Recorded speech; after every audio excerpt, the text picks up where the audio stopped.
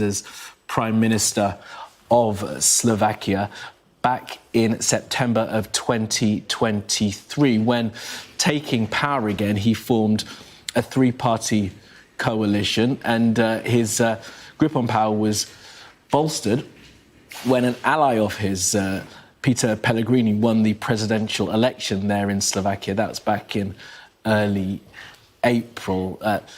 The Premier had imposed sanctions on Russia over its full-scale invasion of Ukraine and had called on Kiev to sign a truce deal with Russia, which is reported to have unnerved some of Slovakia's allies. Of course, Slovakia is a member of NATO. This news that the Prime Minister, re-elected back in September, has been shot and injured will be reverberating, of course, all around Slovakia and Europe. I'm very pleased to say that we're joined by our military analyst and expert in all things, Professor Michael Clark, to give us his thoughts on Robert Fico. And look, the news that he's been shot and injured, we don't know his condition yet, but he's being treated. But it's worth thinking about who this individual is. As I said, described in reporting as a populist, as a nationalist.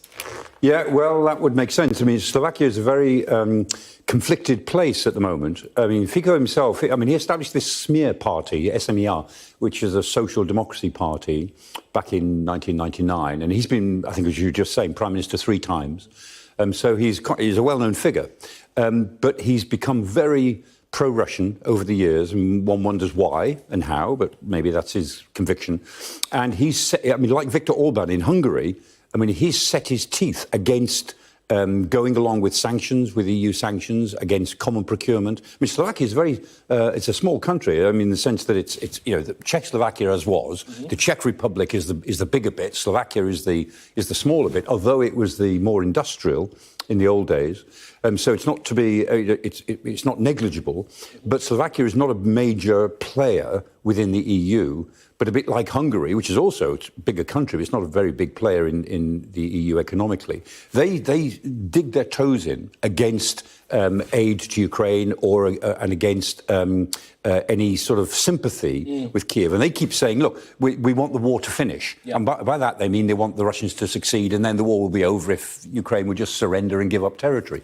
And so that's the view he takes. Now, that's very divisive in Slovakia. It's divisive within the EU. So it's not surprising that this sort of event might take place because it's a very unhappy country at the moment, Slovakia. Not just on this basis, but on the basis of how the country is going in general towards a more authoritarian future or a more conventional West European sort of future. And on that point, Michael, it is reported that Fico, since coming to office again back in September, has closed down an anti-corruption office, is halting military support for Ukraine, has been, in this reporting, parroting Moscow talking points. And am I right to think as well that before he was elected, Slovakia was quite supportive of Ukraine and the war effort, providing arms and even talking about providing jets, if I remember correctly? They gave them everything they had. When the war started, the Slovakian government then gave them all of their MiG-29s, and it gave them everything they had that the Ukrainians could use from the old Soviet inventories.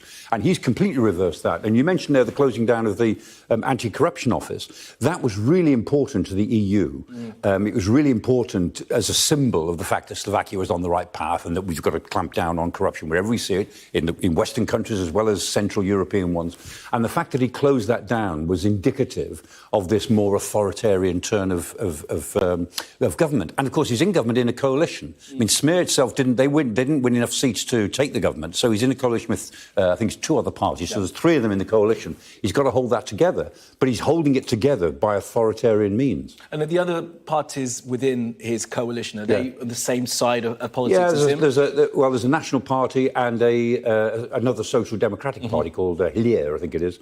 And they go along with it because they want to be in power. But it's no doubt that Smear, the party, the Social Democracy Party that he founded, is the leading sort of power in that three-party coalition. Whether it will stay together after this, we don't know. You never know. The way these assassinations or assassination attempts go, sometimes it unleashes something else.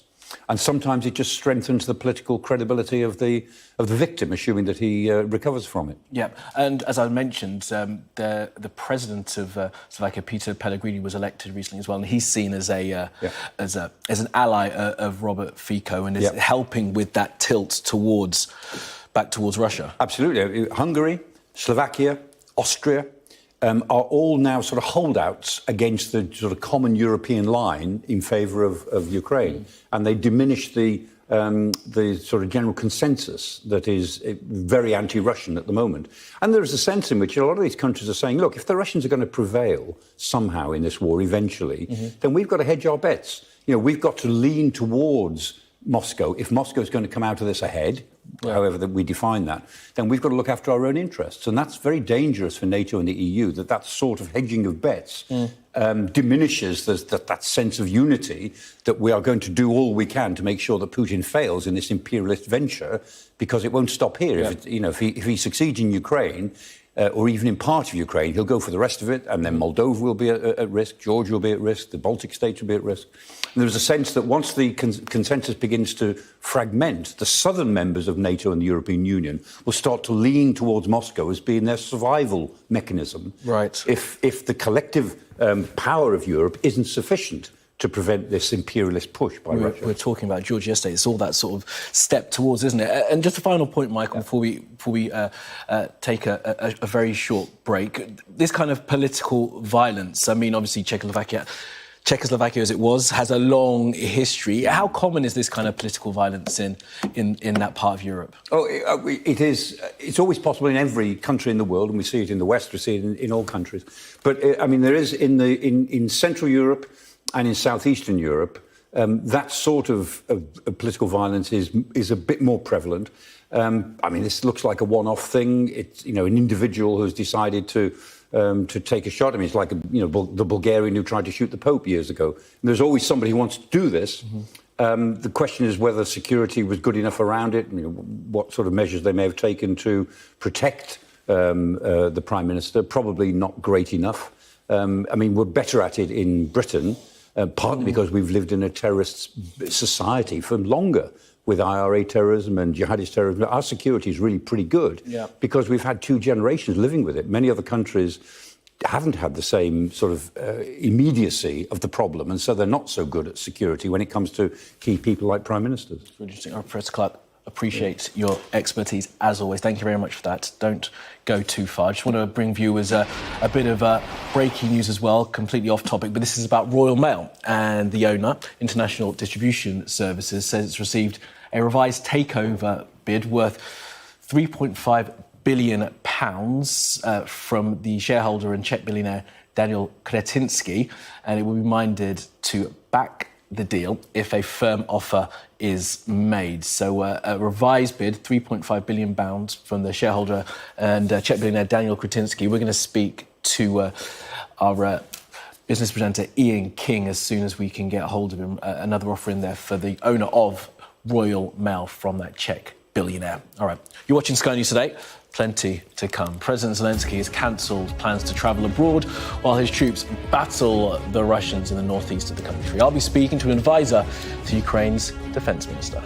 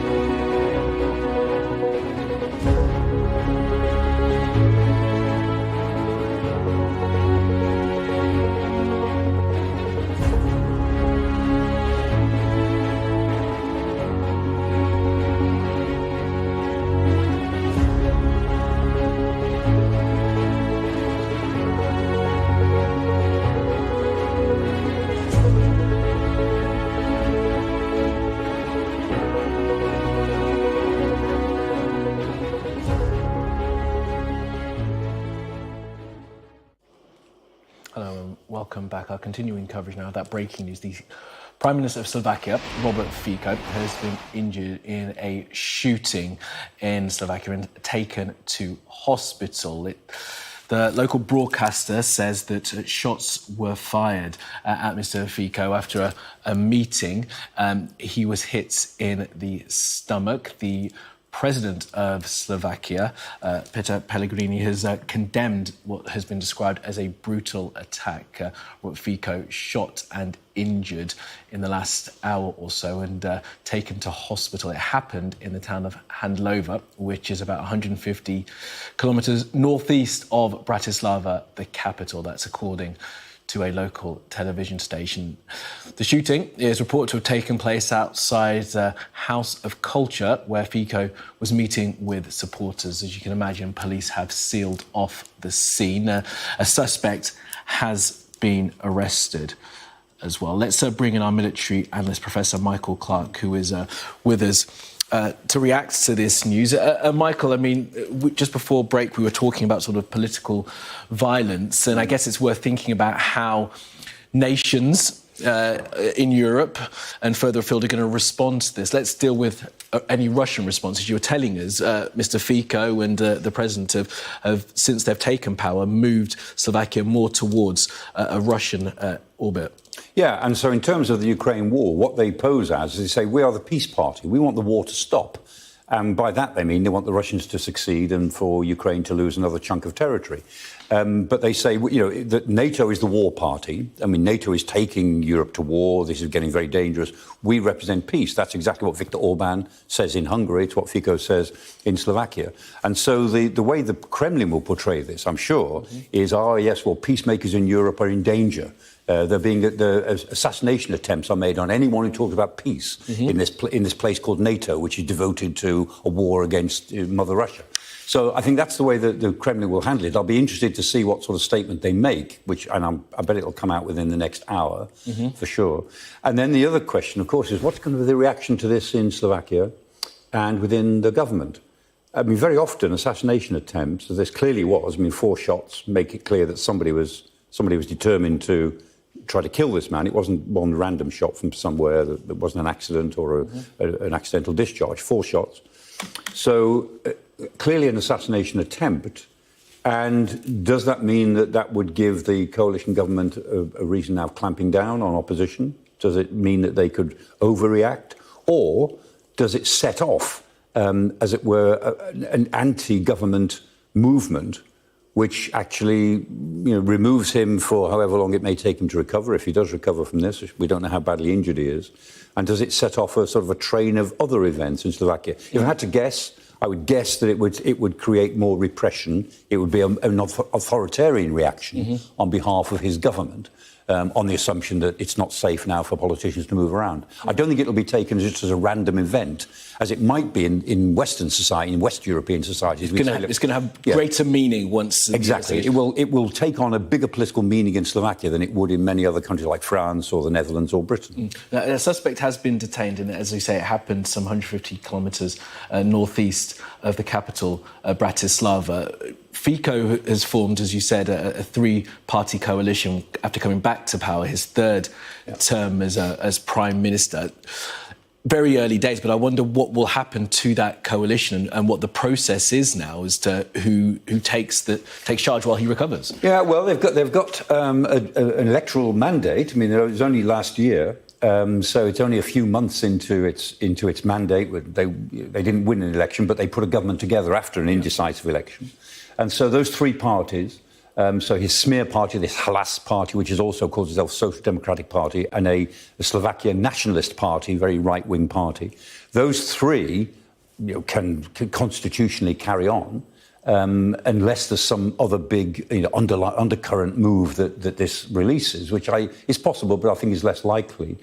There's no reason for an election. If he recovers from this, then not much else will change constitutionally, except that he would have, as it were, the moral right to begin to be more repressive And he can always go back on this attempt on his life as an excuse as to why he needs to close down this, close down that, which is what they've been doing. As next door in Hungary, a lot of civil society organisations are feeling the pressure of a right-wing, increasingly authoritarian coalition government. And since he came to power in September, he has closed down the anti-corruption office as well. And finally, Professor Clark, just tell us about the change in Slovakia's posture since Fico came to power in September, how they were in terms of the war in Ukraine and where they're looking now. Yeah, it's been fairly dramatic, and they didn't capture power. I mean, this was a free election. And these parties came to power, and it represents this kind of shift towards the ultra-right that is happening in many other parts of Europe. It's happening in southern Europe, it's happening in Germany, the Alternative for Deutschland.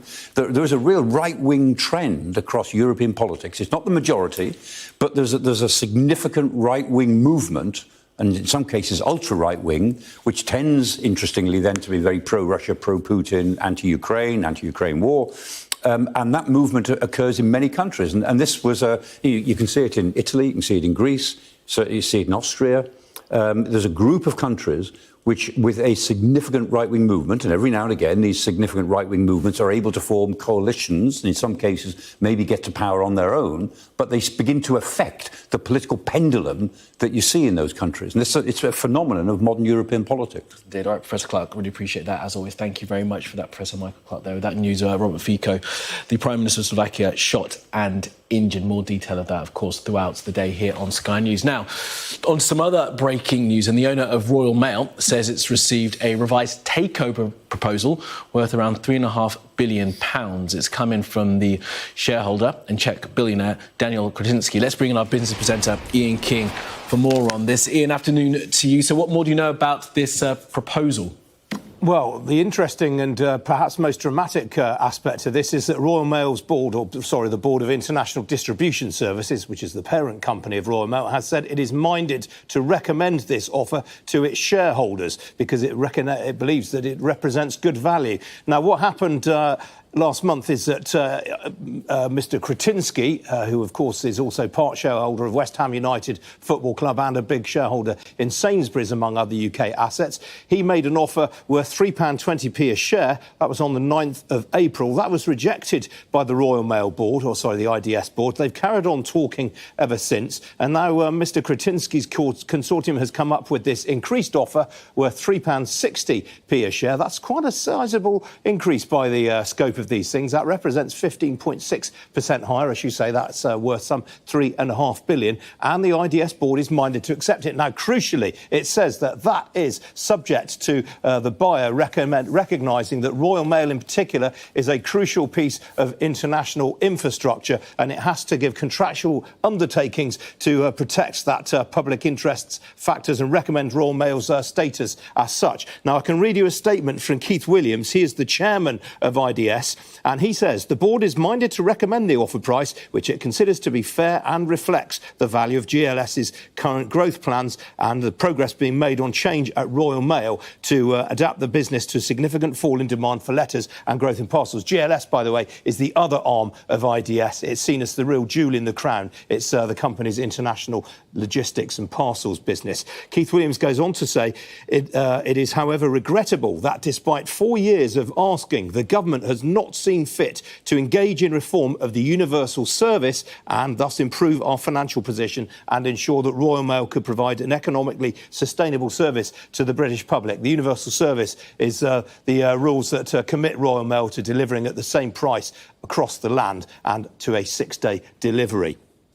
Keith Williams goes on to say, the board believes that the proposed contractual undertakings to be offered by EP Group should ensure that IDS continues to deliver the key elements of the universal service in the UK and protect the interests of the workforce at both Royal Mail and IDS. Now, in other words, this is going to be kicked over to the government, potentially the Competition and Markets Authority, to have a good crawl over this. But it's worth remembering this, Kamali. In 2020, when Daniel Kretinsky first took a stake in IDS, which was at the time just one of 5.6%, he now owns nearly 28% of IDS. The government at the time put that over to review under the terms of the National Security and Investment Act, which is the new legislation that ensures that any national piece of infrastructure, a big important business to the UK like Royal Mail, say, one of the big defence contractors as well. That is scrutinised at the highest level and passed to ministers. Now, that was approved. That investment was approved back in 2022.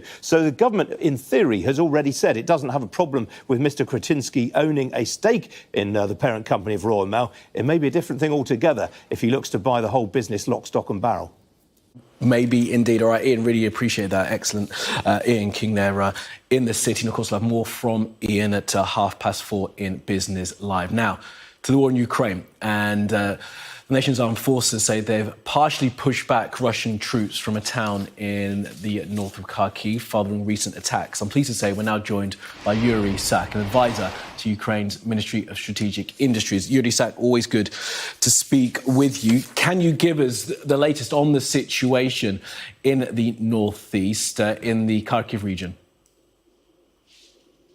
Good afternoon, Kamali. And if you compare the situation to where it was when this latest stage of Russia's offensive started, so we have been able to relocate our reserves, we have been able to reinforce our troops, and we have been able to not only slow down Russian advances, but in some parts of that front line, we are able to push them out. Of course, the site of the most fierce battles right now is the small town of Vovchansk, which is only 5 kilometers from the Russian border.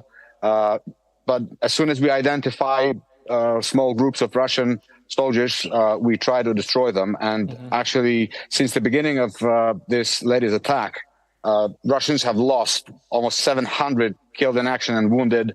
They have lost almost 100 different armored vehicles and tanks. So we continue to degrade their army, and this has been and continues to be our priority number one. And Yuri, hasn't that come at the expense of some of the other fronts? You said you've redeployed some groupings. I mean, our understanding is that some of your best troops on the 42nd Mechanized, the 92nd, the 93rd have had to go up into and around Vovchansk to help in that defence. Doesn't that weaken the front down further south? Well, Kamali, because we had intelligence about the preparations of the aggressors to advance in the Kharkiv region, we were able to ensure that, these relocations of our reserves don't impact other parts of the front line. And this is not to say that the situation is calm and quiet, because, for example, just today in the south, near the town of Robotino, there's another side of very intense battles. But at the same time, for the moment, the situation is under control, and we will just continue to defend and repel the attacks. OK, 2 more questions for you, Yuri, because we don't have loads of time. You will have seen, potentially, there is reporting from President Putin out of China saying that he is open to dialogue with Ukraine. Negotiations must take into account the interests of all countries involved in the conflict. What's your response to that?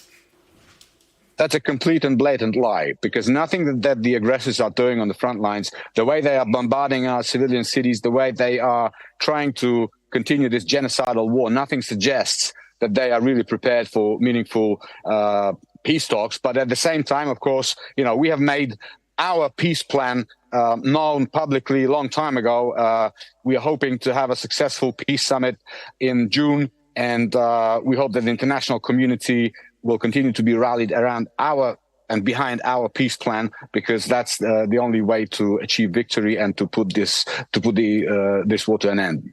And Yuri, that peace summit is due to be in Switzerland, as I understand it, in June. Final point, Anthony Blinken has been in country for the past couple of days. It's reported he said that US weapons for strikes on Russia, they don't encourage you to strike Ukraine with those US-made weapons, but Ukraine has to make the decision for itself. Does that mean that, the restrictions have changed and then you could start striking into Russia with some of those US weapons?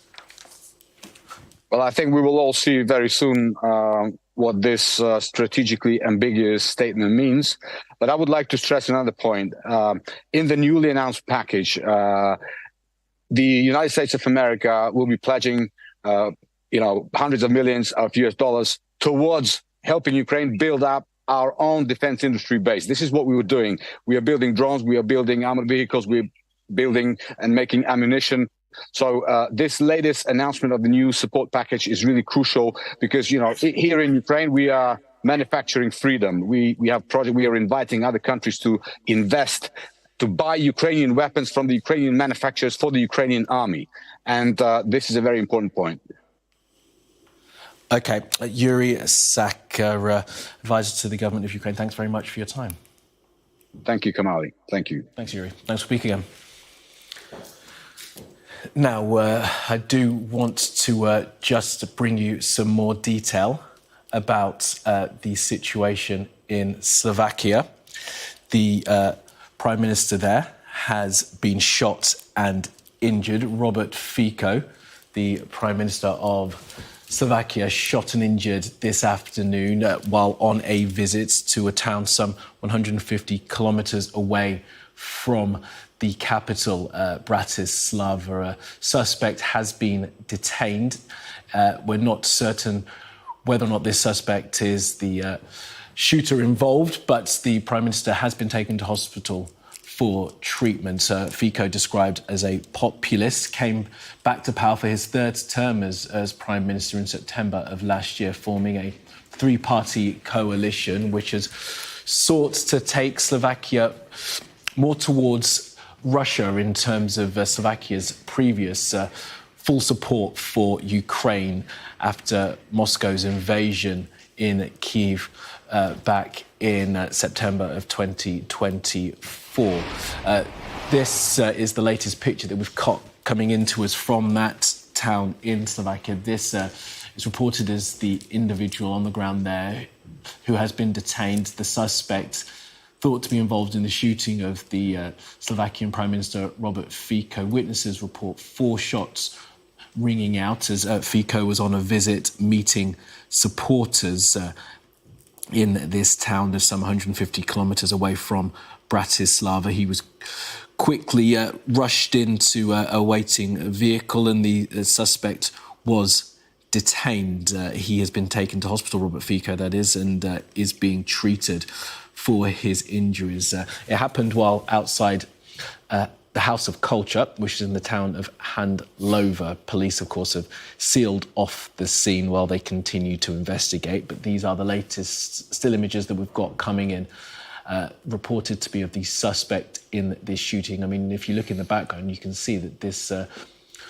wasn't a quiet visit, the Prime Minister going to this town of Handlova. There would have been many people standing by, as you can see in the background there, and this incident happening in the middle of the day. The Deputy Speaker of Parliament confirmed the incident and said that Parliament has now adjourned until further notice. President Zuzana Kaputova condemned the attack.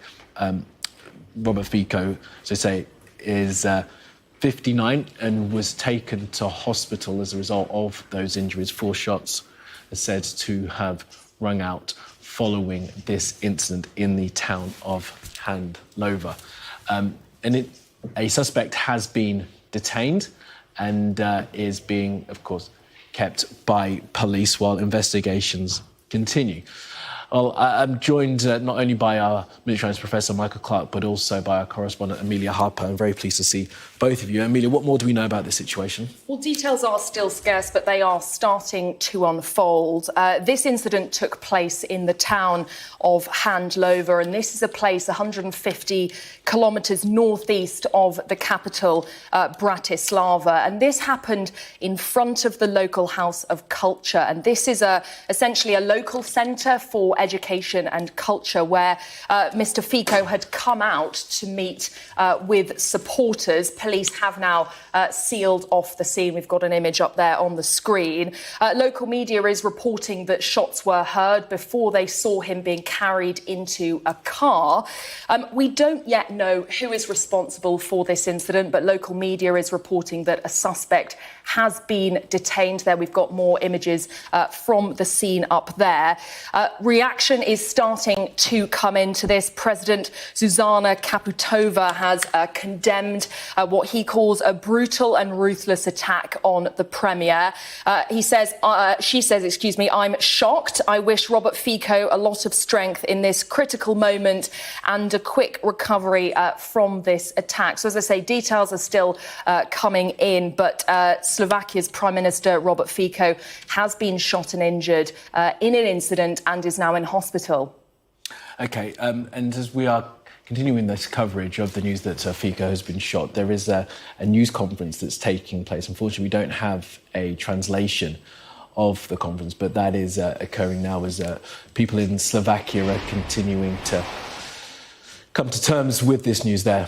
The news conference of members of Fico's party. No translation yet, but we will get that translation to you as soon as we can, as that nation comes to terms with the news that the Prime Minister has been shot. As Amelia was telling us, it happened in this town of Handlova, which is a small town of some 85,000 people, about 150 kilometres to the northeast of the capital, Bratislava.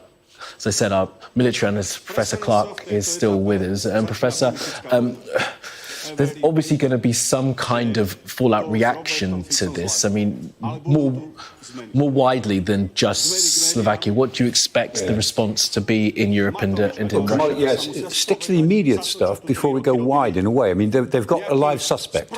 So the security people, if they behave the way they should, the first thing they'll do is find out who is this person, was he acting alone, who are his friends, where does he go, everything that they know about him. They'll try to reconstruct the life of this person within the next 24 hours and then check out every line they can find, because the first question is he part of a group?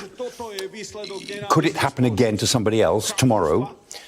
What can they do to close down any conspiracy, if it is? And they'll be very keen to find out, is this a lone actor? Is this somebody with mental health problems or with a particular sort of political extremist view? So there's a lot of work that they will want to do in the next 12 to 24 hours, simply to put a boundary around this incident in security terms, and then they can think about the broader consequences. But that's the first thing. If you've got a live suspect, you can do a lot on that basis, because you can identify an awful lot by reconstructing that person's life very quickly. And Amida, I think the Interior Ministry have also had an update as well in the last few minutes. As we continue to watch this news conference, and there in the sort of the small box in the corner of the screen, there seems to be a picture, the latest picture from the scene as well, which if you look close, you can actually see a suspect being taken away. Amelia, what's the Interior Ministry say? We can see the end of what looks like that press conference there, more imagery from the scene there. But the Slovak minister confirms that there was an assassination attempt on the PM. So this is a spokesperson for the Slovak Interior Ministry, has just confirmed that an assassination attempt was carried out on the Prime Minister, Robert Fico. But we haven't had any update on Mr Fico's condition. But through the day, I'm sure those details will start to emerge. Yeah, they certainly will. And there is reaction coming in now from different parts of Europe. The Hungarian Prime Minister, Viktor Orban, has posted on social media, we were talking about him earlier, both in a similar vein politically to Mr Fico. Viktor Orban saying he's deeply shocked by the heinous attack against his friend, the Prime Minister, Robert Fico. That is the Prime Minister of Hungary, Viktor Orban, on social media responding to this news of the shooting of Robert Fico in the town of Handlova, which is just northeast of the capital, Bratislava, earlier today. A suspect in that shooting has been detained. And Michael, you were just saying that the fact that the person that they suspect was involved in this has been detained and is alive, judging by the images that we have, will be a great source of information to the security sources in Slovakia. Yeah, as I say, they'll need to work out whether this is a one-off or part of a bigger conspiracy. That'll be the first concern. Then they'll want to find out why this person did it. And whether this person tells them or not, or responds to questioning in an honest way, they will just try to reconstruct everything they know about this character. So that's the first job that they will have. And then, we're talking about the broader implications. Interesting that Viktor Orban has made a statement. I mean, as different politicians make statements, I'll be very interested to see if they link this to the war in Ukraine. Mm-hmm. Because every statesperson should say this is wrong, this is awful. People, that leaders of governments should not be assassinated. Full stop. Nobody disagrees with that. So then, who goes that bit further and says that this is all part of the conspiracy against those of us in favour of peace, those of us in favour of ending the Ukraine war by letting the Russians basically hold on to whatever they've conquered? And I'll be very interested to interpret all of these statements as and when they begin to come through, as to how far this assassination attempt is going to be politicised in terms of the Ukraine war. Yeah, it will be very interesting. And just on that reaction, Michael, there is more reaction now from the Prime Minister of Poland, Donald Tusk, saying that the news from Slovakia is shocking. His thoughts are with Fico, and also Ursula von der Leyen, the President of the European Commission, has responded on social media to this news with a very similar sentiments about the situation in Slovakia, saying that she strongly condemns what she describes as a vile attack on Robert Fico. Let's speak now to Megan Gittos from the Henry Jackson Society for more on this. Megan Gittos, thanks very much for making the time to speak to us today. First of all, your reaction to this news once it broke about an hour or so ago. This is, of course, extremely shocking development. Political violence is increasing around the world. You're even seeing it in Britain, the more extreme narratives.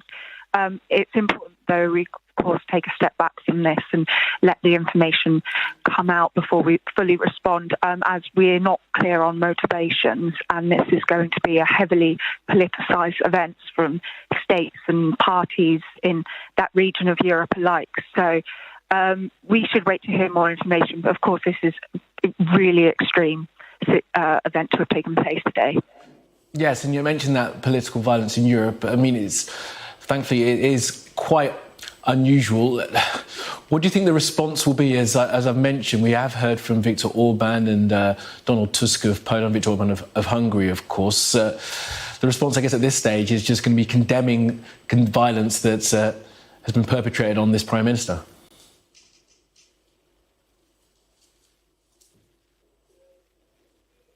We seem to have lost the line to Megan, unfortunately. Megan Gittos there from the Henry Jackson Society. But let's just pick up on that particular point, Michael, if we can, that, you know, the response from some of these other nations in Europe is going to be interesting, as you were making clear there, because of the position that Robert Fico has taken and the direction he's taken Slovakia in.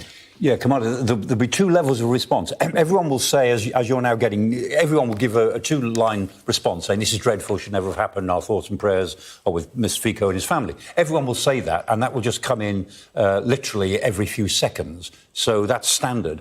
Then the question is, who then follows it up at 7 o'clock this evening with a longer statement? That's the one to be interpreted to see how much this may be being politicised in terms of security in Europe. I don't know.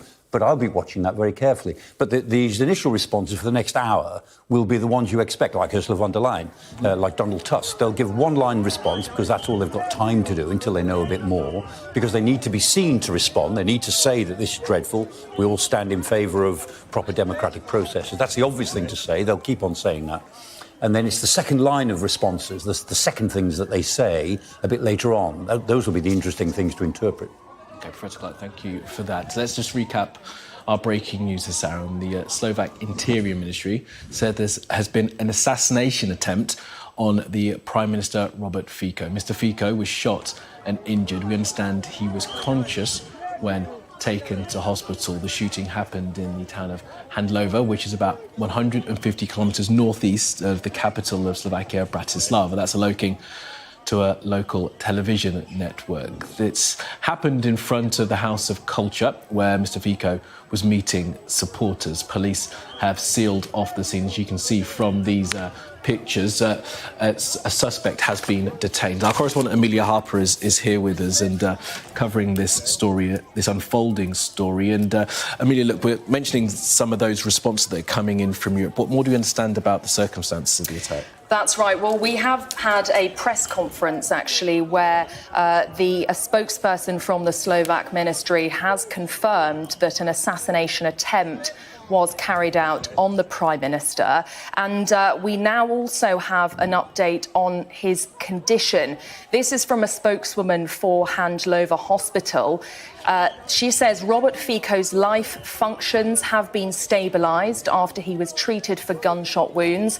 She confirmed he was conscious when taken to the hospital, and he's now been taken to a higher level facility. That is the spokeswoman for Handlova Hospital. So the detail there, I mean, it was an incident that was reported, at least 4 shots ringing out, a suspect having been detained, but still no certainty exactly of his current condition. Taken to another hospital would suggest... And we don't know if there was 4 hits, 4 shots. We don't know if he was hit once or more than once. But it sounds as if he's critical but stable, which is always good to hear. I mean, anyone who's been shot is in a critical condition, but if he's stable, that's good news. Let's bring back in Megan Gittos from Henry Jackson Society. I understand that the line has been re-established to Megan. Megan, if you can hear me, thanks for sticking around and thanks for being with us. What impact is this going to have, do you think, on Slovakia at this stage? Of course, Robert Fico is the head of a 3-party coalition that was formed just last September.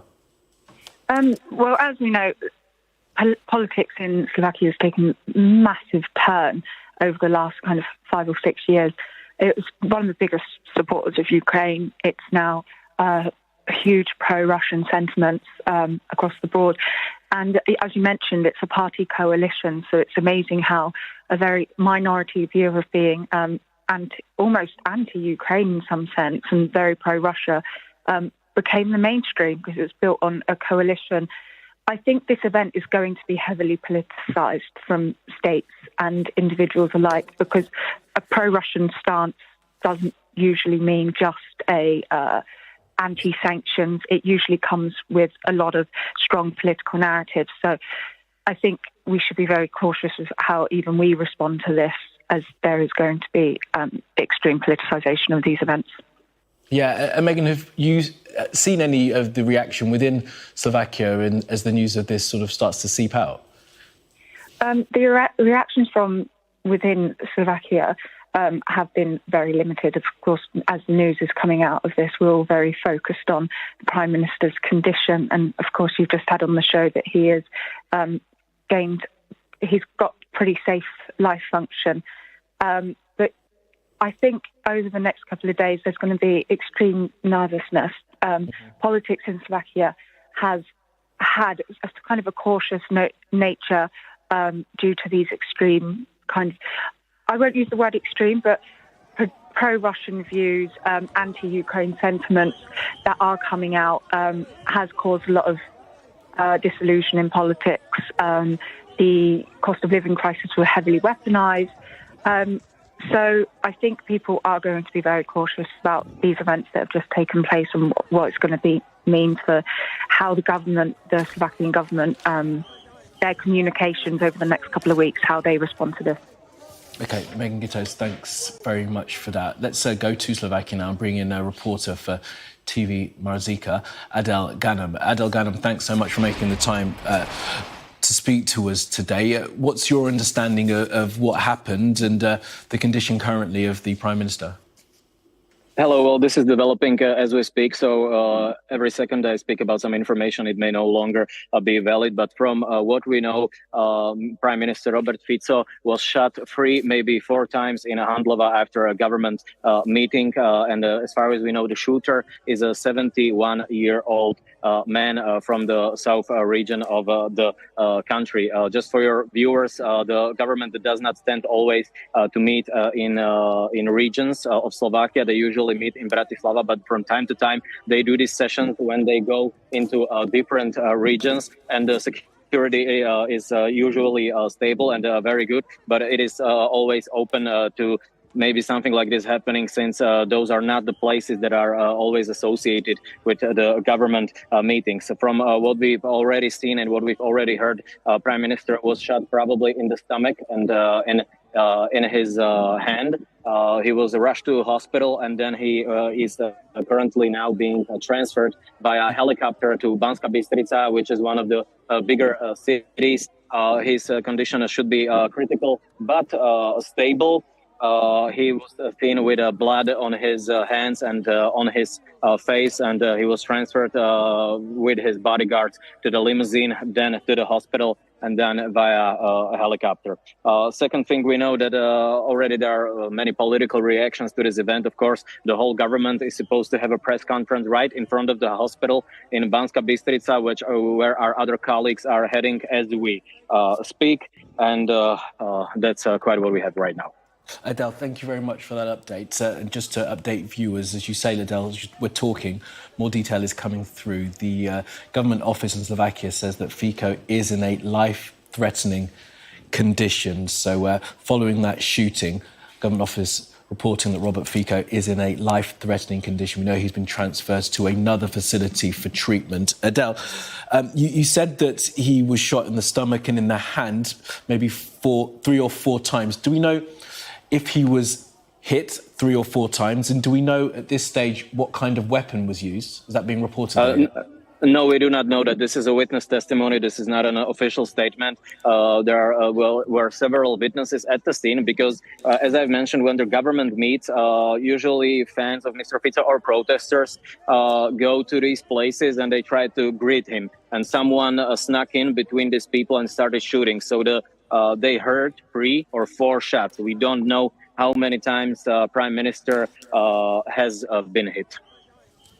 OK, and talk to us about why he was in Handlova on this particular day. I think you mentioned the fact that this is a chance for the government to be in different parts of the country.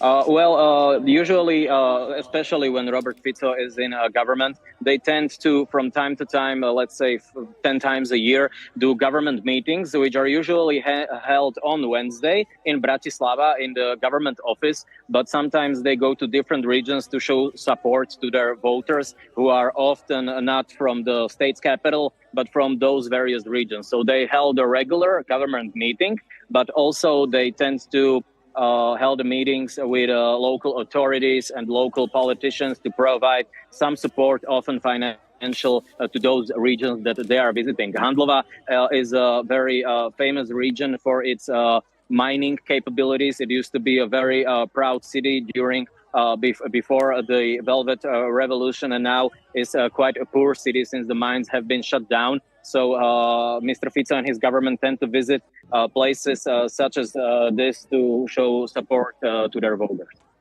And that was going to be my next question as well, Adele. What kind of support does Fico's party have in this part of the country? Very strong. This is one of the strongholds of his political party, Smer SD. A lot of people who are fans of Mr. Fico. He was born in the region that is kind of close to this city. Okay. What is the process from here? Of course, we're still waiting to find out exactly what his condition is going to be. There is reporting he is unable to be transferred to Bratislava yet because of his condition. As we said, the government office say his condition is a life-threatening. What happens with government? I know Parliament has been suspended. What happens sort of in terms of government control at this point, Adele? Well, Parliament has been suspended. When it comes to government, Mr. Fico has, I believe, if I'm correct, 3 or maybe 4 deputies. Don't take my word for it, but at least 3. And it is basically up to him to decide what happens when he is unconscious. That's another question. But one of the deputies of the government is Mr. Robert Kaliňák, who is also our Minister of Defense. And he has been his political colleague for the last 20 years. So it is very possible that during the time of Mr. Fico's hospitalization, he will be in control of the government. But really, it's too early to say, and it's more of a question for a constitutional lawyer. But I believe that his deputy should take place during the time that he is incapable. And Adele, just give me a sense of how Slovakians are feeling at the moment. I mean, I know you're speaking to us as a journalist and as a professional, but as a citizen of the nation that this has happened, just give us a sense of I guess, the shock that must be going through Slovakia right now. Well, of course, it's a huge shock. This has never happened in the history of our country before. I don't remember any failed or successful assassinations on politicians. We have had a murder of our journalistic colleague, Mr. Kuciak, a few years ago, but this is a different game. This is a politician that has been shot at, and a politician who is a very, very polarizing figure in our country. So it is very different. It depends on who you ask. But all of the opposition, which are in very direct opposition to Mr. Fico, are spreading vibes that they wish him, of course, well, and speedy recovery, even his old political rivals. Okay, Adele, I really appreciate that update for now. Thank you, Adele. Thank you. All the best, and we'll speak with you again. Let's bring in Martin Kralovic, who's a security consultant. Martin, thank you very much for being with us. First of all, let me get your reaction to that news of the shooting of Robert Fico. Yeah, it's a very unprecedented attack, not only on the prime minister, but on the state itself. As colleagues from Slovakia said before, this has never happened in our country. And I am sure that this will have consequences, and this will influence the next days and weeks in Slovakia. The security and the public safety, the protection of other government officials, but also the safety and security of the public gatherings, of the protests, of the anti-government protests as well. And what has been the reaction from those across the political spectrum at this point, Martin, as you understand it? We heard a little bit from Adele there that even opponents have come out, of course, in support of the life-threatening situation that Robert Fico is in. Yeah, to be honest, I don't have a lot of information, because I think just a few minutes after the shots were fired, I was on the phone with the different media, so I didn't have enough time to go through the media news and see the reactions. However, I know that the political opposition, the Progressive Party, cancelled their meeting, or cancelled they protest related to the national TV today, and I take this as a very important and very good decision, because the atmosphere in the society in Slovakia, the influence on the safety of the participants on such anti-government meetings could be very, very strong, and I think is a good decision to cancel these types of meetings now until the situation and the atmosphere is a little bit more peaceful and settled. Martin, this is Robert Fico's third time as Prime Minister. Can you give us some of his background and what we need to know about him as an individual, as a politician, as a leader? That's probably not very good question on me. As you said, he's the third time Prime Minister. We can say he is a person of polarization.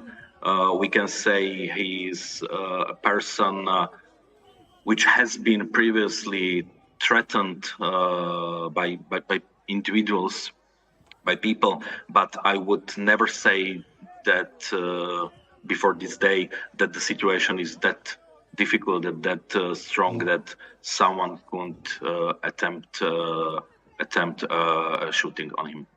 Yeah, of course, political violence is thankfully quite rare. But Martin, we understand that the individual has been taken alive. I mean, can you talk us through some of the processes now that will be taking place as security services have a hold of this person? Yeah, one of next things will be investigation and interviewing the attacker. Also, there will be a lot of other procedures made related to the protection of other government individuals, and also when times come, there will be needed investigation of what happened in Handlova, what were the processes, what were the things which went bad, who failed in his duty, and so on. But I think it's very soon to talk about this now. Also, it's very important to obtain more information if the attacker was alone or if it was organized group, if there is some kind of danger related to other individuals, other public persons. So next few hours and next few days will be very important. Do we know what kind of security arrangements were in place in Handlova? Of course, this was a visit outside the capital to meet supporters, as we were being told. Do we know what kind of support, what kind of infrastructure there would have been for the Prime Minister in this town? Yeah, Normally, the protected persons at the level of the president or the prime minister in Slovak Republic, they have their own personal close protection details, but there are also wider security management things related to the perimeter securing, to the technical protection, and so on. On the pictures we are right now observing on the screen, we also see the uniformed police, so the members of the police force of Slovak Republic, which are also taking part and participating on the security of the protected persons. We see also the police barriers, which are normally used during these meetings and during these government visits to take or to leave the crowd far away from protected persons. But of course, this is totally different situation that in controlled areas such as government office or such as parliament, these temporary security measurements are of course not so strong or so effective as in other government buildings.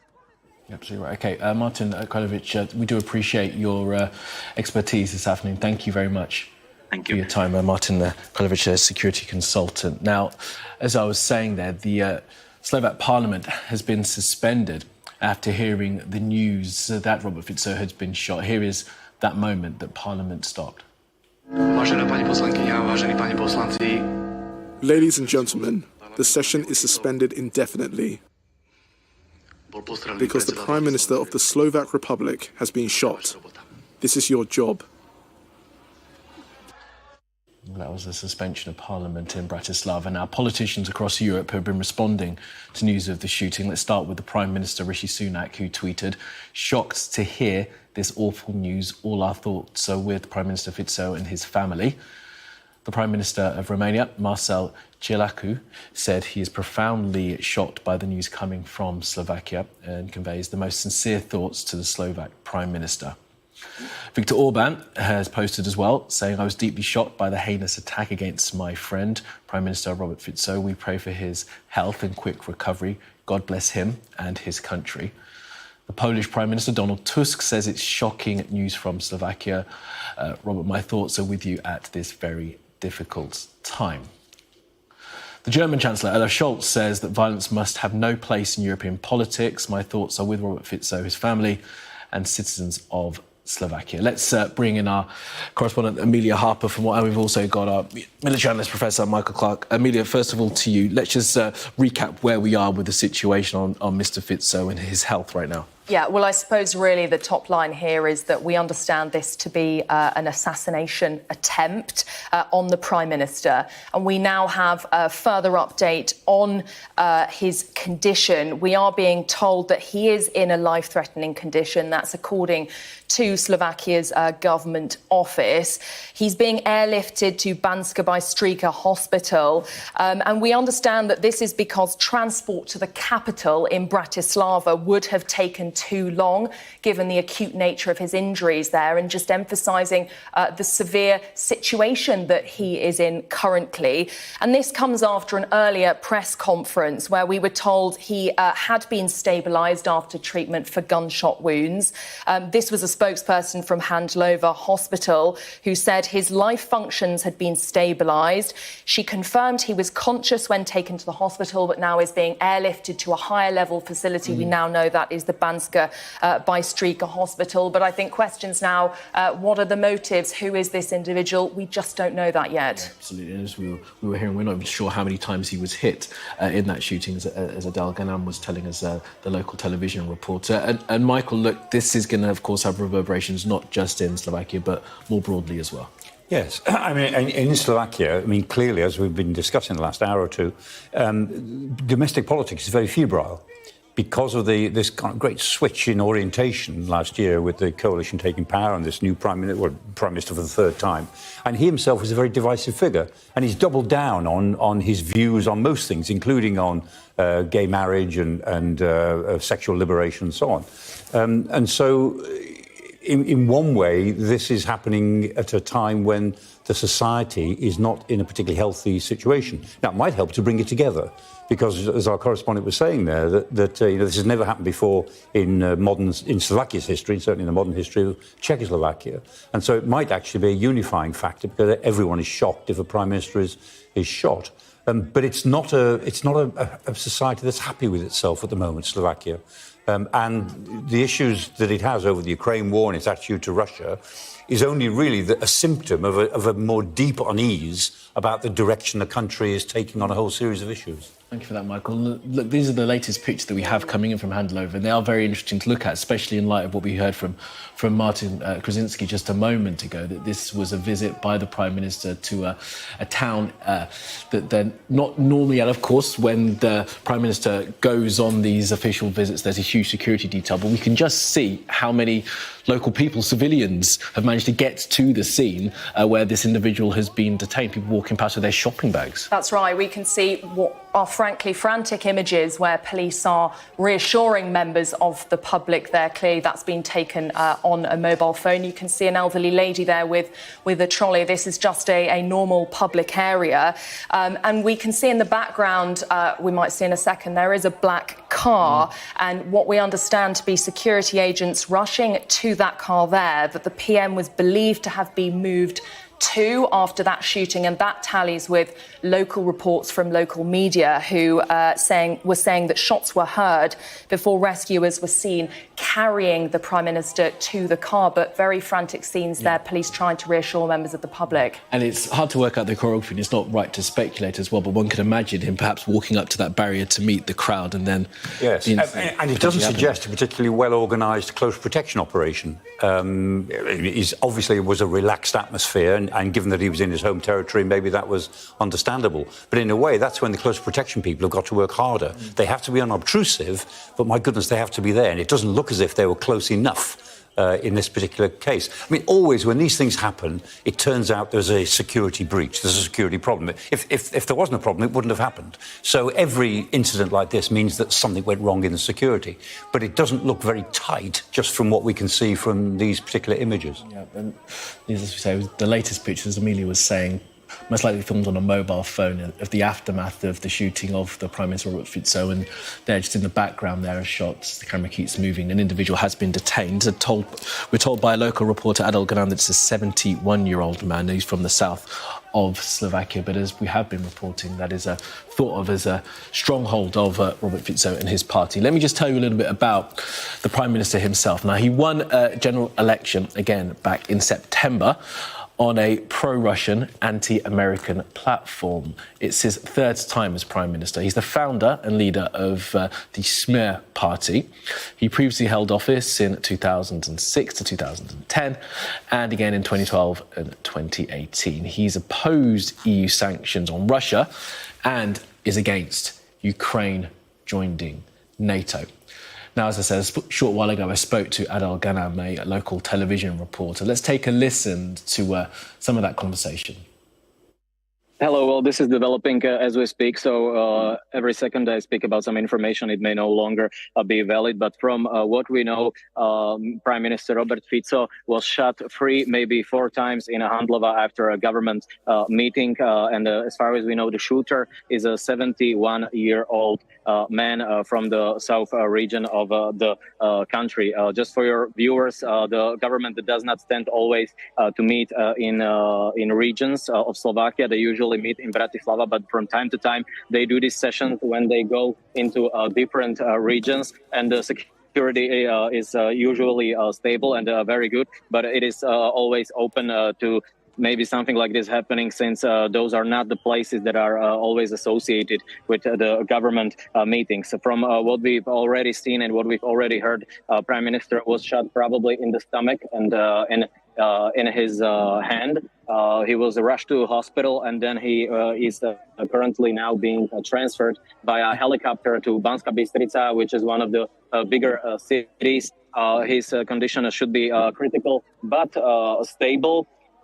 He was seen with blood on his hands and on his face, and he was transferred with his bodyguards to the limousine, then to the hospital and then via a helicopter. Second thing, we know that already there are many political reactions to this event. Of course, the whole government is supposed to have a press conference right in front of the hospital in Banská Bystrica, where our other colleagues are heading as we speak. And that's quite what we have right now. Adele, thank you very much for that update. And just to update viewers, as you say, Adele, we're talking, more detail is coming through. The government office in Slovakia says that Fico is in a life-threatening condition. So following that shooting, government office reporting that Robert Fico is in a life-threatening condition. We know he's been transferred to another facility for treatment. Adele, you said that he was shot in the stomach and in the hand, maybe 3 or 4 times. Do we know if he was hit 3 or 4 times, and do we know at this stage what kind of weapon was used? Is that being reported? No, we do not know that. This is a witness testimony. This is not an official statement. There were several witnesses at the scene because, as I've mentioned, when the government meets, usually fans of Mr. Fico or protesters go to these places and they try to greet him. And someone snuck in between these people and started shooting. So they heard 3 or 4 shots. We don't know how many times Prime Minister has been hit. Okay, and talk to us about why he was in Handlova on this particular day. I think you mentioned the fact that this is a chance for the government to be in different parts of the country. Usually, especially when Robert Fico is in government, they tend to, from time to time, let's say 10 times a year, do government meetings, which are usually held on Wednesday in Bratislava in the government office. But sometimes they go to different regions to show support to their voters who are often not from the state's capital, but from those various regions. So they held a regular government meeting, but also they tend to held meetings with local authorities and local politicians to provide some support, often financial, to those regions that they are visiting. Handlova is a very famous region for its mining capabilities. It used to be a very proud city during before the Velvet Revolution, and now is quite a poor city since the mines have been shut down. So Mr. Fico and his government tend to visit places such as this to show support to their voters. And that was going to be my next question as well, Adele. What kind of support does Fico's party have in this part of the country? Very strong. This is one of the strongholds of his political party, Smer SD. A lot of people who are fans of Mr. Fico. He was born in the region that is kind of close to this city. Okay. What is the process from here? Of course, we're still waiting to find out exactly what his condition is going to be. There is reporting he is unable to be transferred to Bratislava yet because of his condition. As we said, the government office say his condition is a life-threatening. What happens with government? I know Parliament has been suspended, but what happens sort of in terms of government control at this point, Adele? Well, Parliament has been suspended. When it comes to government, Mr. Fico has, I believe, if I'm correct, 3 or maybe 4 deputies. Don't take my word for it, but at least 3. And it is basically up to him to decide what happens when he is unconscious. That's another question. But one of the deputies of the government is Mr. Robert Kaliňák, who is also our Minister of Defense. And he has been his political colleague for the last 20 years. So it is very possible that during the time of Mr. Fico's hospitalization, he will be in control of the government. But really, it's too early to say, and it's more of a question for a constitutional lawyer. But I believe that his deputy should take place during the time that he's incapable. And Adele, just give me a sense of how Slovakians are feeling at the moment. I mean, I know you're speaking to us as a journalist and as a professional, but as a citizen of the nation that this has happened, just give us a sense of I guess, the shock that must be going through Slovakia right now. Well, of course, it's a huge shock. This has never happened in the history of our country before. I don't remember any failed or successful assassinations on politicians. We have had a murder of our journalistic colleague, Mr. Kuciak, a few years ago, but this is a different game. This is a politician that has been shot at, and a politician who is a very, very polarizing figure in our country. So it is very different. It depends on who you ask. But all of the opposition, which are in a very direct opposition to Mr. Fico, are spreading vibes that they wish him, of course, well, and speedy recovery, even his old political rivals. Well, that was Adel Ganama, a local reporter from Slovakia, with his coverage of what has happened in that town of Handlova. The Slovakian Prime Minister Robert Fico shot and injured in a life-threatening condition. His condition so severe at this point he is unable to be airlifted to the capital Bratislava for treatment. He has been taken to another facility where he is being cared for, and the tributes of concern keep coming in from world leaders. Volodymyr Zelensky, the Ukrainian president, has wished Robert Fico a swift recovery. Mr. Zelensky saying that's reported by the Reuters news agency. We've also heard from the Secretary General of NATO, Jens Stoltenberg, saying he's shocked and appalled by the shooting of Robert Fico. Let me just take you through some of the other tributes that we have had. And the Prime Minister, Rishi Sunak, has also put on social media his message to Robert Fico and to Slovakia. They're shocked to hear this awful news. All our thoughts are with Prime Minister Fico and his family.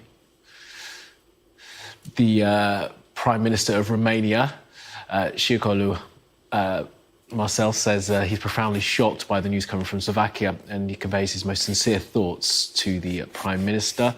We've also heard from the Hungarian Prime Minister Viktor Orbán, who said he's deeply shocked by the heinous attack against his friend, Prime Minister Robert Fico, praying for his health and quick recovery. God bless him and his country.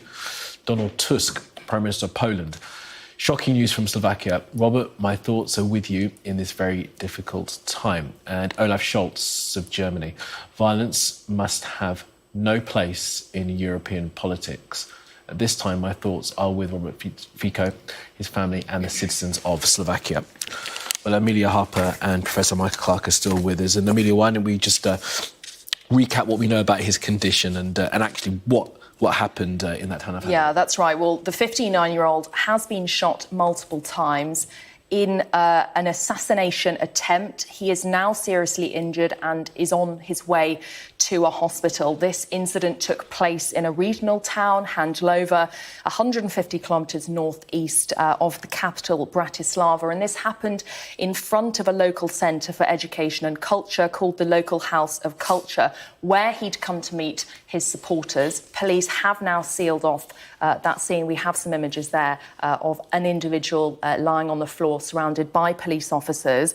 And we have had a spokesperson from the Slovak ministry confirming that this was an assassination attempt. They've given a further update on his condition. We're being told it is life-threatening. He's being airlifted to Banska Bystrica Hospital because being transported to the capital would have taken too long because of the nature of his severe injuries. We know he's been treated for gunshot wounds.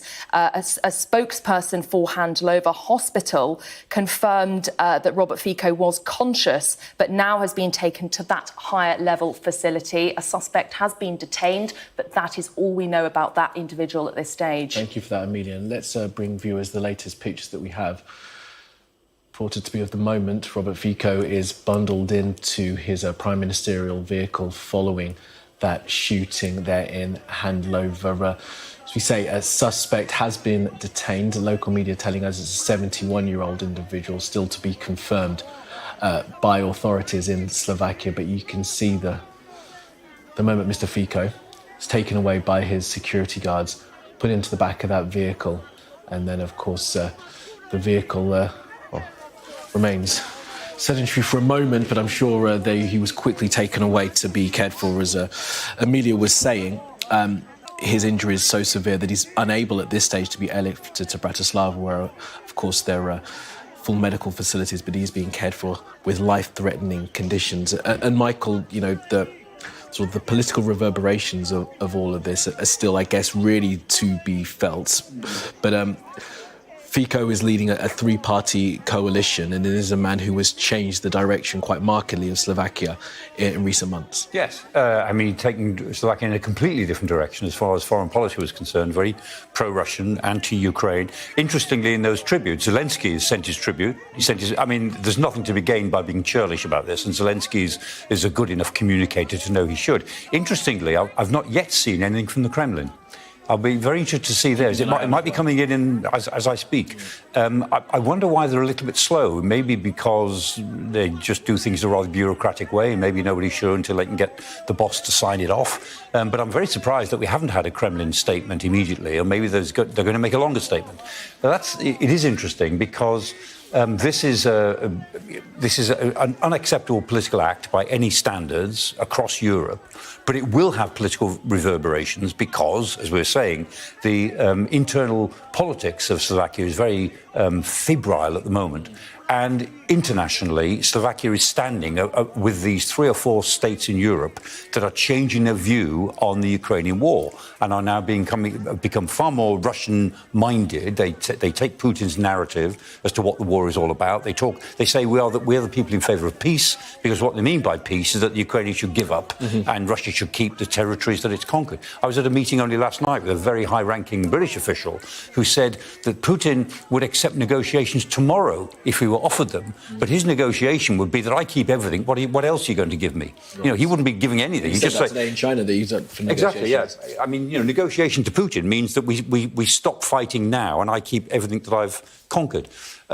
So that's what the peace party in Europe now represents. And that is, it's not a welcome message for the rest of Europe. And Fico is one of the politicians who was very assertive on that. He was very assertive on domestic issues as well. And that's actually created this very divisive atmosphere in Slovakian politics over the last year, really. And he was elected in September of 2023, yep. And on a ticket with that kind of message. Exactly. I mean, a very important part of his ticket was that we must not get drawn into war in Europe, i.e. we must not stand up to Russia in the way that other states think we have to, and we must. And so, in a sense, he posed as the peace party, but by the peace party, he meant the pro-Russia party.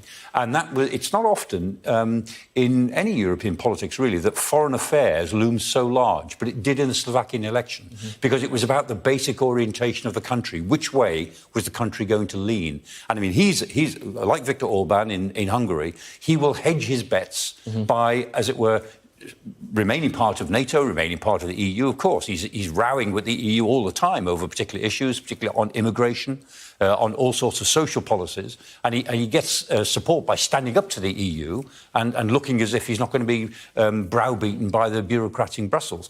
But beneath that, there is this sort of sense that whilst Slovakia is a part of the European family, it's a part of the European family that is looking towards Moscow and Russia for the future orientation, that it will lean somewhere between Western Europe or Western Central Europe and the East, Moscow and the East. And that's a very uncomfortable position for the other members of NATO and the EU, for some of its members to be taking. OK, Professor Clark, thank you very much for that for now. Let's bring in our Europe correspondent, Siobhan Robbins, who is joining us now by phone. Siobhan, thanks very much for being with us. What's been the reaction, if you can give it to us, of European leaders to this news out of Slovakia?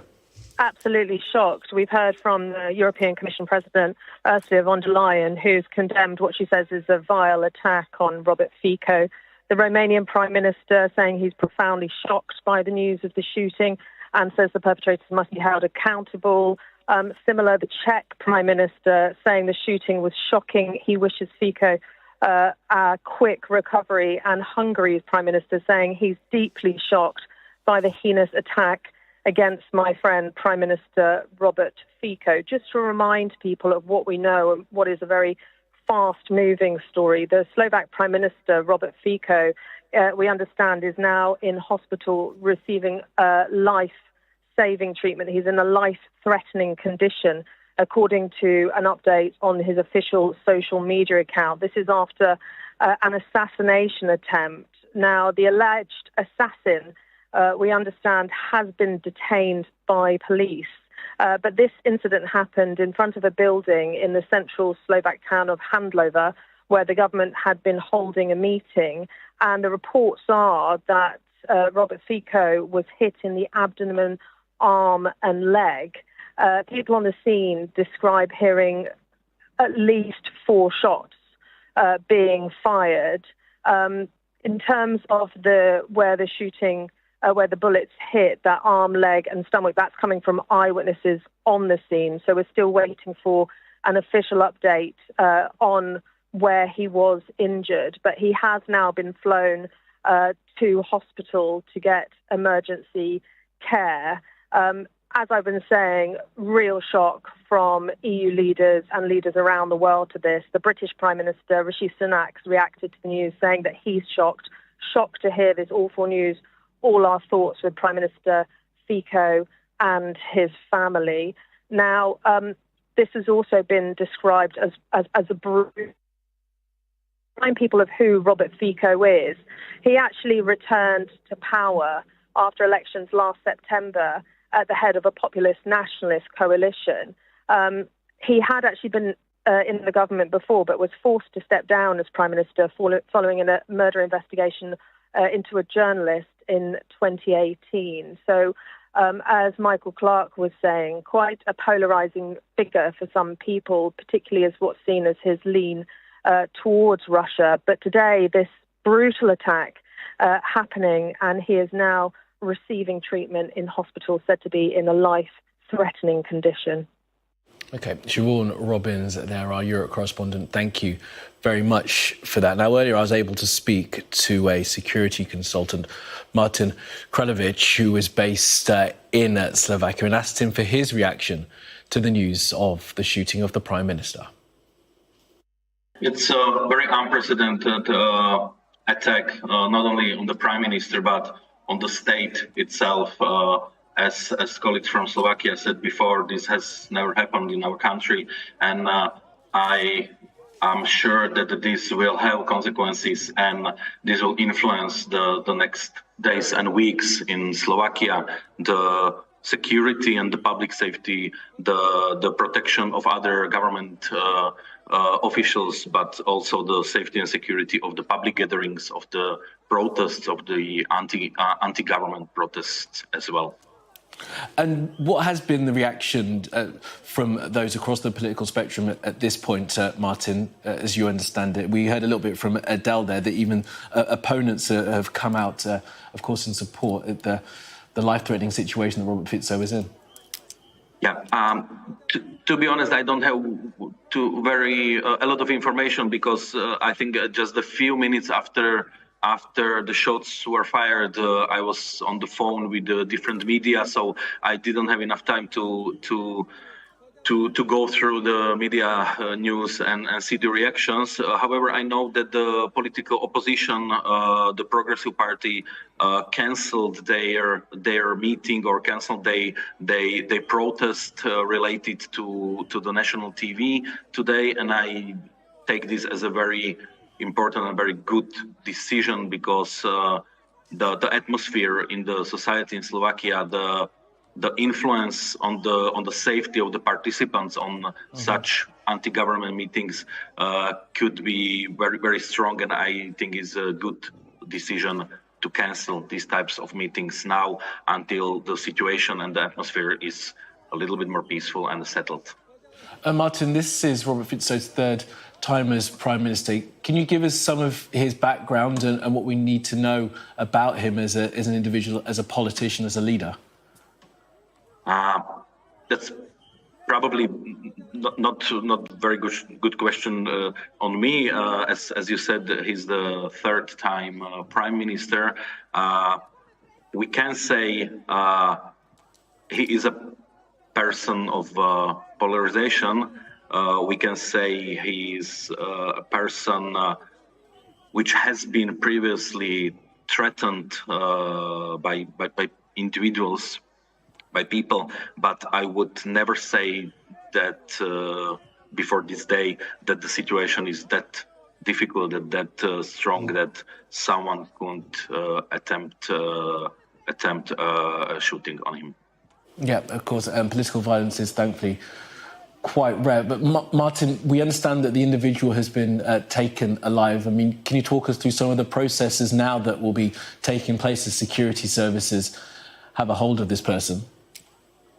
Yeah, one of next things will be investigation and interviewing the attacker. Also, there will be a lot of other procedures made related to the protection of other government individuals, and also when times come, there will be needed investigation of what happened in Handlova, what were the processes, what were the things which went bad, who failed in his duty, and so on. But I think it's very soon to talk about this now. Also, it's very important to obtain more information if the attacker was alone or if it was organized group, if there is some kind of danger related to other individuals, other public persons. So next few hours and next few days will be very important. Do we know what kind of security arrangements were in place in Handlova? Of course, this was a visit outside the capital to meet supporters, as we were being told. Do we know what kind of support, what kind of infrastructure there would have been for the Prime Minister in this town? Yeah.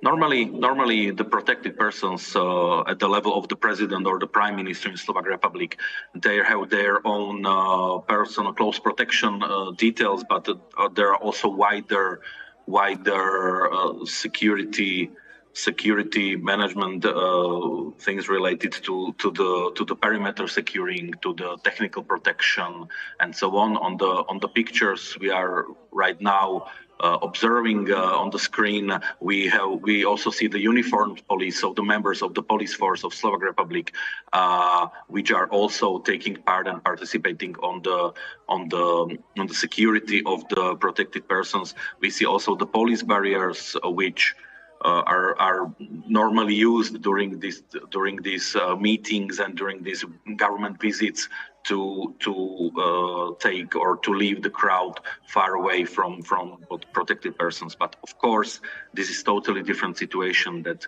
in controlled areas such as government office or such as parliament, these temporary security measurements are of course not so strong or so effective as in other government buildings.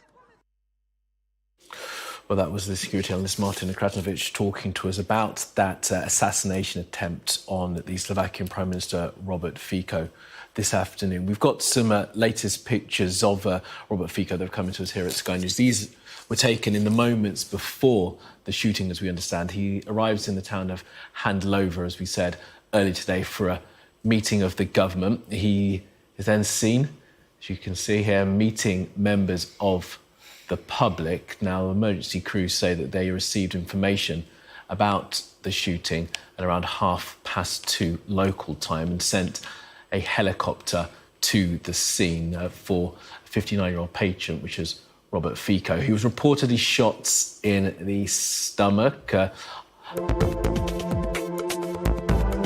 and perhaps the leg as well, as he greeted those crowds in front of a cultural centre.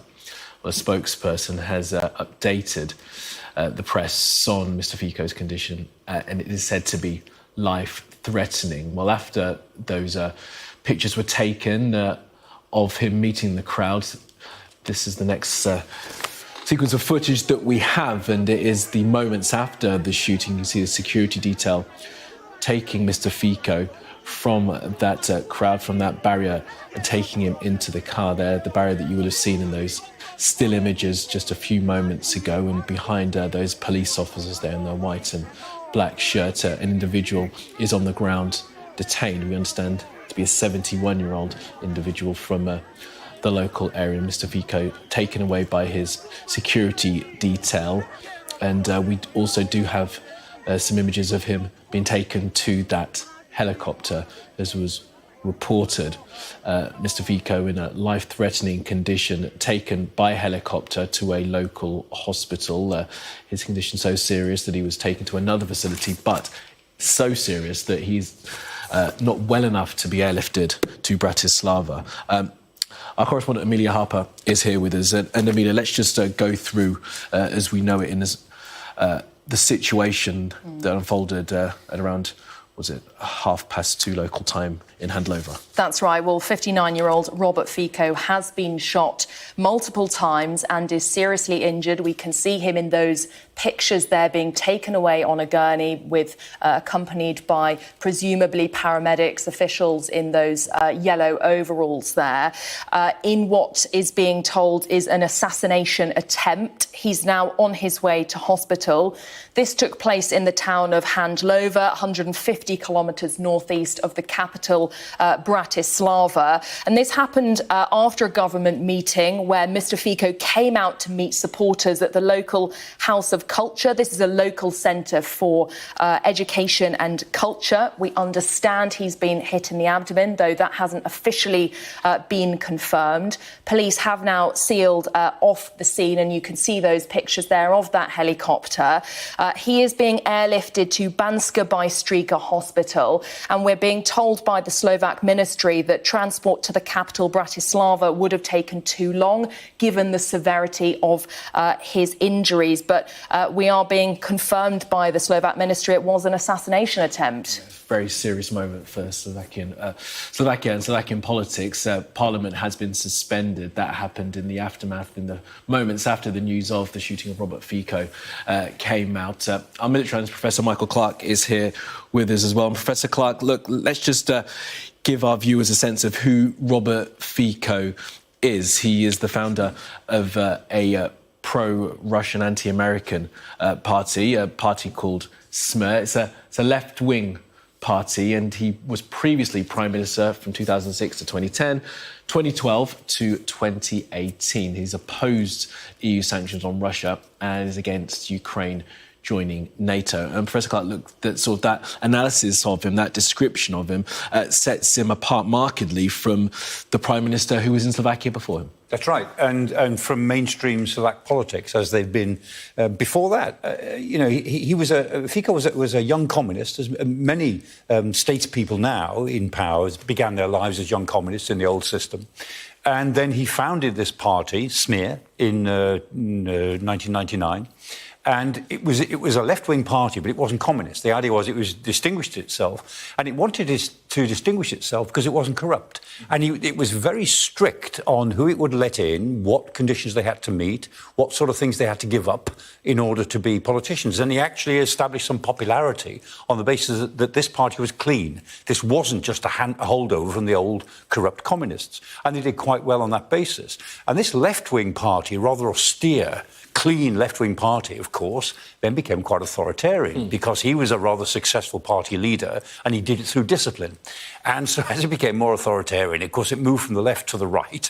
And although it claims to be it's a social democracy party, social democracy of Slovakia, in practice, it's gone far to the right. And it is to the right to the extent that it's an authoritarian, pro-Russian, pro-Putin party, and makes no bones about that now. And it really says that the future for Slovakia is not as a sort of a classic Western sort of proto-Netherlands party or a country or a country that looks a bit like Denmark or a bit like the Netherlands. We are a country. We're a Slovak country. We're a Slavic country, and we want to be recognised within our sort of neighbourhood in that way. Interesting. And this is the air ambulance, as we understand it, that transported Robert Fico to hospital in a very serious I'm just looking at the stuff that we've seen in the last 5 minutes. It just has all the feel of a walkabout in his home territory, lots of crowds, he's very popular. Security quite relaxed, and somebody, the suspect presumably, walks up to him, I'm guessing with a handgun, and just takes a few relatively random shots. It doesn't look like a clever attempt and a very deliberate attempt. I'm sure it was premeditated, but it just looks like one of those cases where a politician is mixing with people, and one of those persons walks a bit forward, pulls out a handgun and starts shooting. Yeah, we saw the picture of him standing at that barrier, shaking hands of those that were nearby. I mean, I'm guessing on all that, but everything seems to follow that type of scenario. And for Slovakian politics, look, he is the leader of a three-party coalition. You say that they have pivoted more towards Russia now. We've had responses coming in from European leaders. I guess we're still waiting to hear any response from Moscow. I haven't seen a Kremlin response yet, and I'm very interested that they haven't, because the obvious thing to do is you respond, first of all, as the British did and as the Commission did and as NATO did, saying this is shocking, our thoughts are with the family of Prime Minister Fico. Everybody says that, that's fine. And then there's usually a second go. I mean, later on, a few hours later, people produce another statement. And the Kremlin so far hasn't produced the first statement. And it's an easy thing to do. It goes out on Twitter, or Peskov, the spokesperson, will just get up and say something. The fact that they haven't maybe because they're thinking much more carefully about what they want to say, or possibly because, for bureaucratic reasons, they can't get a statement out in time. Professor Michael Clark, thank you for that. And Amelia Harper, thank you too. These are the latest pictures we have of the Slovakian Prime Minister Robert Fico, transported by air ambulance to hospital. He is in a life-threatening condition after being shot in an assassination attempt in the town of Handlova. Hit multiple times in the stomach and in the hand. His condition is serious. We'll have more at the top of the hour.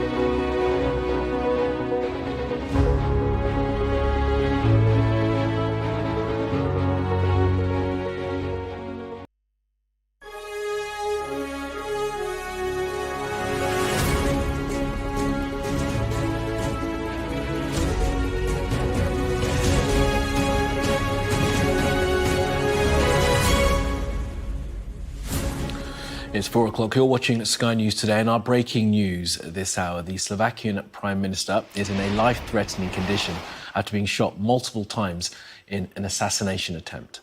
It's understood that he was conscious when taken to hospital. Well, these pictures show Mr Fico arriving in the town of Handlova this afternoon. It's about 93 miles northeast of the capital of Slovakia, Bratislava. Mr Fico was there for government meetings. He met, as you can see, members of the public just before the assassination attempt, which happened at around 2:30. That's according to the emergency services. Now, it's reported that he was shot 4 times, once in the stomach and once in the hand. And This footage shows Mr Fico in the moments after that shooting being taken into his prime ministerial car. And there, centre of frame, an individual has been detained by police. Well, in the immediate aftermath of the assassination attempt, it seems that local people attempted to help detain the suspect. As you can see here, police officers there holding this individual as well. Now, the team of the Slovakian Prime Minister confirmed Mr Fico was in a life-threatening condition. He was taken by air ambulance to a nearby hospital as Bratislava, the capital, is thought to be too far away. This is the air ambulance that was transporting Mr Fico following that shooting in Handlova. Hit multiple times, once in the stomach, once in the hand, and reported perhaps once in the leg as well. He is in a life-threatening condition. The authorities there, the office of the Prime Minister, reported that his condition is so serious that he's unable to be transported to Bratislava, where I'm sure that they would want to take the Prime Minister for him to receive care in the capital. But he has been taken to another facility within the local region where he is able to receive more appropriate care for the extent of his injuries. Struck at least twice, once in the abdomen and once in the hand, following a meeting with the public and a government meeting in the town of Handlova. Handlova, described by those we've spoken to today, as a stronghold of Robert Fico and his Smer party.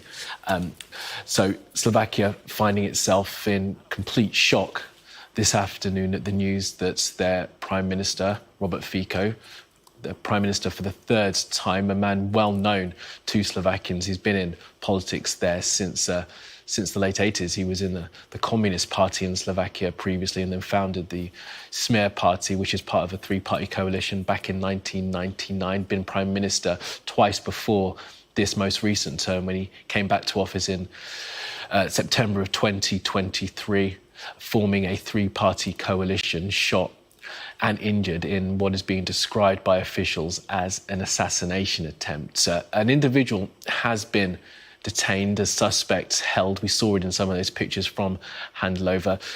No official detail yet as to the weapon used or who that individual is, but speaking to local reporters, it appears as if the individual is a 71-year-old man from the local region of Handlova, which is in the south of Slovakia, and as I say, thought to be a stronghold of Robert Fico and of his Smer party. He is in a life-threatening condition, was taken from the scene conscious, but is being cared for, as we say, at that facility in the locality. Now, this is the moment that the Slovak Parliament was suspended upon hearing the news that Robert Fico had been shot.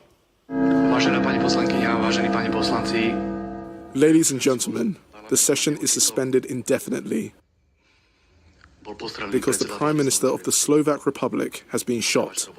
This is your job. All right, let's just locate exactly where Handlova is in Slovakia. It's 150 kilometres northeast of the capital. That's according to the map. The incident took place in front of the House of Culture, where, as we say, Mr Fico had come to meet supporters. Now, our correspondent Amelia Harper is covering this for us, and we're also joined by our military analyst, Professor Michael Clark. Amelia, Michael, great to have you both with us. So, Amelia, just take us through what we know happened, the condition of Mr Fico and some of the reaction. That's right. This is a rapidly unfolding and very serious situation. The 59-year-old Robert Fico has been shot multiple times and is seriously injured in an assassination attempt. He's now on his way to hospital. We saw those images there earlier of him on that gurney. The footage that we are looking at, members of the public there, after, in the immediate aftermath of that shooting. As you said, this took place in Handlova in front of the local House of Culture.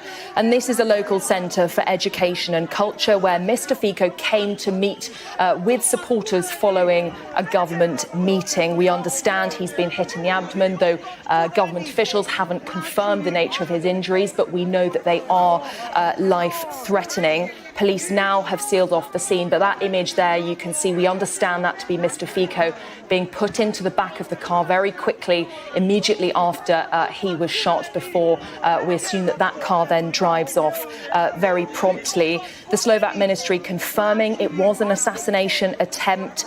His life is in a threatening condition. He's being airlifted to Banska Bystrica Hospital, and this is because transport to the capital in Bratislava would have taken too long because of the severe nature of his injuries. But this is a really shocking situation, and those images there we can see of that air ambulance landing with Mr Fico inside, and what you'll see next is he is taken out of that helicopter covered in a white sheet there, that pilot just landing down there. But in terms of a suspect, someone has been detained, but we have very little information about that or what their motives were. The investigation continues, but a suspect being held, and I guess they're being interrogated now. Professor Clark, great to have you with us. So put this into context of Slovakian politics as well as to who Robert Fico is and the direction that he's taken Slovakia in recent months. Yeah, he's a very divisive politician, divisive prime minister in Slovakia and within the European family of nations more generally, within the EU and within NATO. So he's a very authoritarian figure. He's very right-wing, and he's got a very right-wing coalition. He's three parties with the Nationalist Party and the Smear Party. Between them, they control the government just about, and they are able to push through some pretty right-wing policies. They orientate themselves very much to Russia. They're very anti the Ukraine war, and they have said no more aid to Ukraine because it's just prolonging a war that we want to stop.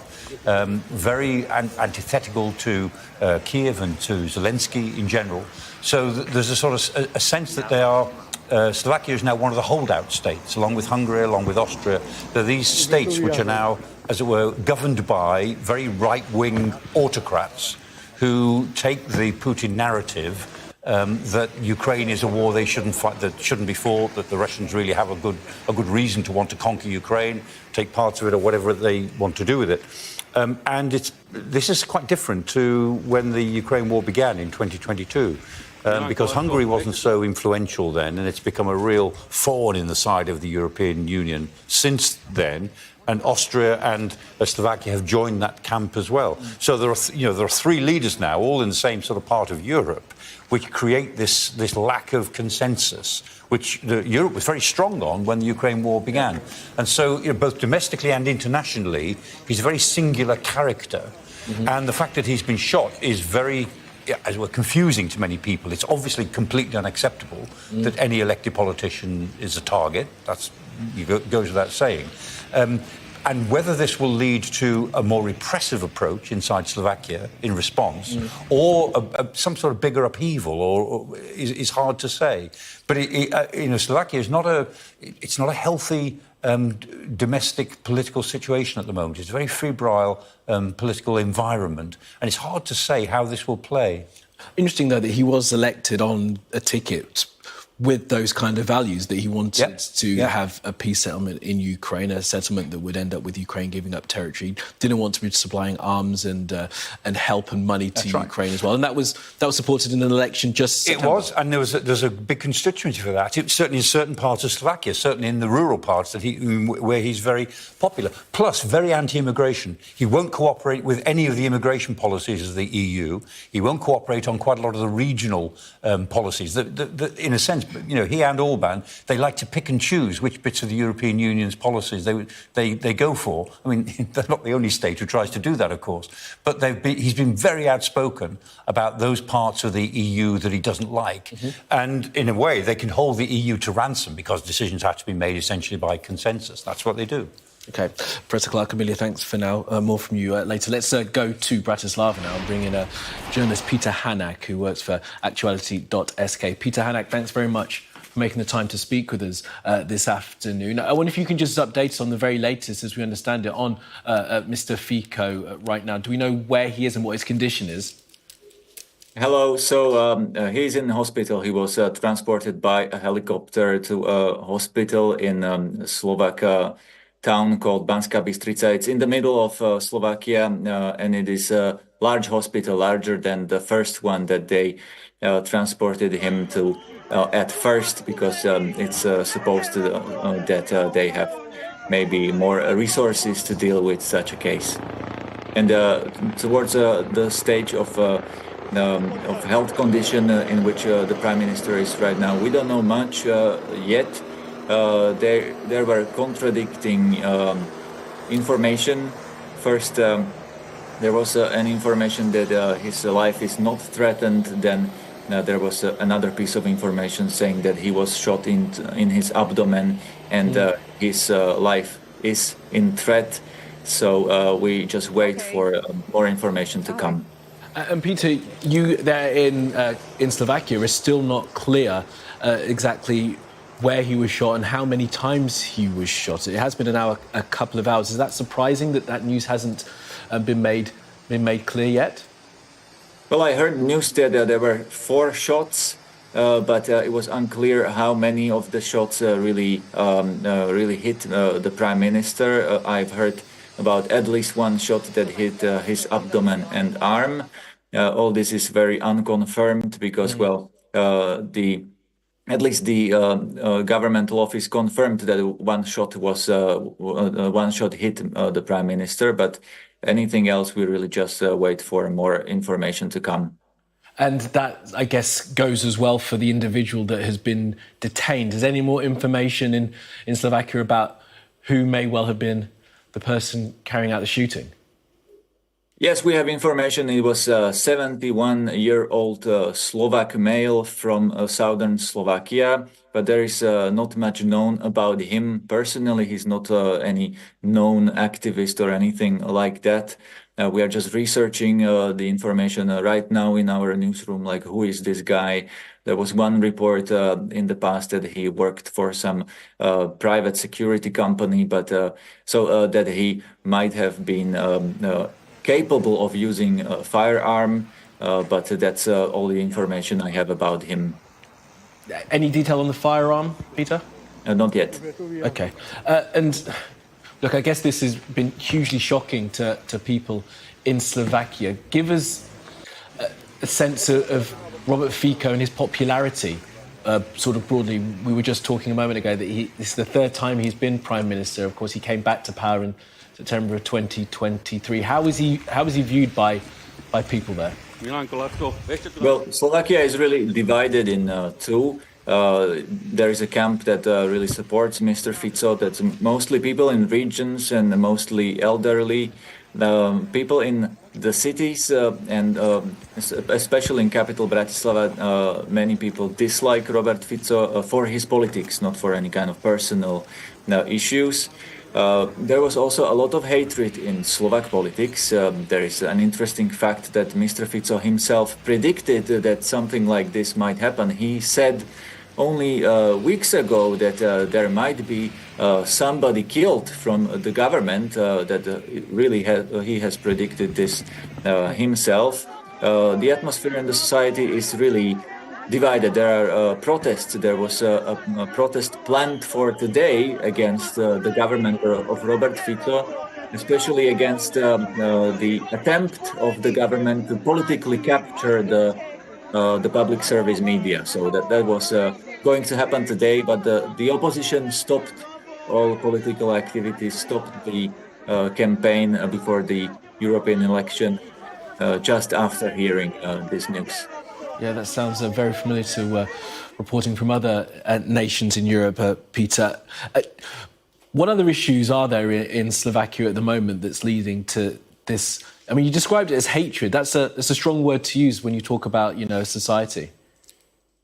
Well, yes, it's really definitely a problem in Slovakia that the politicians are getting more aggressive. And I must say, including Mr. Fico, he was one of the most aggressive politicians. He was calling people, his opponents, pigs, rats, idiots, prostitutes, you name it. There was a lot of hatred in politics coming from the government, and also, I would say, sometimes from the opposing side. There were people like shouting on the streets on the governing politicians, protesting against them quite often and in large numbers. So this is the atmosphere in Slovakia. Yeah, and it's reported he recently, or at least when he came to office, closed down an anti-corruption unit as well. What kind of impact has that had? You mentioned this sort of public broadcaster trying to take control of that. It's a common playbook that we see. We've seen it in Hungary. We saw attempts at it in Poland. We're seeing attempts of it in Georgia as well. Yes, definitely. Mr. Fico makes no secret that he is inspired by Mr. Orbán in Hungary, and he definitely copies the playbook for sure. That was very clear from the beginning of his rule, his fourth term already in September when he came to power, that he really didn't like the anti-corruption government or governments that were here before him, and he even wanted to stop all the or some of the criminal proceedings that were against his own party, against the nominees of Mr. Fico. Some of them ended up in jail, and the first thing Mr. Fico did was the attempt to change the penal code. He dissoluted, or the government has approved a legislation that dissolved the special prosecution that was prosecuting corruption and the highest criminality. So that is the atmosphere in Slovakia. And Peter, before you joined us, we were talking about the change that Slovakia has gone through since Fico came to power in 2023, and previously the full support that Slovakia had for Ukraine and defending against Russia. How has that felt as a journalist and watching on the about face that's happened with Slovakia from looking towards Ukraine to looking towards Russia? Well, I must say Mr. Fico is a slightly pro-Russian politician. He really wanted to stop all the military help that comes from Slovakia to Ukraine, especially from the level of government. The military help that comes from private entities in Slovakia to Ukraine was not stopped. So that's just one fact. He is really polarizing politician on this as well. His rhetoric is that he wants peace in Europe, but what he means by that is he wants just the Ukrainians to stop fighting so that there is peace. So that's the official stance of the government. And Peter, you say polarizing, but popular enough to win an election last year, and it's not like he's a brand new figure. Everyone knows who he is. He's been Prime Minister twice before. So is there a very close divide? What's the amount that he was able to win by? He only has a tight majority, right? There is 150 members of the parliament in Slovakia, and his majority is only 79 members. That means only 4 votes, and he leads a coalition government. Also, the coalition partners, one of them, Slovak National Party, which is a right-wing party, even more pro-Russian. They got to the parliament with only very tight results. They only just surpassed the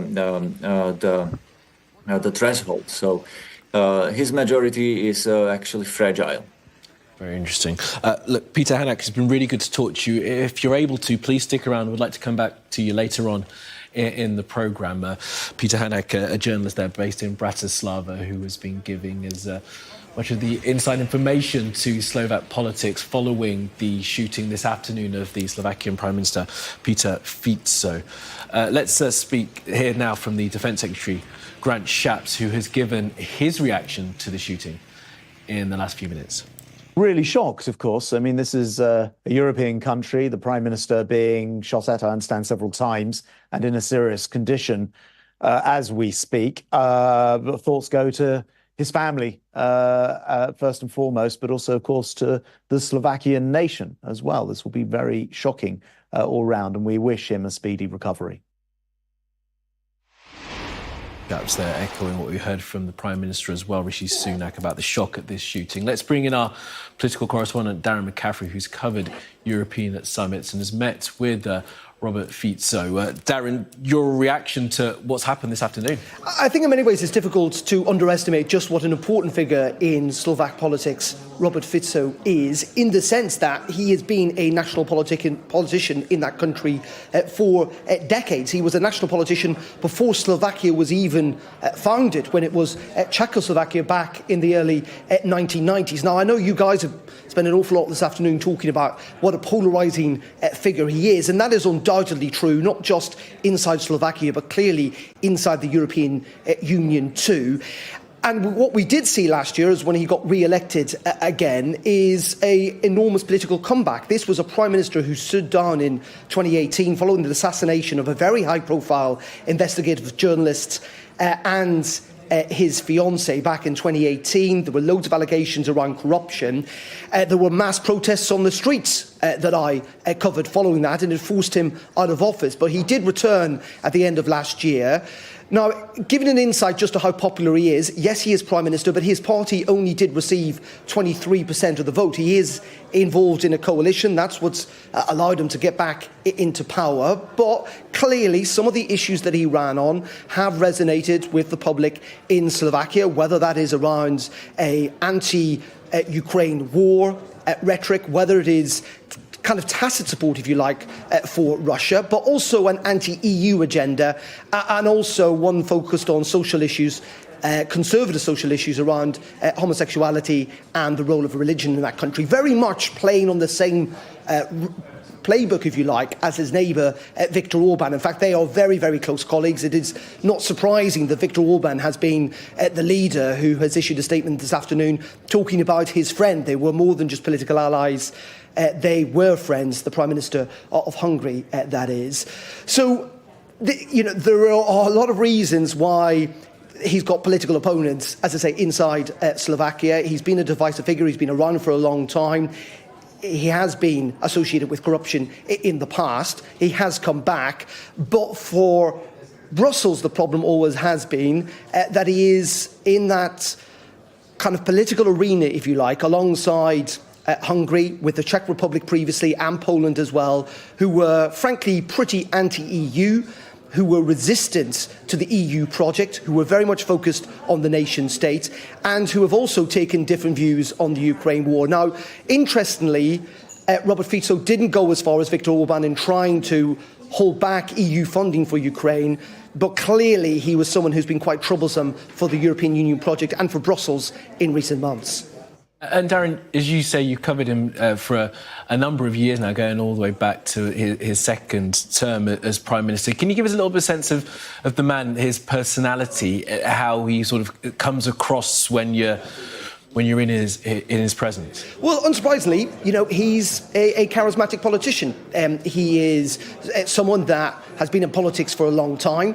He's a political fighter, there's no doubt about that. But on a personal basis, from having met him a few times, is that he's an impressive guy in the sense that, he has won elections. He clearly gravitates personal support towards him. Yes, he is a controversial figure, but then what politicians, frankly, are not? Many would argue, actually, it's good politicians who are quite controversial, but he's got a very distinct political view, and we've seen this, and this, I think, in many ways, something maybe we kind of slightly struggle with in the UK to a degree, that we do understand it, is that these countries are all relatively new. They started effectively, as I say, in the early 1990s, after the collapse of the Soviet Union. Slovakia is only around 30 years old. And so these people have not just been involved in shaping politics, but indeed shaping their entire countries and their country's identity. And that's why you see these very deep divisions, because what you've got, and it's not just in Slovakia, it's very, very replicated in Hungary and in Poland and the Czech Republic as well. They were, in fact, for a time part of a grouping, the Visegrad group, is that you've got a real divide. You've got a strong rural community who are very Catholic, who are very religious, who do not like some of the social trends coming from the EU, who are suspicious of Brussels but know they have to rely on it financially, who are, frankly, a bit more pro-Russian, given they were inside the Soviet Union for such a long period of time. And then you contrast that with the big cities, with Bratislava, with Prague, with Budapest, with Warsaw, where you've got a new, younger, more pro-European, more Western-looking group of people who do not like the politics of the past, who want to move away from the Soviet history that has dominated these countries for the best part of the Second World War. And so that's where you've got these deep divisions and why you get this real political kind of swinging changes. And that is why, when you look at the results, actually, of the election back in 2019, yes, he's managed to cobble together a coalition. Yes, he is the Prime Minister, but his party, which he founded, by the way, only received 23% of the vote. So that's a sign of the splintering and the tensions and the divisions within Slovakia. Darren McCaffrey, our political correspondent, on his reflections covering politics in Europe and in Slovakia. Thank you very much for that. I just want to update viewers as well as the reaction comes in to the shooting earlier this afternoon of Robert Fico. The Russian ambassador to Slovakia has responded. It's been reported by the Reuters news agency that the Russian ambassador to Slovakia condemns the shooting of Prime Minister Fico. That's the Russian ambassador to Slovakia condemning the shooting of the Prime Minister. Well, our Europe correspondent Siobhan Robbins gave us this update just a little bit earlier. Absolutely shocked. We've heard from the European Commission President Ursula von der Leyen, who's condemned what she says is a vile attack on Robert Fico. The Romanian Prime Minister saying he's profoundly shocked by the news of the shooting and says the perpetrators must be held accountable.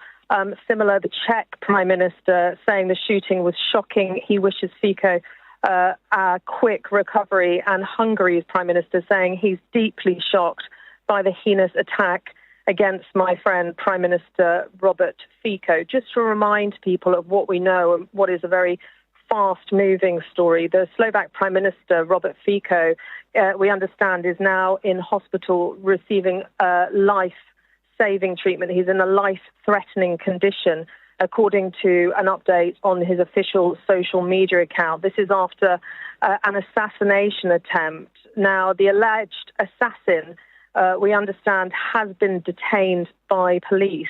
But this incident happened in front of a building in the central Slovak town of Handlova, where the government had been holding a meeting. And the reports are that Robert Fico was hit in the abdomen, arm and leg. People on the scene describe hearing at least 4 shots being fired. In terms of where the bullets hit, that arm, leg and stomach, that's coming from eyewitnesses on the scene. So we're still waiting for an official update on where he was injured. But he has now been flown to hospital to get emergency care. As I've been saying, real shock from EU leaders and leaders around the world to this. The British Prime Minister, Rishi Sunak, reacted to the news saying that he's shocked to hear this awful news. All our thoughts with Prime Minister Fico and his family. Now, this has also been described as a brutal. Remind people of who Robert Fico is. He actually returned to power after elections last September at the head of a populist nationalist coalition. He had actually been in the government before, but was forced to step down as Prime Minister following a murder investigation into a journalist in 2018. So as Michael Clark was saying, quite a polarizing figure for some people, particularly as what's seen as his lean towards Russia. But today, this brutal attack happening, and he is now receiving treatment in hospital, said to be in a life-threatening condition. Well, that was our Europe correspondent, Siobhan Robbins there. We're still joined by Amelia Harper, our correspondent, and our military analyst, Professor Michael Clark. And Professor Clark, first of all to you, look, let's pick up on some of what Darren McCaffrey was saying there about Robert Fico and sort of this trend there is of these leaders in Europe that speak to a certain constituency that perhaps is not found in the cities. No, that's right, and it's not only in Europe. I mean, it's a global phenomenon, but it's very prominent at the moment in Europe that a politician can be really popular in the countryside with the older age groups and more conservative, and they play to that base, and the more they play to it, the more they're hated by the metropolitan elites of younger people in the cities or more professional and so on. And of course, good politicians know how to run both of those sort of trends together. But polarizing politicians, particularly those with relatively small natural majorities, they play to their base and they try to frighten their base with by engaging in culture wars against these metropolitan elites who are, louche and lazy and rather disreputable, and we shouldn't give in to them. And that's what he did. And I mean, as our correspondent was saying, I mean, his language is terrible. I mean, this man really insults all of his opponents. There is no there's no respect for the other side of politics. So he creates these big divisions and then keeps playing to his conservative, older, rural base. You see it all over the world, but you see it a lot in Europe at the moment. We saw a lot of it in Poland. You see it all the time in Hungary. You see it in Slovakia. You see it in Austria. You see it in the Balkans, in more or less all countries in the Balkans, particularly Serbia at the moment. Yeah. Real trends. It's a playbook for autocrats. Some of them are democratic because they get elected, but within the electoral system, they're autocrats and they play to this polarization of society. As you're describing it, Bolsonaro came to mind as well from Brazil. Absolutely, yeah. That was his playbook. And, of course, it's the playbook of somebody called Trump. Oh, yes, we know that guy. It's interesting as well, Peter Hannack mentioned it there, the journalist we spoke to, that Robert Fico had predicted something like this happening. I mean, obviously not predicting he would be shot, but perhaps in the climate that he created through his rhetoric and through his behaviour, describing people in certain ways. It's a climate of violence. I mean, that's the point. It's a climate of antagonism. And it can become violent. Now, we've no idea what the motives may have been for this suspect who may be the sole perpetrator. As we were saying earlier on, the first thing the security people want to do is to put a ring around this whole thing to find out how big is it? Is it one person, or is it one person with a few friends who might try something themselves? If it's down to one person, what do they know about him? Why did he do it? I mean, can they insulate, by the midnight tonight, can they have insulated this down to one person with a particular grievance or a mental health issue or whatever it might be, who just walked towards the Prime Minister in a crowd and took some shots with a handgun? That's what I suspect it might look like, but maybe not. And the first requirement for them will be to say, how wide is this? Let's narrow it down. And if it's only one person, then we can live with that and we can deal with it. But it still raises the question, of course, that in a very polarised society, where politics are very febrile, this thing is more likely to happen than in a more settled society. And Amelia, why don't you just recap us on where we are with all of this? He is still in hospital in a critical condition. Lots of updates throughout the afternoon, but to summarise, 59-year-old Robert Fico has been shot multiple times and is seriously injured after an assassination attempt. You can see images there on the screen of that helicopter he was airlifted to hospital in. You will see shortly he is taken on a gurney covered in a white sheet. And this took place in the town of Handlova. It's 150 kilometres northeast of the capital, Bratislava. This took place in front of a local centre for education and culture called the Local House of Culture, where he'd come out to meet supporters after a government meeting. We understand he'd been hit in the abdomen, among other areas, but that's not officially been confirmed. We can see there they're preparing that white sheet to cover him with. Police have now sealed off that scene, but the Slovak ministry confirming that this was an assassination attempt. We are being told his condition is life-threatening. I mean, anyone who needs an air ambulance, that is likely to be very serious injuries indeed. We can see see he is being wheeled along on that gurney there. Airlifted to Banska Bystrica Hospital in Banska Bystrica, and this is because transport to the capital in Bratislava would have taken too long given the nature of his injuries. But we do know that when he was taken initially to the local Handlova hospital, he was conscious, but those images there giving us his journey to that other hospital for higher level care. Yeah, and it happened, as we say, at about 2:30 in the afternoon on that meeting and that visit in Handlova. Do we have any more detail at this point about the individual who pulled the trigger? We don't at this stage. All the information that we understand to be the case is that a suspect has been detained. We understand that he is a 71-year-old male from the south of the country. We have an image of the Robert Fico there. But again, we don't know the motives yet. There is an individual on that photo there lying on the ground surrounded by police officers. But at the moment, no more details about the attacker or what the motives might be or the weapon. Yeah, absolutely. And that investigation will be ongoing, as you say. You're right, Amelia. Michael, thanks both for now. I want to speak now to Thomas Vernicek, who's a reporter for the Slovak news channel TA3. Thomas Vernicek, thanks very much for speaking with us. And it was your organisation that was being cited in the early moments of this incident as being able to speak to the eyewitness. What more do we know at this stage, if you know any more, about Mr Fico's condition? We do know that the situation is severe. The government said the Prime Minister is in the critical state, but we are still waiting for the official information from the hospital where Prime Minister was taken. So right now, to be absolutely fair, we don't know how severe the situation is. But let me just say that this has been a shock to all of us in Slovakia. I mean, journalists, ordinary people, basically anyone, and we are waiting what's going to happen next. And Thomas, as I said, I think it was your organisation that spoke to some eyewitnesses in that town of Handlova. Are you able to tell us how people there have felt, people who perhaps were waiting outside that cultural centre when this happened?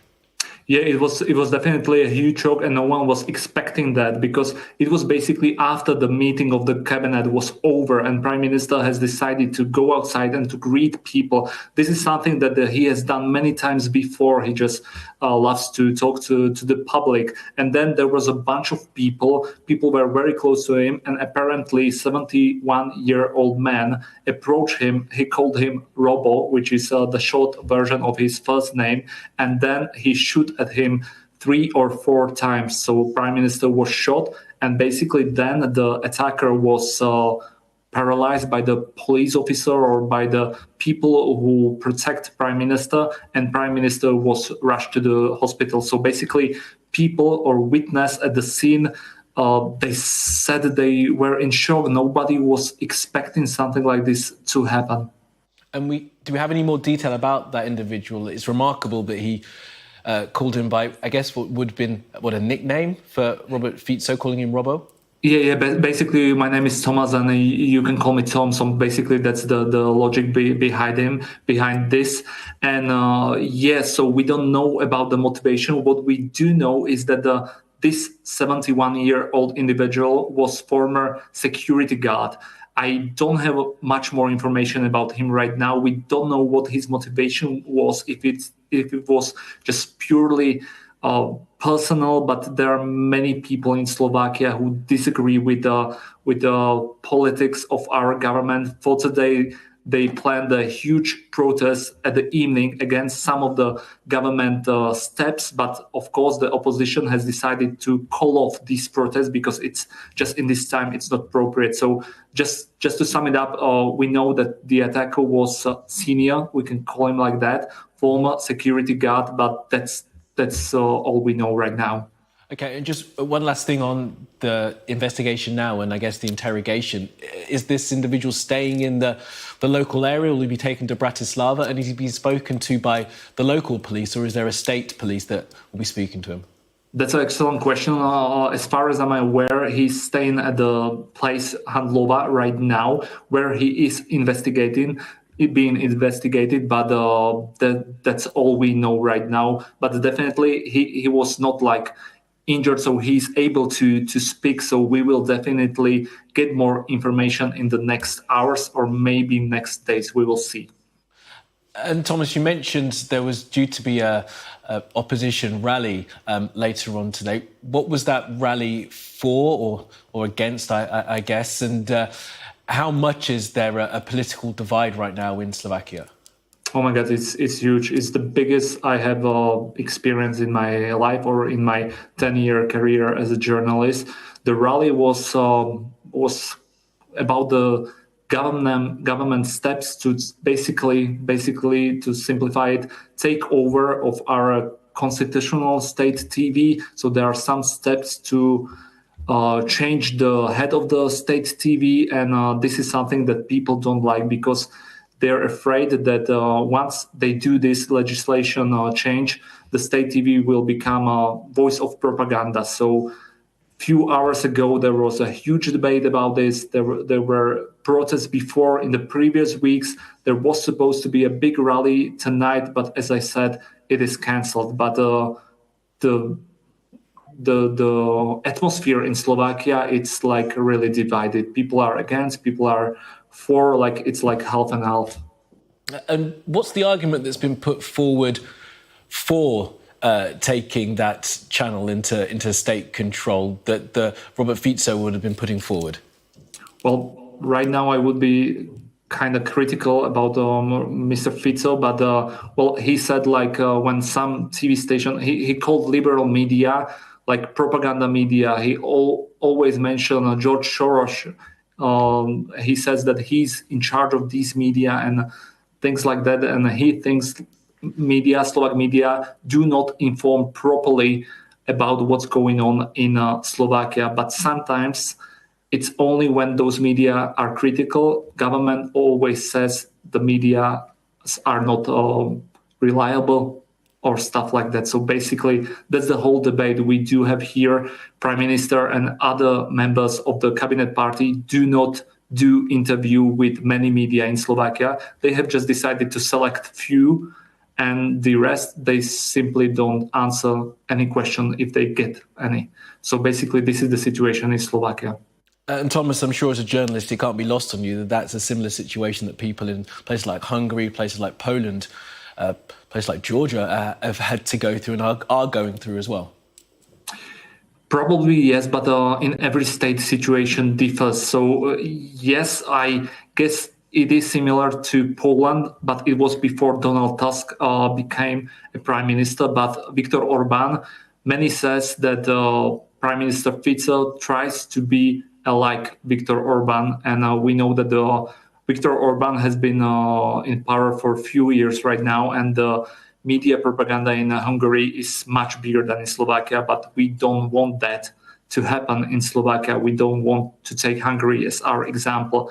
But when it comes to Georgia, that's slightly different. We don't have so many similarities than with Hungary. I really appreciate that. Thomas Fernacek, journalist at TA3. Thanks very much for being with us, Thomas. We do appreciate your time.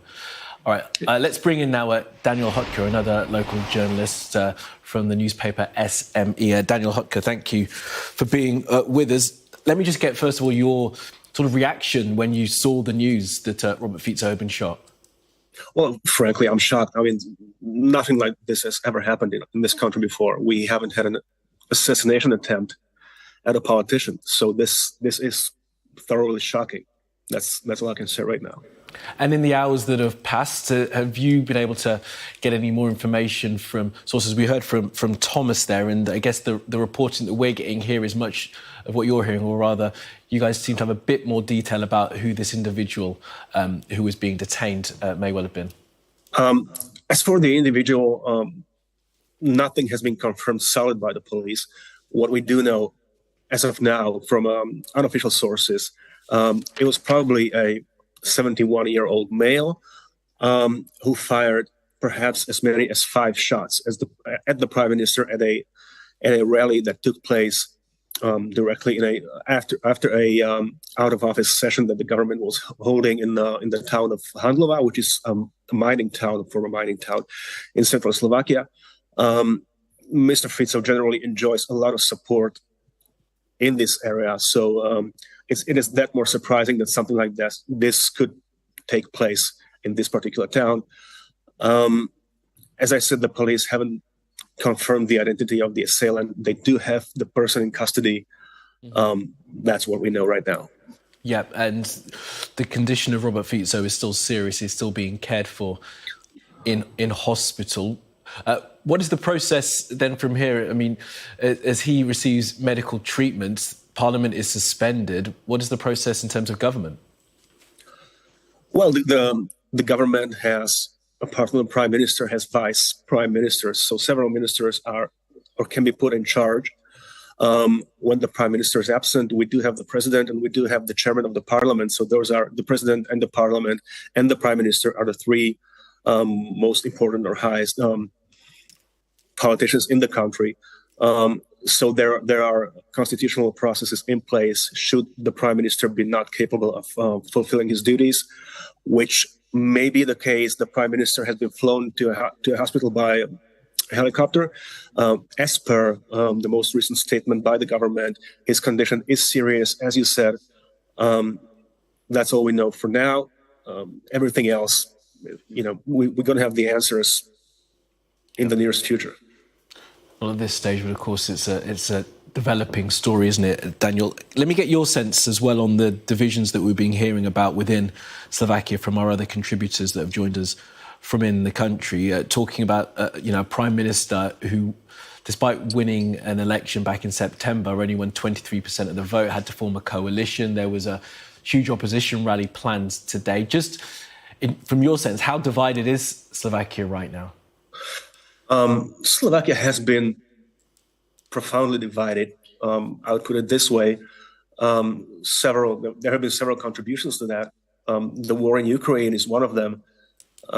Several others. The relationship between the prime minister and his ruling party Smer and the media has been, less than perfect. The prime minister has been very critical, at times almost aggressive with the media. On several occasions, he has refused to answer questions or has selected several media with whom he refuses to communicate. And let's not forget, 6 years ago, a journalist was killed in this country. So some of the consequences of that event, we can still see. Mr. Robert Fico was the prime minister at the time of the journalist assassination. He has since returned to power and has been holding a rather pro-Russian stance, somewhat similar to that of Viktor Orban. The trajectory of the country has been somewhat similar to that of Hungary. I heard you talk about Georgia, the situation in Georgia in the previous contribution. That is somewhat similar as well. So the relationship between the ruling politicians, the ruling party Smer and Mr. Fico in particular, and the media has been less than perfect. On several occasions, journalists and opposition politicians have called for some kind of calming effect, a reduction in aggression, in verbal aggression. There's been a lot of verbal aggression in the public space, mainly from the coalition politicians. So right now, this has become a unison. Everybody's calling for the nation and everybody else to calm down and not use violence. This has been a shocking event for everyone.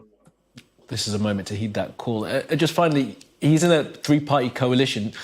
You said there that his coalition partners as well sort of have that sense of aggression and being quite forceful in their language and rhetoric. So all three of them are sort of pushing the country in a similar direction. There's no sort of party within that grouping that is tempering some of these instincts. Not at all. The current coalition has been really united and really solid when it comes to this push. There's a really clear and visible concert between the three parties and between the three chairmen of the parties, and they've been holding on to this. Even right now, directly in the wake of this incident, directly in the wake of this shooting, quite a few politicians from the other parties, mainly the more nationalist ones, have gone on record, have gone on social media, blaming the opposition, blaming the journalists. So they have not stopped. Despite this shocking event, some of them have not stopped. So yes, that's been the stance. But, however, most politicians from the coalition and from the opposition have been pretty much in unison, condemning the incident and calling for a general calm down of verbal aggression overall. Okay. It's the time to do it, isn't it? Okay, Daniel Höttke, they're a journalist based in Slovakia. Thank you very much for your time. Thank you for having me. Thank you for being with us. Look, we're still joined by Amelia Harper, our correspondent, and Michael Clark, our military analyst. Michael, first of all, to you, it's fascinating to hear those local journalists there talk about the division within the country. And that last point as well, that the coalition are all pushing all in the same direction. Yeah, I mean, because we were saying earlier on, I mean, this may lead to a more repressive policies, demands for more repressive policies to stop this happening.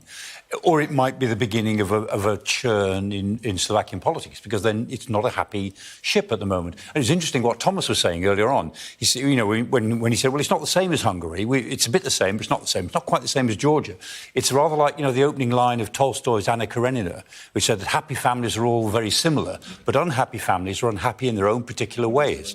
And that's the point. You've got a series of countries in southern and eastern Europe who are unhappy in their own particular ways. But there are certain factors that unite them, which is usually authoritarian figures, authoritarian parties, who are trying to close down what they see as Western involvement in civil society and charities and pressure groups and so on. All the things that we think are important, they think are somehow against the interests of the nation. Well, that point was made there, wasn't it, with this decision, the protest that was being held today by the opposition against the state television station being taken into state control. Exactly, yeah. Capture the state broadcaster, and then that's a major factor in creating a stronger authoritarian approach to government, you know, towards the next elections, because the smear party, with its 23%, would hope that when it goes into the next elections, it can improve on that and maybe not have to rule in coalition if they can create the atmosphere, which is the sort of atmosphere that Orbán creates in Hungary,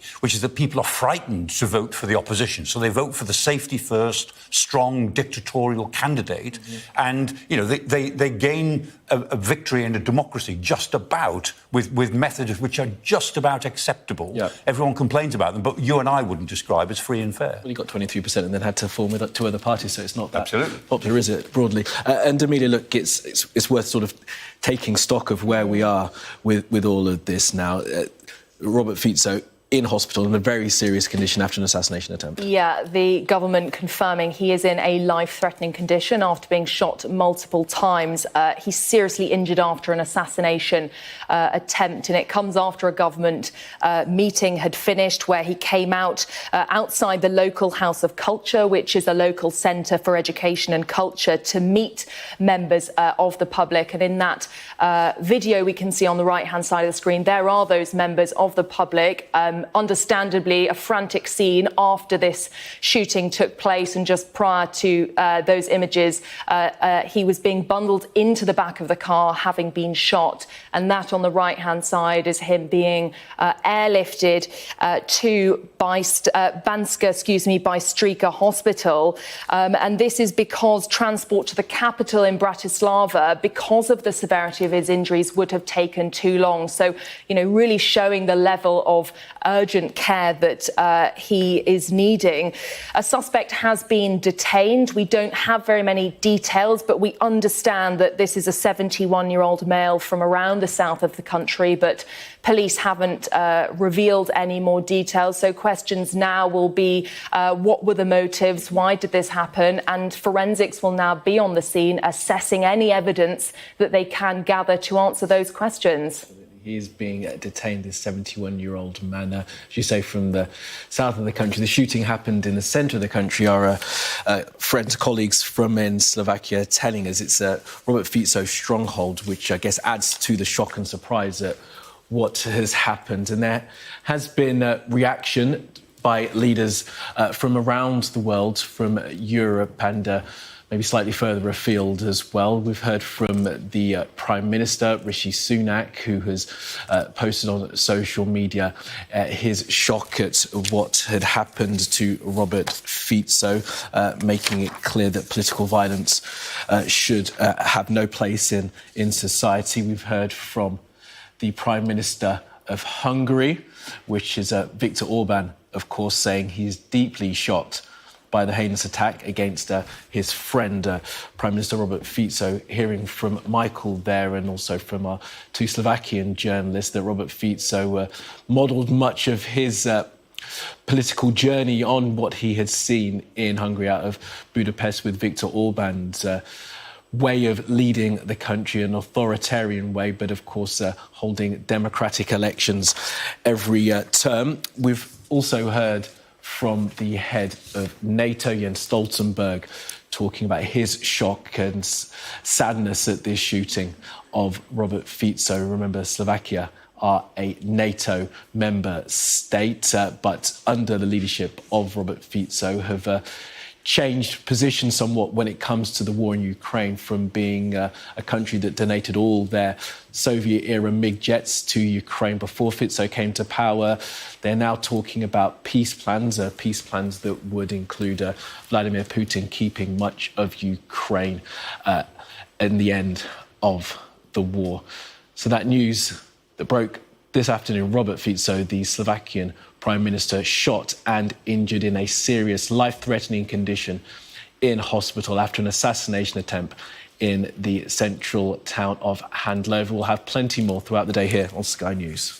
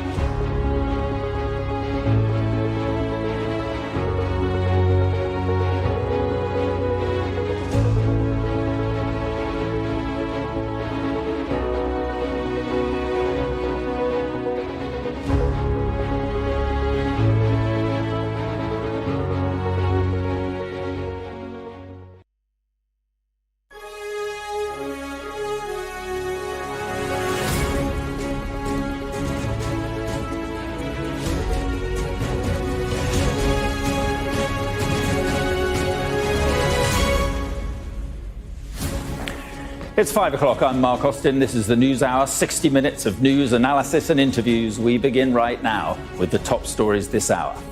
An assassination attempt on Slovakia's Prime Minister as he's shot multiple times. The suspect has been detained. Officials say Robert Fico is in a life-threatening condition tonight. It's understood he was conscious when he was taken to hospital. Robert Fico was a populist right-wing politician who divided opinions in Slovakia. We'll have the latest on this developing story. Also tonight, prison pressures. The Ministry of Justice triggers an emergency measure to tackle overcrowding. And the fly on the run, an Interpol alert issued for the prisoner who escaped during a deadly ambush.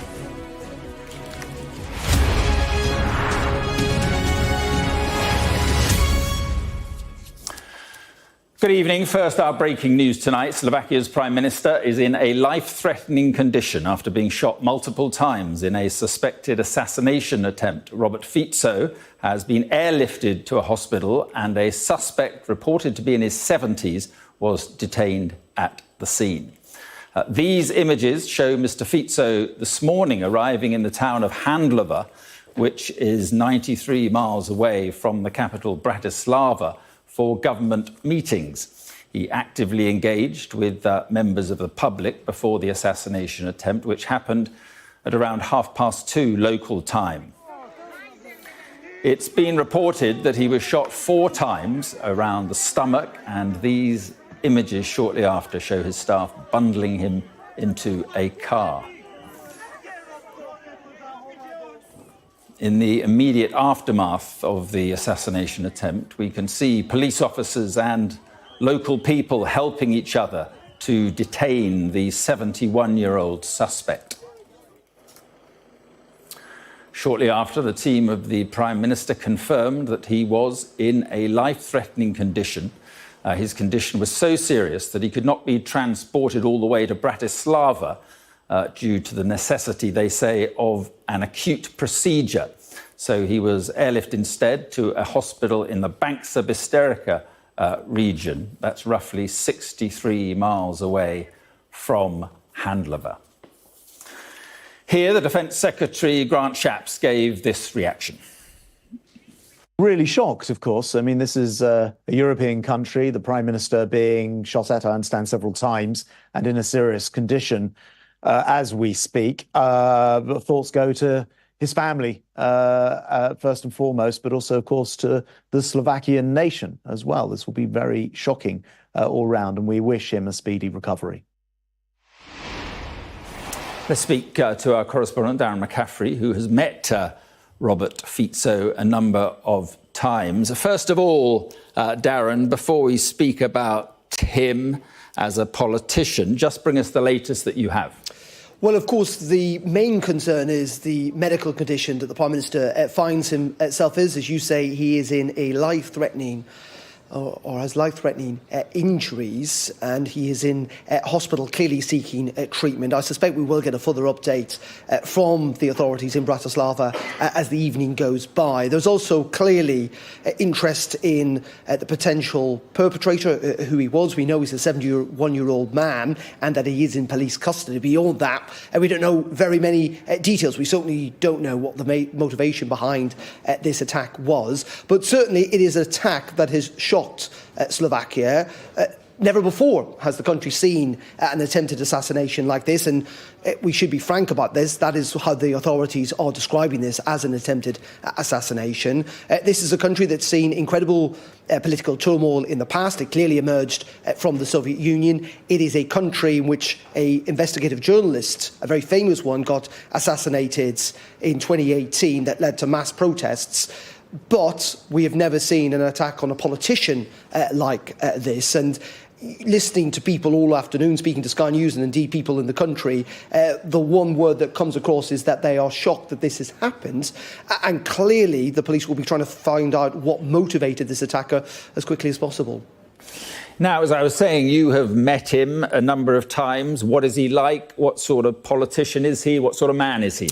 In many ways, he's a familiar figure in the sense that he's a populist politician on the right who is pretty brutal with his politics. He does not mince his words. He speaks pretty freely. But he's got an element of charisma that makes him popular with a relatively large section of the Slovakian population. He's an incredibly successful politician. This is a man, Mark, who was involved in Slovak politics before Slovakia even existed, when it was Czechoslovakia back in the early 1990s. He's the longest-serving prime minister in history. He began his fourth term back in October. He ran on a platform about trying to veto Ukraine's accession to NATO. He was, frankly, against the war and wanted to see a peace settlement. He also, has leaned into being slightly more pro-Russian than many of his counterparts in Europe. And also he talked about the instability that the war has caused. And I think probably quite acutely people in Eastern Europe have felt that instability more so than us here in Western Europe. But he is also an incredibly polarising figure, be in no doubt about that. At the last election, yes, he won and his party won, but only with 23% of the vote. He's cobbled together a coalition. And in doing so, he's managed, I think, to anger even more Slovakians with some of the approaches he's taken, not least of all with his attacks on the media.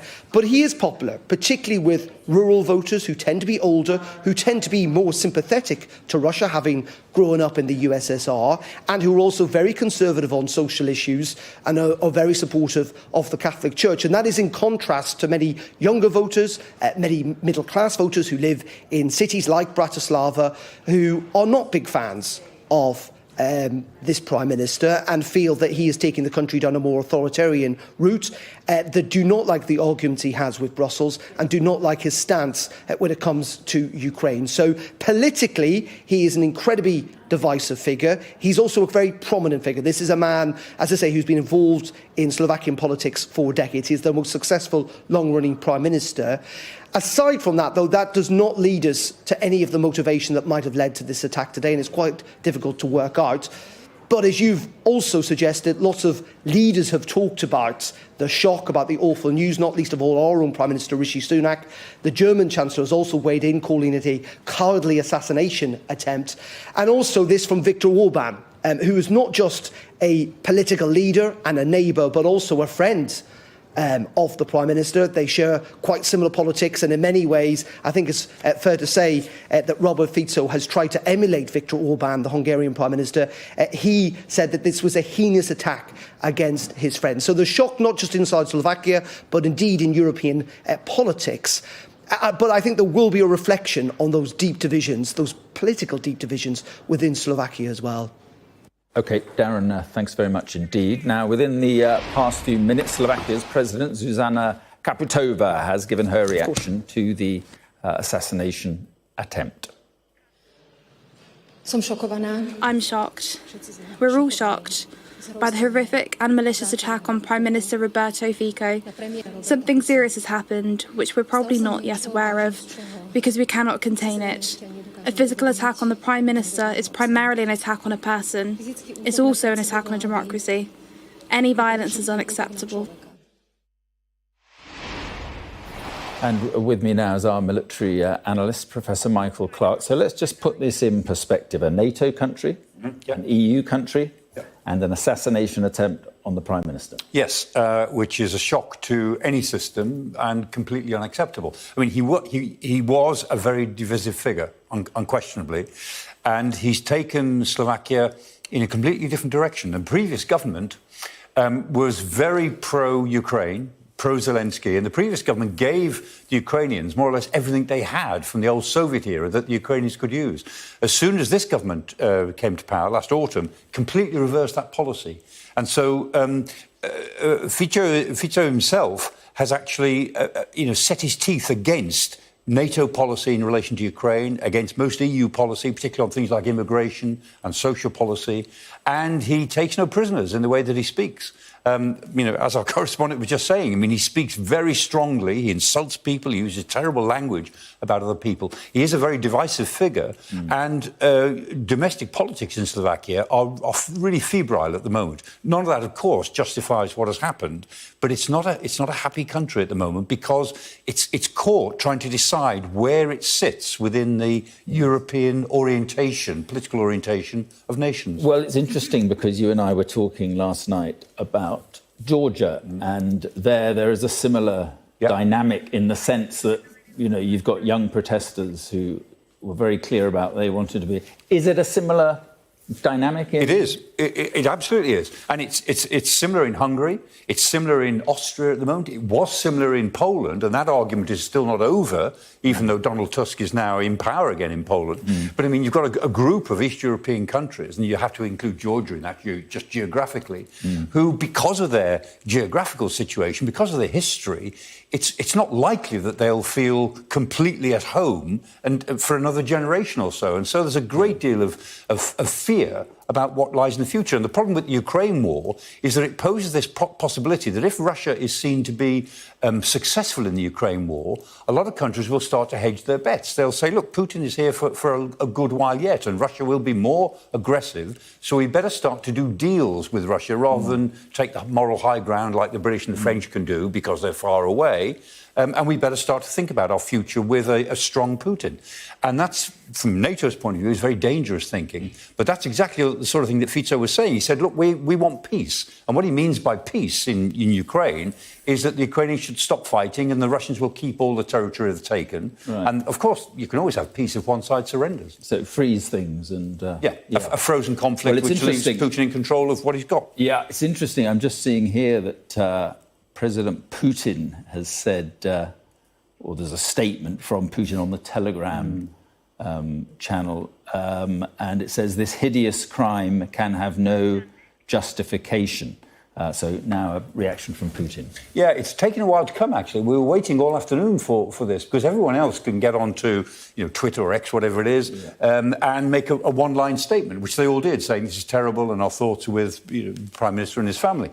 And then usually there's a second statement later on, usually, a more considered statement saying what this represents. And we didn't get anything until now from the Kremlin. And I wondered why there was this delay. Maybe it's just bureaucratic, that nobody wanted to go with anything until the boss had actually seen it. But I'm interested in what they then say, because either this is a one-off crime, which is bad for everybody, but also it may then become politicised. The degree to which this will be said to be, let's say, by the Kremlin, an example of how those in favour of peace in Ukraine are not safe in Western Europe these days. It'll be easy to politicise this. It hasn't happened yet, but it's only a few hours old. We'll see what the reactions are in the next 12 to 24 hours. And I'll be very interested to see what else comes out of the Kremlin, say, early tomorrow. Yeah, because he was running this campaign, wasn't he? What is it? Not a bullet more, or something. No more aid to Ukraine. Yeah, that's what he's saying. Yes. Nothing more to Ukraine. Yeah, and it's popular with a strand of opinion in certain parts of Europe who are. I mean, it's not that they don't think that that they don't feel sympathy for Ukrainians, but they just feel as if this is a war which ultimately Ukraine will lose, and therefore the sooner they lose it, the better for the rest of us. And culturally to the right, yes, very much so. On cultural issues. Yeah, I mean, I talk about Ukraine a lot because it's my job, but I mean, this goes hand in hand with very conservative social attitudes in Slovakia, attitudes towards migration, towards homosexuality, right-wing, very repressive attitudes, as I would say, towards a whole series of issues. Yeah. OK, Michael, stay with us. Joining me now is Karolina Krusarova, who is foreign news editor at RTVS in Bratislava. Good evening. Thank you very much for being with us. And I just wonder, first of all, what is the latest that you are hearing about the Prime Minister's condition? Good evening from Bratislava. Prime Minister is alive. Some informations are saying that he is out of life threatening, but the government said, the official government informations are saying that he is in live tweeting. There is no more information. We have a problem to find out some information from the government because everything is very complicated, of course, after the situation, and so we still don't have much more information except that I say. I'm sorry. No, not at all. Carolina, just so the impact on the country, I mean, there must be a real sense of shock there. Yes, society and politicians are shocked. Everyone is wishing Robert Fico to get well soon, even the opposition leaders. But I have to say that the atmosphere in Slovakia were really tense in the last few months, especially after the parliamentary election and presidential election. The society is polarized, and this incident can make it worse because already the vice-chairman of the parliament already said that this happened because of the media. So this attack can lead to more hatiness, anger, and more violence. Yeah, well, that is an interesting point. Is there any word at all yet on a motive? Have the police said anything about this suspect's motive? No, we don't have information from the police, but we have information about the shooter. It was a 71-year-old man from Levice, which is a town 1 or 2 hours from Handlova. Police detained him after the shooting. He was a writer, he was in the club of writers, and the gun he used, he owned it legally. We've just been talking about his politics and about where he stood on issues, cultural issues, on Ukraine and so forth. And I noticed that he's also planning a major overhaul of broadcasting. And I think I'm right in saying, and tell me if I'm wrong, that your broadcaster, he wanted to take effectively under government control. Is that right? Yes, it's right. Actually, today the parliament was talking. It was the first meeting of the parliament where they were talking about this new law, and they had to vote about this tomorrow. But after the shooting, the parliament interrupted the meeting. And how do the public and how do journalists, how do people like you feel about what he was wanting to do? Can you repeat the question because yes. I didn't hear the start? Yeah, how do the public and how do journalists like yourself, how do you feel about what he was trying to do or is trying to do? It's really bad for us because we want to work free. Everyone wants the free RTBS, the free broadcaster and free media, because everyone from the society are saying that media should not serve to the politicians, but they have to serve to citizens. So there were also big tension around it. Also for today or tomorrow, the opposition leaders planned the big protest for this situation, but they canceled it after the prime minister was shot. And just finally, you hinted at this about what the possible impact could be. There must be real, not only shock, but fear there this evening. Can you repeat the question? Yeah, there must be real shock, as we were talking about, but also real fear about what could happen next. It's hardly to say what will happen to next. We all hope that the prime minister will get well soon, but what will happen in society, it's hard to say, because it can... The already polarized society can be more polarized. Maybe there will be some protest, more anger. We will see what will the politicians will say. We will see what will the Robert Fico will say after he can speak. everything is the question of the future. Yes, well, Carolina, thank you very much for coming on our programme. We appreciate it. Thank you. Thank you. Michael Clark's still with me, and it's interesting what she was saying about what this could mean. I mean, first we need to say that there is a man fighting for his life tonight, and it sounds as though there's mixed reports about the seriousness of his condition, but he is fighting for his life. Inevitably, we're going to talk about the politics. She suggested that, you know, the fear is that it could make things worse. I suppose, what sort of impact do you think this could have? I mean, it could go either way, Mark. I mean, sometimes when these sort of things happen, it brings the country together and, in a funny sort of way, calms things down.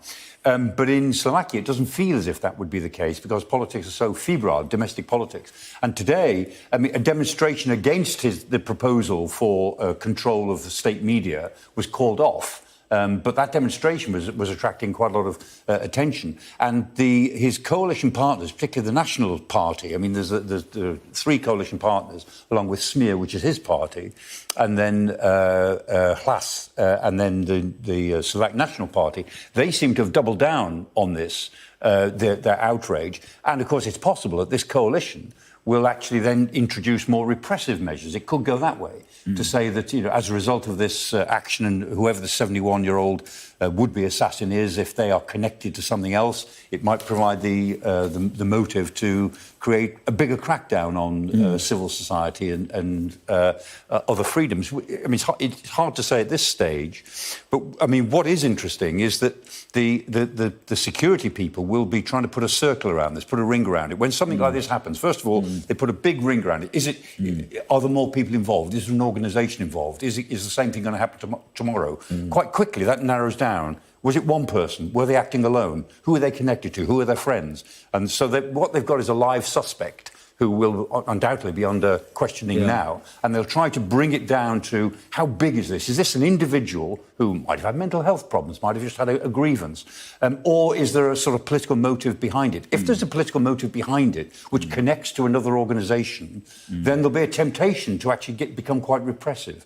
If it's a single individual with a grievance, then it's hard to justify that sort of thing. So the way this security ring starts wide and comes down, usually in the first 12 or 24 hours of an investigation, that'll be quite important to deciding what happens next. But undoubtedly, the country is shocked, and they've got to get over the sense of shock to then work out what value to put on this Prime Minister's life and the attempt on it. Right, and in the screen here, we're seeing the images from what happened today and the aftermath. Now, this was in the regions, wasn't it? Effectively, he had gone for in his home territory. This is where he's popular, right? But he was having a meeting, whether it was a cabinet meeting or not, I don't know. But they moved around. They do. It was a form of a cabinet meeting they take place in the regions every now and again. So is it possible that security would not be what it was or should have been? Given that it wasn't in Bratislava. I think in Bratislava the security would have been tighter. Just looking at the images we've seen all afternoon, and we've only seen the images that other people have seen, security doesn't look great, actually, because a lot of his personal bodyguard didn't seem to be close when it happened. And it looks as if, well, obviously, I'm just putting this together now and surmising, but it looks as if the would-be assassin, as it were, joined a crowd. He went over to the barrier to talk to the crowd because this is his bread and butter. This is where he's popular. These are the people that he appeals to. And that somebody just walked through the crowd, called him Robbo, which is just a sort of like the nickname for Robert, called him Robbo and then shot him. I'm guessing with a low-caliber handgun, probably just sprayed 4 bullets. Somebody said 5, somebody said even more than that. So I'm thinking that not that somebody stood away with a high-powered rifle at all, that somebody walked up to him in the crowd and just started shooting. Looks like it.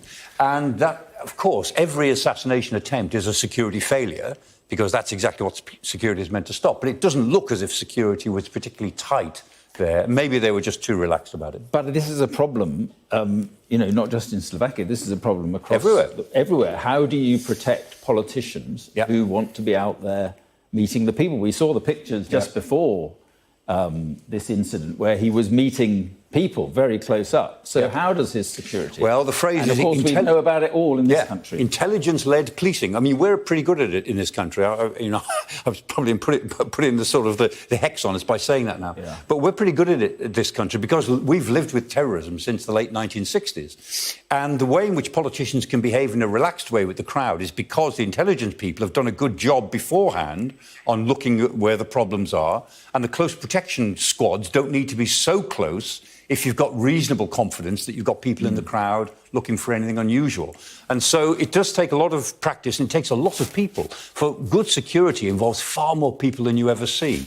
And when you see some of these North Korean examples of 50 soldiers surrounding the limousine that Kim Jong-un travels in, I mean, that's just plain ridiculous. Yes. I mean, good security is relatively unobtrusive. We have it here pretty well in Britain. It's pretty good in America. I don't think it's as good in the States as it is here. And here is I think, a good example of security which is there on paper, but it's not good enough because it doesn't look as if it's proper intelligence-led security. Having said that, if this is one individual acting eccentrically on his own, there's not that much that anybody could do about that. No. President Biden has been speaking. He's condemned the horrific act of violence after the shooting of the Slovak Prime Minister Fico, and there is a little more coming in on that. I'll bring that when we get it, and more with you as well, Michael. I'm joined now by Peter Hannock, who is a journalist for Slovakian news outlet Actuality, who is in Bratislava. Thank you very much for being with us, and I just wonder, first of all, what is the latest information that you're managing to glean, to find out?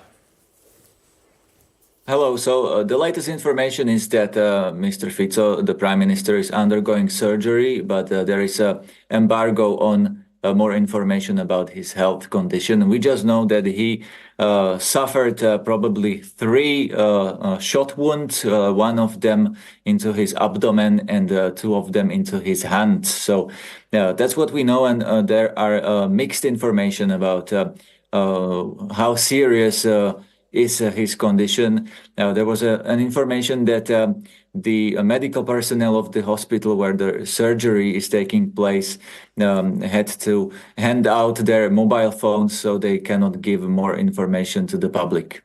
Right, and it'd be wrong to speculate. So thank you for that. And what about the police saying anything about the motives of the suspect at all? We don't know anything about the motives. Absolutely, there was no information about any motivation. My colleague actually managed to speak to a son of this man. The shooter was 71-year-old man from southern Slovakia. And even his son is really shocked. He said he is not a psychiatric patient. He did not have any kind of plans to assassinate the prime minister previously, or he did not mention anything of this to his family. So basically everyone is shocked and nobody knows anything about his motivations. And just describe, if you could, Handlova, where he was, where this happened, why was he there, and information like that, if you have it. Yes, this assassination attempt happened in Handlova, which is central Slovakia. It is in regions. It was a normal practice of the government, especially of the government of Mr. Robert Fico, who is prime minister already for 4th time, that he organizes these kind of sittings of the government in the regions. He used to meet with people, sometimes in person. Lately, there were a lot of protests against Mr. Fico, even at the places where he went to have such governmental meetings in regions. Last time, only several weeks ago, people protested against him with transparents when he appeared in Prague. They also protested, and the behavior that we have seen in Robert Fico was that he usually he did not avoid those protesters. He went there and he was, for example, saluting the protesters or smiling at them or waving at them. At this occasion, it was reported that Mr. Fico approached the crowd and there was a man who was shouting his name, and Mr. Fico went there to shake his hand, and this man pulled out a gun that we know now that he was in legal ownership of the gun, and shot Mr. Fico. It was reported there were 4 to 5 shots, and we know that probably 3 of them hit the Prime Minister. Right, and just describe the public mood. I mean, there must be real shock. There is absolutely a big shock because nobody was expecting this to actually happen, even though, and that's quite interesting, Mr. Fico said himself that something like this might happen. He predicted this only a few weeks ago. He said that maybe this hatred and polarization in the society will lead to a murder of somebody from the government. That's what he has said only weeks ago, because, well, the atmosphere in Slovakia is really, I would say, really polarized. And why is that? Why are politics in Slovakia so febrile right now? I would say there are complex reasons, but I will explain the context from the previous government. The previous government was, let's say, anti-corruption government that really cracked down on a lot of nominees from the government before, and the government before was Mr. Robert Fico and his allies. So a lot of members of his party or his nominees were charged with serious crimes. Some of them were even sentenced. And this was really something emotional for Smer party, Smer nominees. Mr. Fico was organizing press conferences every day where he really... how would I say that? He definitely had spread some hatred against his political opponents. So the emotions and the polarization in the society is definitely...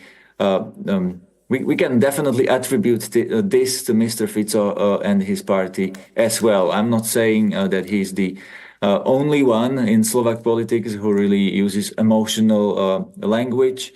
But it's true that he himself called people rats, pigs, and this kind of names. So that became quite normal in Slovak politics. And just finally, Peter, I mean, what do you think the impact will be on the country? It is really hard to say, honestly. Because the opposition, they really called off the protest that was planned for today against the attempted political capture of the public service media. And the opposition, they really try to calm down the society. Also, the president made a speech, let's please calm down, let's not escalate any violence or anything like this. But the governing coalition, they also sent... I would say mixed signals. Some of them, they also said, let's not escalate. But there was a press conference from the parliament where senior members of Smer party, where Mr. Fico is a chairman, and his coalition ally, the Slovak National Party, which is really like a right-wing political party in the government, they blamed already the opposition and what they call the liberal media for the atmosphere, and they really almost attributed this to the media and their basically the political opponents of the government. Okay, Peter, thank you for coming on. Appreciate it. You're watching the News Hour. Coming up, stay with us for more as we continue our coverage on the shooting of the Slovakian Prime Minister, Robert Fico.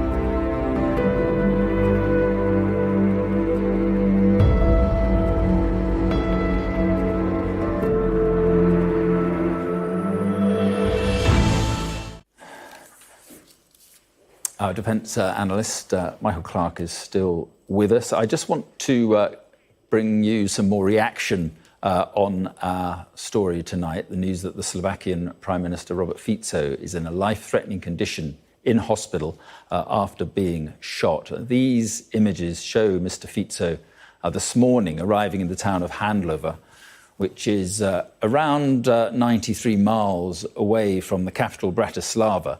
He was there for government meetings.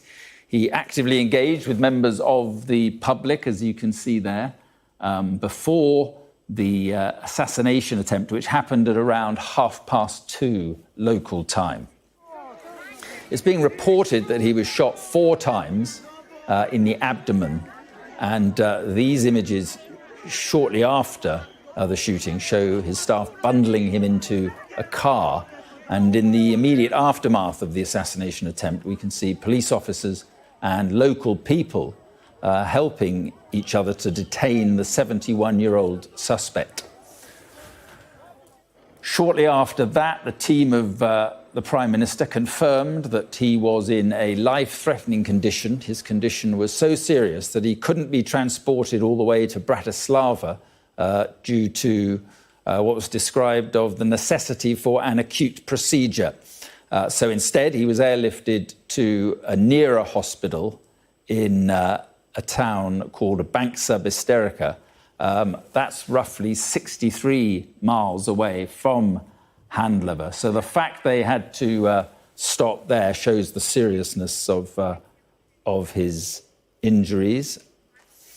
Reaction is, of course, coming in from leading politicians across Europe. Rishi Sunak has tweeted this: "Shocked to hear this awful news. All our thoughts are with Prime Minister Fico and his family." In a statement, the Russian President Vladimir Putin offered his support to Prime Minister Fico, saying there can be no justification for this monstrous crime. "I know Robert Fico as a courageous and strong-minded man. I very much hope that these qualities will help him to survive this difficult situation." President Biden said this: "I am alarmed to hear reports of an attack on the Slovak Prime Minister Robert Fico. Jill and I are praying for a swift recovery, and our thoughts are with his family and the people of Slovakia.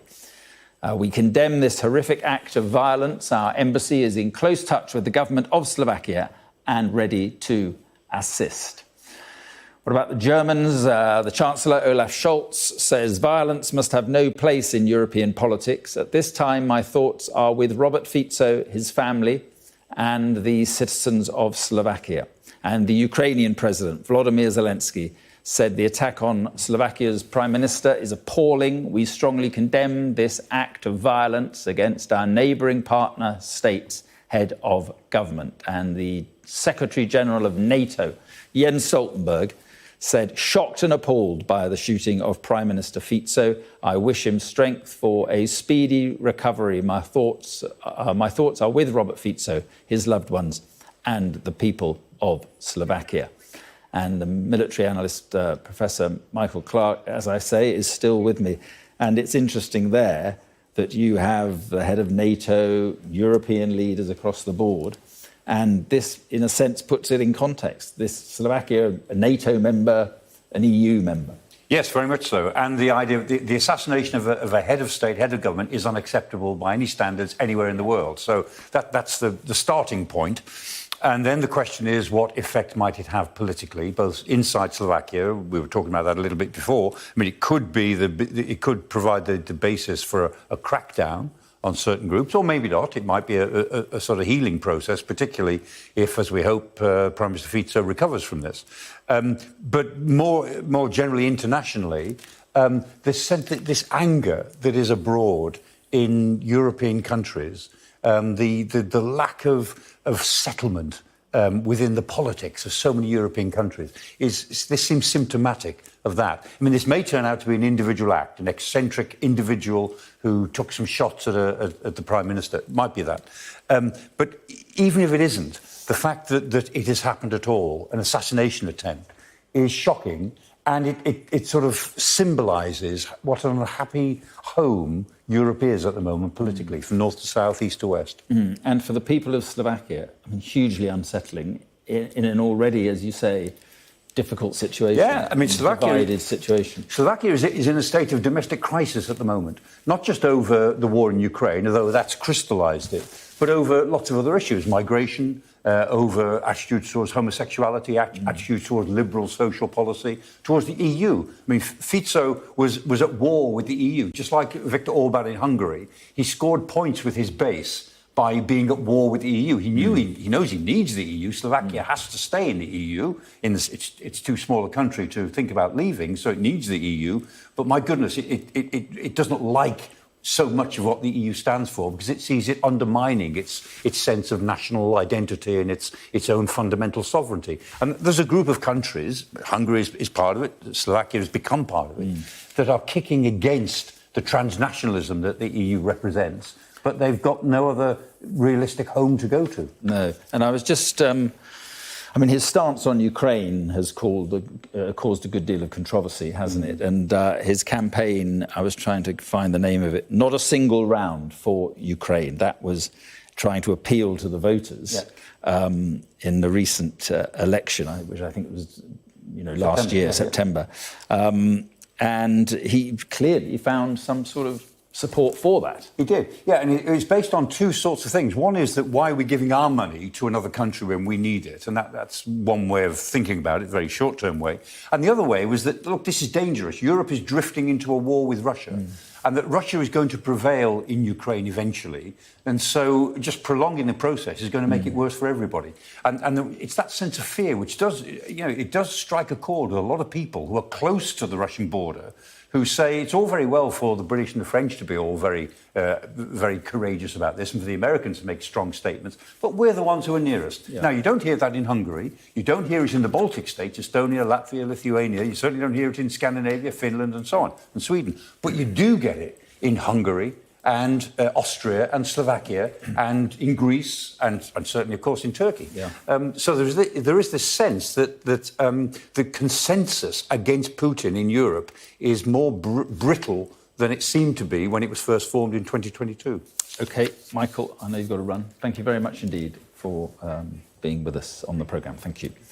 I'm joined now by Juraj Majcin, who is a defence and security policy analyst at the Slovakian European Policy Centre. Welcome. Thank you very much for being with us. And I just wonder, first of all, what you make of these events.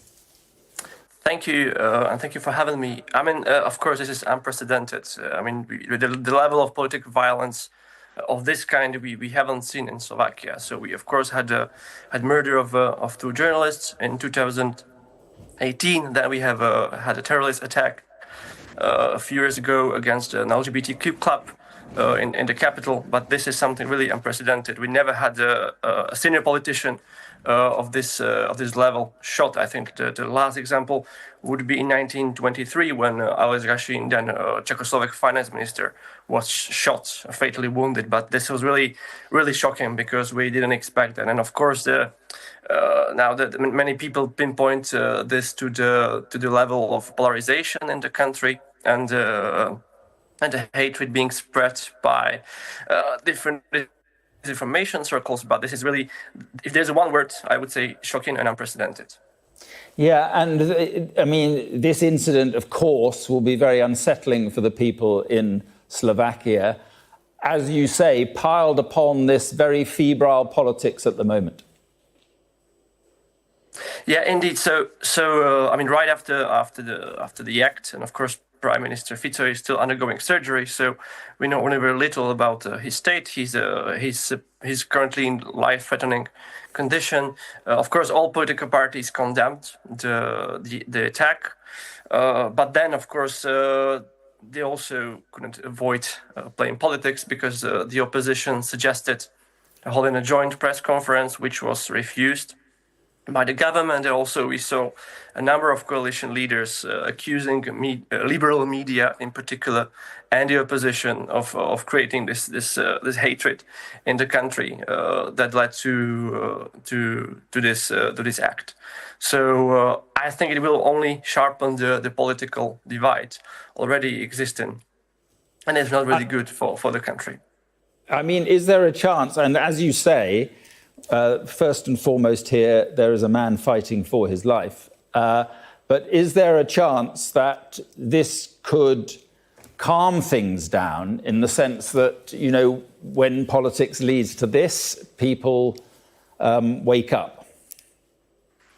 I mean, I would be very skeptical with this regard. Of course, one would expect this to happen, but the sheer level of hysteria that invaded the Slovak public sphere is also, I would say, unprecedented. So even though President Čaputová had a statement, a press conference where she condemned the attack, and she tried to calm the population, and also many politicians now call for calm. But on the other hand, especially the coalition is spreading accusations. So on the one hand they call for calm, but on the other hand they're also calling for accusing people that not necessarily that are not necessarily connected with this act. So I wouldn't say it would lead to a calm. No. Okay, Yuri, I appreciate your time. Thank you very much indeed. Thank you. Now, of course, we're going to stay across this hugely significant story, and we will bring you all the developments, but we do want to get some other news in this evening. And so we're going to go and get the latest sport now with Julian.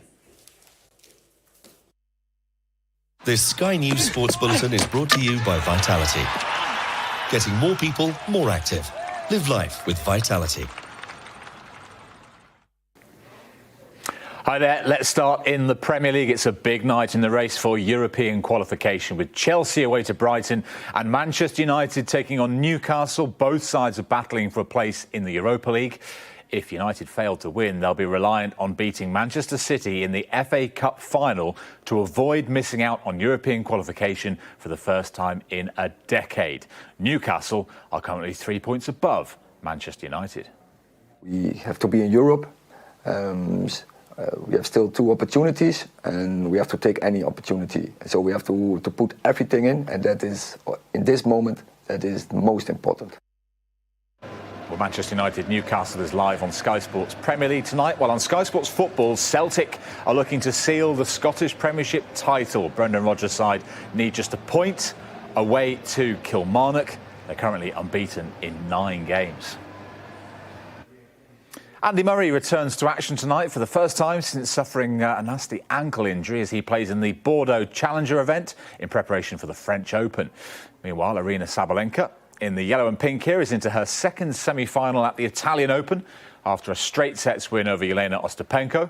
The world number 2 joins Iga Swiatek and Coco Gauff in the last 4. It's actually the first time that the WTA's top 3 players have all reached the semi-final of a tournament since 2012. And in Formula One, Alex Albon has signed a contract extension with Williams until at least the end of the 2026 season. He had been linked to Mercedes following Lewis Hamilton's imminent move to Ferrari next season, and also linked with a return to Red Bull, where he was once a teammate of Max Verstappen's. There's more build-up to tonight's football action, which also includes Tottenham against Chelsea in the Women's Super League. Live for you right now over on Sky Sports News, and I'm back with you here in an hour. This Sky News Sports Bulletin is brought to you by Vitality. Now, just one other story to bring you this hour, and the beleaguered Co-op Arena in Manchester finally opened its doors last night, with Elbow being the band to christen the venue with a performance. It comes after weeks of cancellations after part of the venue's ventilation system fell to the ground earlier this month. Joining me now is the lead singer of Elbow, songwriter Guy Garvey. Good evening, Guy. Thank you so much for being with us. And I'm sorry we've been curtailed by these events in Slovakia. But It was a pretty disastrous opening for the venue, but you said last night on stage, let's open this venue properly, shall we? Do you think you did? It was a really wonderful evening. Everybody was in fine voice. It's a really well-designed building. It's definitely a feather in the cap of Manchester's music. Yeah, it was a really proud moment. We were so pleased that it ended up being us. And it's a gorgeous venue. Well, I guess it is appropriate that it was a Bury band, I should say, I suppose. What did it mean to you? Well, it's a joy to us that we're still allowed to do this for a living after all these years. 33 years since we formed in Bury, and yeah, a little piece of history. It's something that we're very, very proud to have done. Did the problems that the arena had, did that give an extra edge to the performance? Were you kind of worried that something would go wrong? Well, I mean, I went and had a look at the venue the day before, so I was quite confident that it was all going to go ahead. They literally were sort of putting the final touches the day before. And actually seeing the room and feeling it and hearing it made me more confident. I mean, there was the point that the previous show had to be pulled very close to showtime. So when the doors opened, there was a palpable sigh of relief from everybody coming into the venue and everybody who's been working so hard to get it up and running. So yeah, it was, before we'd hit the stage even, a really joyful occasion. Yeah, nice. And you, as this was unfolding and gig after gig was being cancelled, you must have started to think, well, it's not going to happen for us. Well, we had fallback arrangements, if I'm completely honest with you, but we decided, do we want to hold our nerve and be part of something that's a step forward for the city? It's employing thousands of people. It's going to include transport links. Just the morning of the show, actually, I was in a lovely cafe called The Coffee Pot at the top of Oldham Street, about a mile from the venue, and it was filled with people who were going to the show. So evidence straight away on day one that it's helping the local economy. Yeah, and look, you've been there, done it all in the music business. Did you feel an extra sense of responsibility with this one? I did a little bit of an extra vocal warm-up, if that's what you mean, Mark, yeah. I'm sure you less Guinness than I wanted. And what about the arena itself? I mean, to play in, did it work for you? Excuse me. The way they've designed it is with music in mind. So it's the first arena, really, that we've played in that sounds that good. It's not too sound absorbent. That can take the joy out of a performance. It can make an audience clapping madly sound like a cricket match if the room is too dead. Yeah. They've got the balance just right. It's not clamorous and echoey and a nightmare for the sound engineer. So it's designed with the audience in mind, and all the reports from family and friends were that it was the best sounding that they've heard us. So, all right. Well, listen. Great job. Yeah, Guy, thank you very much indeed for being with us. I know you're continuing your tour. Are you in Nottingham tonight? I'm in the salubrious backstage area of Nottingham Arena. I don't know if you heard the toilet flushing during our chat. It's all glamour in your world. It is. Thank you very much for being with us. Thank you very much. Oh. Okay, Guy, thank you very much. Thank you, Mark. Right, let's have a look at the weather. And the weather will stay unsettled over the next few days as low pressure remains to the southwest. Conditions will settle into the weekend as it drifts eastward. This evening, cloud will lie from East Anglia up to northwestern England and southwestern Scotland with some patchy light rain. Potent showers further south will die away, leaving a largely fine evening for many southwestern areas. Northern Scotland will also see late sunshine and warm conditions. You're watching the News Hour. Coming up at 6. Stay with us for more as we continue our coverage from Slovakia following the shooting of the Prime Minister Robert Fico, who is this evening in a serious condition.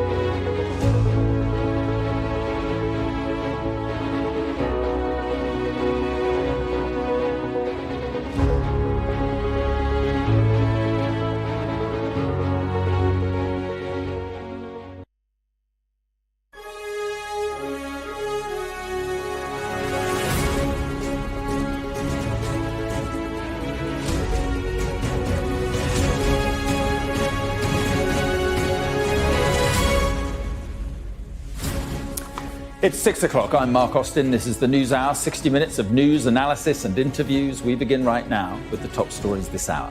An assassination attempt on Slovakia's Prime Minister as he's shot multiple times. The suspect has been detained.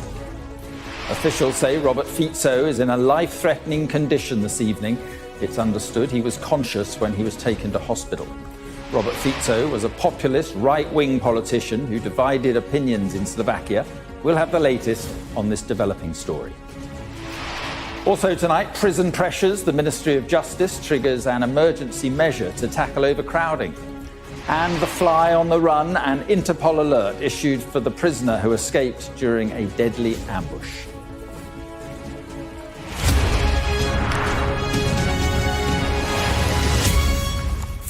Good evening. Our breaking news tonight. Slovakia's Prime Minister is in a life-threatening condition after being shot multiple times in a suspected assassination attempt. Robert Fico has been airlifted to hospital and a suspect, reported to be in his 70s, was detained at the scene. These images show Mr Fico this morning arriving in the town of Handlova, which is about 93 miles away from the capital Bratislava. He was there for government meetings. He actively engaged with members of the public before the assassination attempt, which happened around 2:30 local time. It's being reported that he was shot 4 times in the abdomen, and these images shortly after show his staff bundling him into a car. In the immediate aftermath of the assassination attempt, we can see here, police officers and locals helping each other to detain the 71-year-old suspect. Shortly afterwards, the team of the Prime Minister confirmed that he was in a life-threatening condition. His condition was so serious that he couldn't be transported straight to Bratislava due to what they said was the necessity of an acute procedure. So instead, he was airlifted to a hospital in the Banksa Bystrica region, roughly 60 miles away from Handlova. An eyewitness who was attending the event described what happened. There were 4 people standing next to me on my left, and we'd said hello. At that point, I heard something literally like a cannonball, like cannonballs to me. I was shocked. What's going on? And then I saw him fall. I realised that this wasn't a joke. I just saw over his head as he fell behind the bench like that. Within the last hour, Slovakia's President Zuzana Kaputova has given her reaction to the assassination attempt. I'm shocked. We're all shocked by the horrific and malicious attack on Prime Minister Roberto Fico. Something serious has happened, which we probably are not yet aware of because we cannot contain it. The physical attack on the Prime Minister is primarily an attack on a person. It's also an attack on a democracy. Any violence is unacceptable. The hateful rhetoric we witness in society leads to hateful actions. The police arrested the perpetrator. As it becomes possible, they will definitely bring more information. For the most thing, and the only important thing at the moment, is that Roberto Fico recovers as soon as possible. Well, here the Defence Secretary Grant Shapps gave his reaction. Really shocked, of course. I mean, this is a European country, the Prime Minister being shot at, I understand, several times, and in a serious condition as we speak. Thoughts go to his family, first and foremost, but also, of course, to the Slovakian nation as well. This will be very shocking all round, and we wish him a speedy recovery. Let's speak to our correspondent, Darren McCaffrey, who has met Robert Fico a number of times. Good evening, Darren. Just first of all, what do you know of the latest as his condition? Yeah, very good evening, Mark. First of all, there is no doubt that Slovakia tonight is in shock, essentially, at what happened. The country has never seen anything like this, and it is also impossible to underestimate what a towering figure Robert Fico was when it comes to Slovakian politics. This is a man who's been involved in politics really since the early 1990s, before Slovakia in its current form even existed, when it was Czechoslovakia. and he has been Prime Minister many times. So, as I say, the country is in shock. In terms of the details of his condition, we don't really, frankly, officially know more than he remains in a critical condition, though there have been reports, and it is merely reports at the moment, that maybe he has emerged from being in a critical condition and is somewhat improving, though, as I say, they are somewhat unconfirmed at the moment. But clearly, this is very, very serious. The very fact that he couldn't be taken to Bratislava was a sign of that. I suspect we will probably get an update from the authorities there a bit later on this evening. In relation to the suspect, we simply don't know any motivation at all. What we do know is that he's 71 years old. He's from a village in central Slovakia. We believe that the pistol that he fired from was legally held. And that, as you can see, he was pretty quickly arrested by police. He's clearly in custody, will be being interviewed as we speak, almost certainly. But as I say, in terms of what motivated this today, we do not know. It does seem, at least from the pictures and what we've heard, that he probably acted alone. But beyond that, we really don't know what led this man, this 71-year-old man, to assassinate the Prime Minister of Slovakia. Just put this in context. I mean, this was or is a NATO country, it is an EU country, and this is an assassination attempt on the Prime Minister. Is extraordinary in itself, but it is also a very deeply divided country. It is maybe not a coincidence, we don't know, but today was meant to be the scene of a large protest in Bratislava about the government's plans to abolish the public broadcaster there and replace it with an institution that would have been viewed as much more passive towards the right-wing government into the Prime Minister himself. We know there are also concerns about judicial reforms that he has attempted to bring in since being re-elected again back in October. You know, Robert Fico is a politician who is undoubtedly a populist. He is undoubtedly on the right. He's someone who deals in pretty brutal politics. He uses very, very strong language. He is not conciliatory towards his political opponents at all, or indeed members of the media. He is also someone who effectively got elected on a platform of turning a war away from support for Ukraine. He was pledging to end military support, something he has subsequently done, and also was someone who seems to be a bit more sympathetic towards Russia, but also someone on a range of social issues was much more conservative than the government beforehand on issues around sexuality, and also someone who very much used the war during the election campaign last year, Mark, to say that the financial problems inside Slovakia were down to the conflict, which, by the way, is a lot closer to Slovakia than it is to us in the West in a geographical sense, but also I think in the mindset of Slovakian supporters. So he has got a constituency who undoubtedly do support him. They tend to be older voters in the countryside. They're more conservative, they're more religious. They're the people who've been his supporters throughout the last 30 years. But there are also a group of people, particularly in the cities, who are younger, who are more metropolitan, who are the middle classes, who are not in favour of what they see as not just a right-wing agenda in Slovakia, an agenda that turns its back on Ukraine, that attacks Brussels constantly and takes a hardline approach to some social issues, but also one that they fear is becoming increasingly authoritarian. And they look at the attempted changes to the media and the judiciary as an example of that. They look at some of their neighbours like Hungary and Poland, where this has happened in the past. And that is why there are these deep divisions. And it is one of the reasons that he's a very polarising politician in Slovakia. Now, this does not feed into the motivation, at least at this stage, because, as I say, we do not know. But there is no doubt he is a towering figure in Slovakian politics, but he is an incredibly divisive one too. OK, Darren, thanks very much indeed. I'm joined by Dr. Sean Hanley from UCL's School of Slavonic and East European Studies. Good evening. Thank you very much for being with us. And first of all, I just wonder what you make of these events. Well, these are very shocking events. I mean, Central Europe really does not have any kind of a record of political violence against frontline politicians like this. We'd have to go back to the early 2000s and the assassination of Serbia's prime minister to find anything comparable. And I think it will have a really very major effect on Slovakia's politics. A lot will depend, of course, on Robert Fico's health and if he survives and if he's able to return to frontline politics. But I think it will destabilize an already rather polarized and unstable situation in Slovakia. Yeah, it's obviously a man is fighting for his life tonight, but we can't not talk about the politics of Slovakia, which are pretty febrile.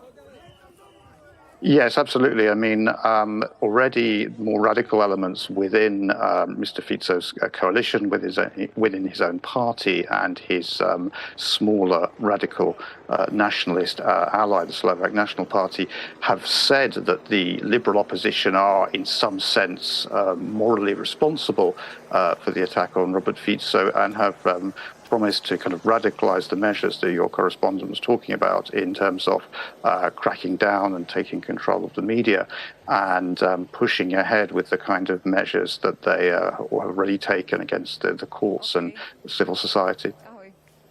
So you have fears about the impact that this could have on an already difficult situation?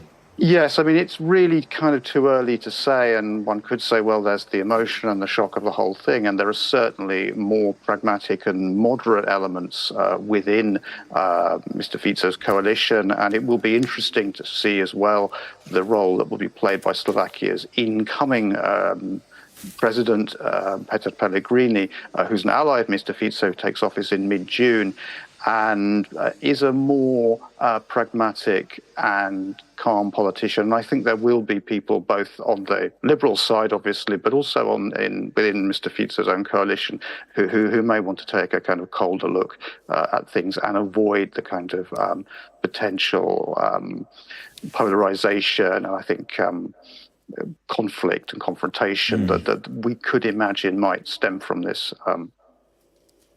And we've had the last hour or so reaction from President Putin. I'm just interested in Robert Fico's stance on Ukraine, which was within the country controversial. It was divisive. I mean, Mr. Fico is a skeptic about Western support for Ukraine and someone who is accommodating towards Russia's position.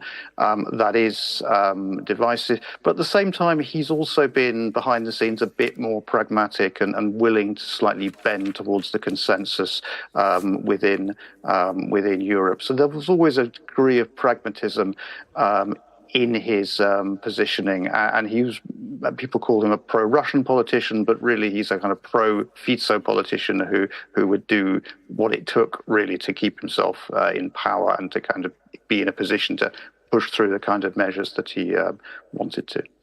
And just finally, cultural issues, and we had a broadcaster on saying that he was trying to crack down on the media or bring the media under government control. I guess that too all plays into his style of politics. Absolutely. I mean, the public media, but one could imagine maybe private media now will be potentially in the firing line. And as I mentioned, some more radical elements within his own party have already said that both the liberal opposition and journalists have some kind of moral responsibility for what's happened to Robert Fico. So yes, absolutely, the media will be potentially under a lot more pressure in Slovakia. Dr. Hanley, thank you very much for coming on the programme. Thank you. Well, earlier I spoke to Peter Hanak, a Slovakian journalist, who told me the latest about Prime Minister Fico's condition. Mr. Fico, the Prime Minister, is undergoing surgery, but there is an embargo on more information about his health condition. We just know that he suffered probably 3 shot wounds, one of them into his abdomen and 2 of them into his hands. So that's what we know, and there are mixed information about how serious is his condition. There was an information that the medical personnel of the hospital where the surgery is taking place had to hand out their mobile phones so they cannot give more information to the public. Right, and it would be wrong to speculate. So thank you for that. And What about the police saying anything about the motives of the suspect at all? We don't know anything about the motives. Absolutely, there was no information about any motivation. My colleague actually managed to speak to a son of this man. The shooter was 71-year-old man from southern Slovakia. And even his son is really shocked. He said he is not a psychiatric patient. He did not have any kind of plans to assassinate the prime minister previously, or he did not mention anything of this to his family. So basically everyone is shocked and nobody knows anything about his motivations. And just describe, if you could, Handlova, where he was, where this happened, why was he there, and information like that, if you have it. Yes, this assassination attempt happened in Handlova, which is central Slovakia. It is in regions. It was a normal practice of the government, especially of the government of Mr. Robert Fico, who is prime minister already for fourth time, that he organizes these kind of sittings of the government in the regions. He used to meet with people, sometimes in person. Lately, there were a lot of protests against Mr. Fico, even at the places where he went to have such governmental meetings in regions.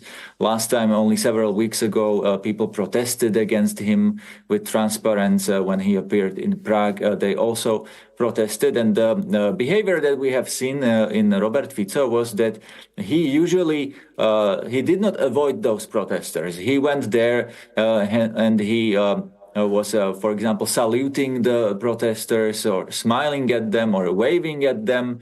At this occasion, it was reported that Mr. Fico approached the crowd, and there was a man who was shouting his name, and Mr. Fico went there to shake his hand, and this man pulled out a gun that we know now that he was in legal ownership of the gun, and shot Mr. Fico. It was reported there were 4 to 5 shots, and we know that probably 3 of them hit the prime minister.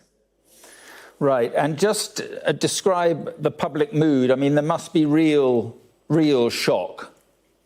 There is absolutely a big shock because nobody was expecting this to actually happen, even though, and that's quite interesting, Mr. Fico said himself that something like this might happen. He predicted this only a few weeks ago. He said that maybe this hatred and polarization in the society will lead to a murder of somebody from the government. That's what he has said only weeks ago, because, well, the atmosphere in Slovakia is really, I would say, really polarized.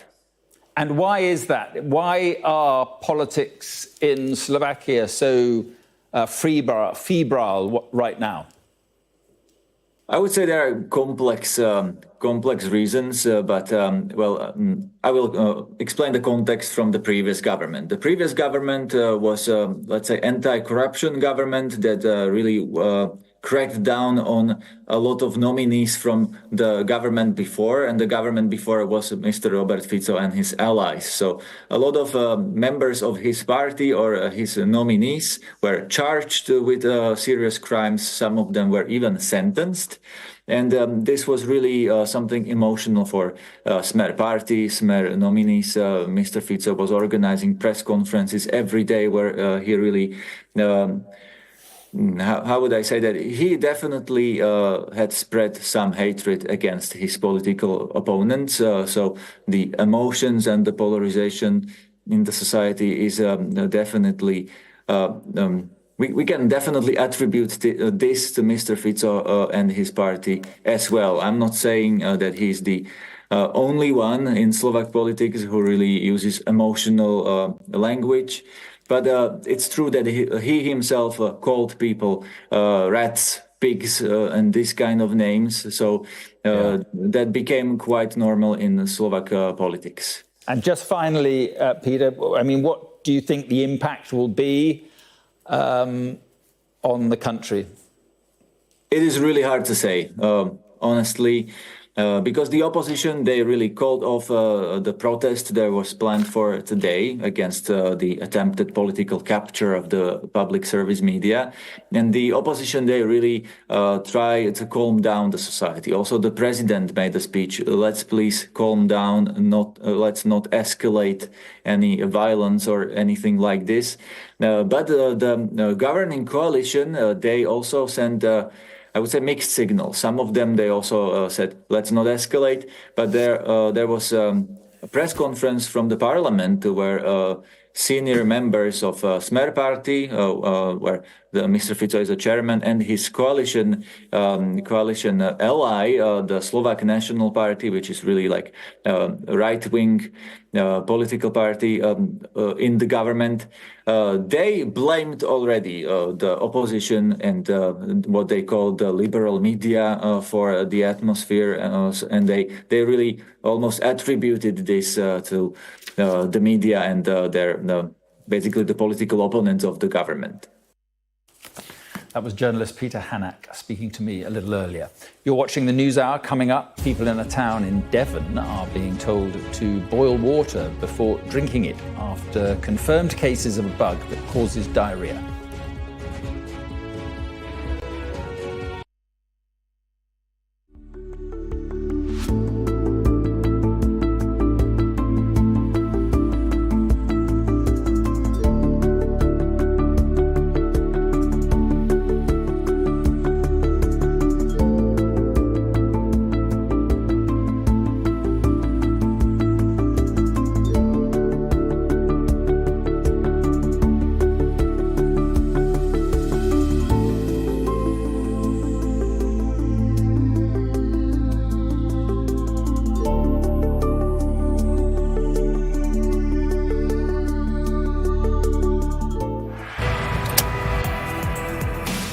I'm Dan Whitehead and I'm Sky's West of England correspondent.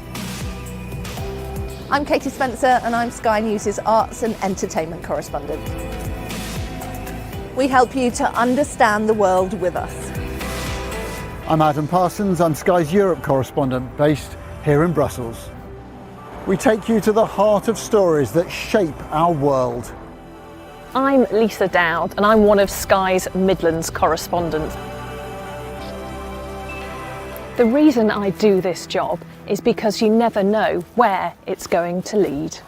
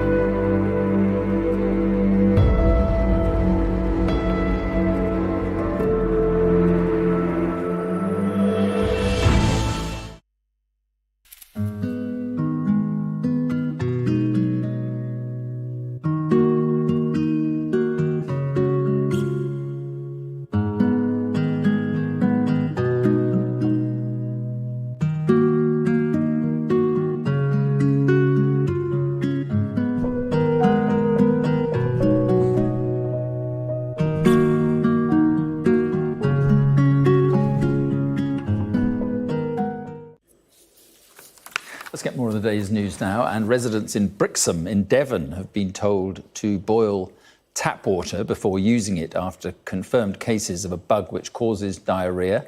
Our correspondent Alice Porter joins me now. So what's going on down there in South Devon?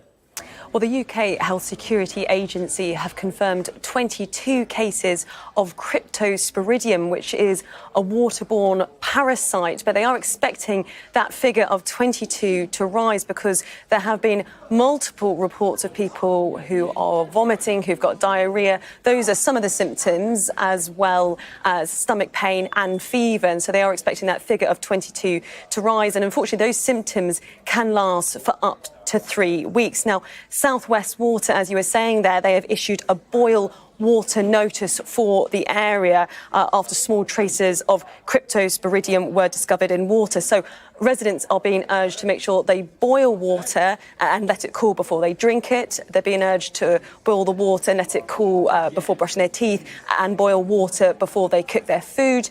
They say the water is safe for people to shower and bath in, but unsurprisingly, many people have taken to buying bottled water because of their concern, and that's what some of the residents in Brixham were telling Sky News earlier today. I've taken extra water back to my neighbours who live in I live in Paynton, and they've been ill with it. But a lot of people are not on the priority list. We've been told to boil the water twice, which is, you know, it's quite scary, and they've told us not to wash our hands in it. So it's difficult to know how to sort of deal with it, really. Now, South West Water say they are trying to investigate the source of the parasites, and the local MP for the area, Antti Magnall for Totnes and South Devon, gave this statement saying residents are rightly concerned about water quality in the Brixham area. I've been in regular contact with South West Water, Torbay Council and the UK Health Security Agency since this was brought to my attention yesterday. And I encourage residents to follow the advice of these organisations. Updates will also be shared on my website and social media channels, and I will continue to monitor the situation and hope all those who have been affected make a speedy recovery. Now, cryptosporidium is particularly dangerous for people who have a compromised immune system, but for most people, they will not be too unwell from it and they will not require any medical attention. Alice, thank you very much indeed.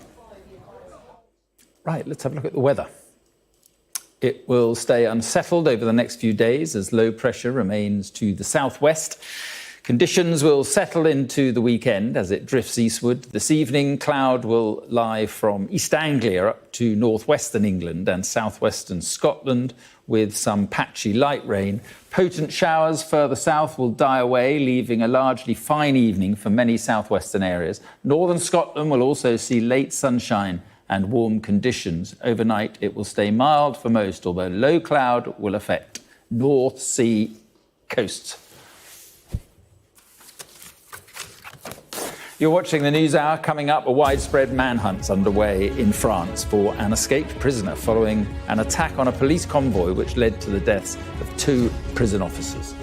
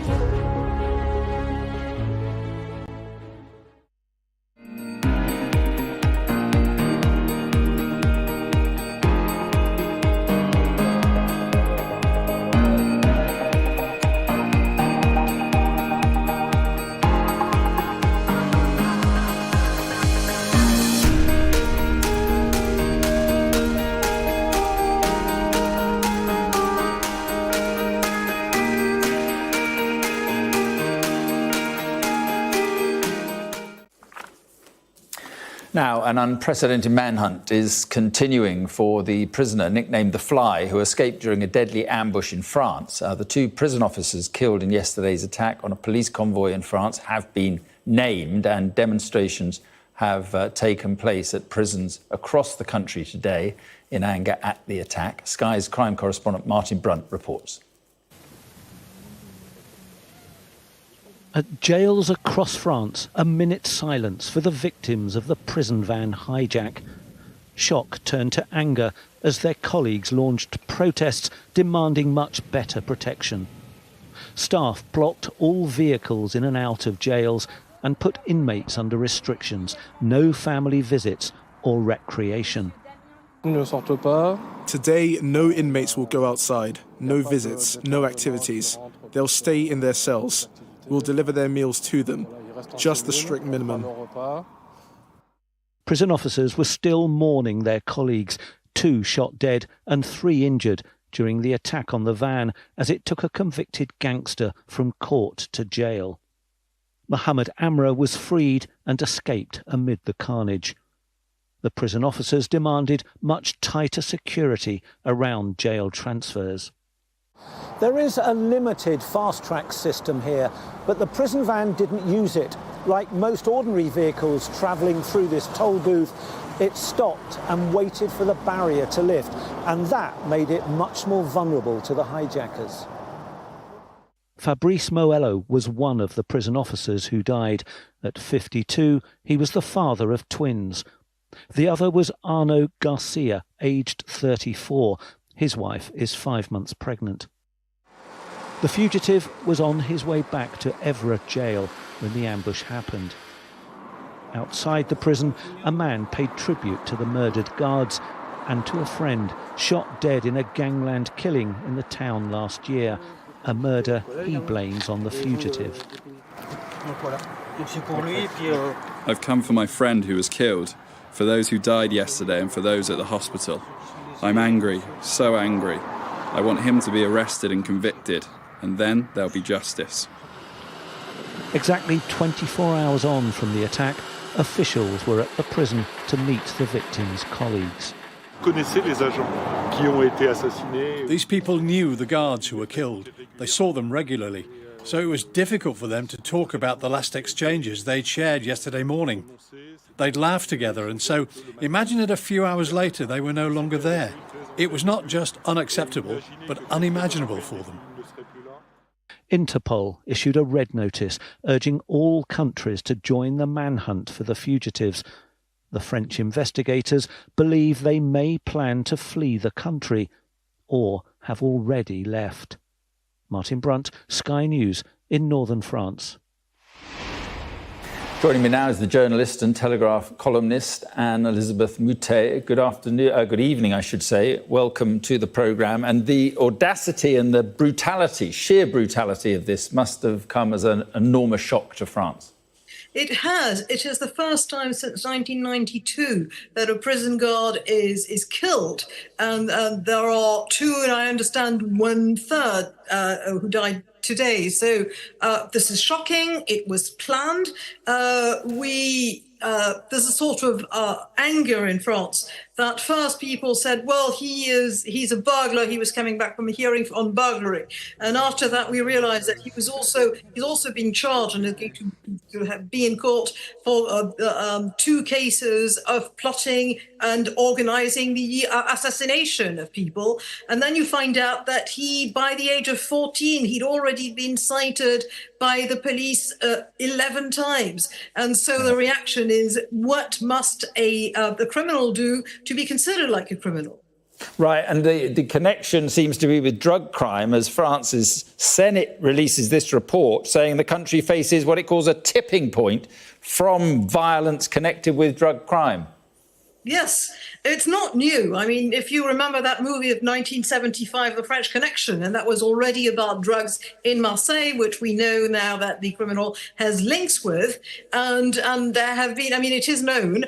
The tipping point is that you see, like in San Francisco, you now see people in Paris in the streets high on either crack cocaine or fentanyl, which has come from America to us.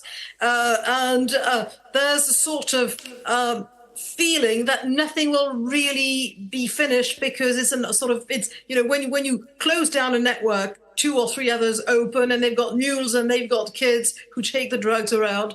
It's a dire situation, but that's something separate from the fact that very obviously lots of rules were broken at the jail. Lots of prisoners have cell phones. It's possible that he himself did not have a cell phone and was such regularly, but he certainly found, there were people organizing the thing so that the timing was excellent, that people knew when the police van would leave the court to go back to the prison. The whole thing was organized very well, and these the people who broke him out from the police van, killing cops and killing prison guards, were equipped with war weapons. They're old-style Kalashnikovs. Many of those swamped Europe 30 years ago at the end of the war in Bosnia, but they're still around, and it seems to be impossible to sort of make them disappear. Right, we've got a minute left. I just wondered how this is playing politically. Right-wing politicians, I see, already claiming the attack shows that the government has lost its grip on drug crime.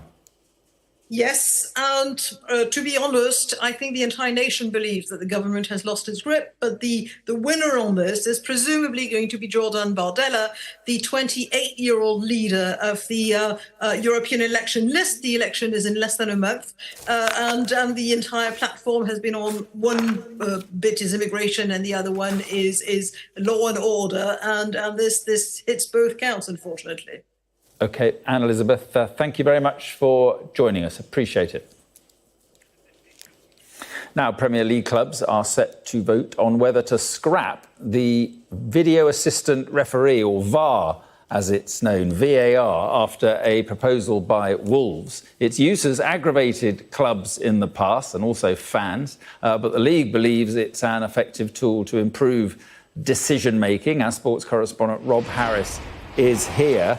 So, Rob, tell us more about this, because VAR, it attracts strong opinions. Yeah, it was intended to try and eradicate the game of mistakes, but it's actually managed to infuriate so many people, those lengthy VAR delays. And now we have the first Premier League club to go public and say it should be scrapped. VAR's been in place since 2019 in the Premier League, but Wolves, who have stayed in the Premier League, they're not saying this because they've been relegated ahead of the final weekend, but they're complaining about the impact on goal celebrations because you don't know if necessarily goal will be given. They're saying there's frustration with lengthy delays that have led to excessively long matches. We do regularly see games going beyond 100 minutes now over the normal 90. They're saying that subjective decisions are being overanalyzed beyond the clear and obvious errors that VAR was meant to be used for. And they're saying errors are continuing despite VAR. And ultimately, they say that there's an erosion of trust and reputation, as they put it, with completely nonsensical allegations of corruption. The words of Wolves there. We have heard from the Premier League. It does need 14 of the 20 clubs to back a decision, so it would take 14 to decide to abolish VAR. I understand the Premier League's own board does back its continuation, and they say that it has led to an improvement in decision-making, going up to, 96% in terms of correct decisions, up from 82. And they're saying that the league fully supports the use of VAR and remains committed to make improvements to the system for the benefits of the game and fans. And we are expected to see things like decisions being explained more within the stadiums and semi-automated offside. So if you're used to seeing all those lines being drawn across the screen to see if a player is offside or not, that is due to be automated as the technology improves. But nothing has been as divisive in football in recent times than VAR, but Wolves believe it should be gone. Yeah. OK, Rob, thanks very much indeed. Right, time for sport with Julian.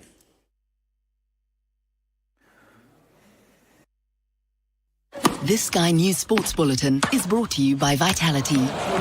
Getting more people more active. Live life with Vitality.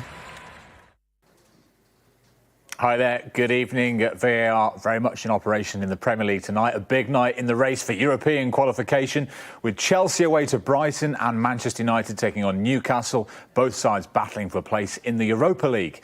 If Manchester United failed to win, they'll be reliant on beating Manchester City in the FA Cup final to avoid missing out on European qualification for the first time in a decade.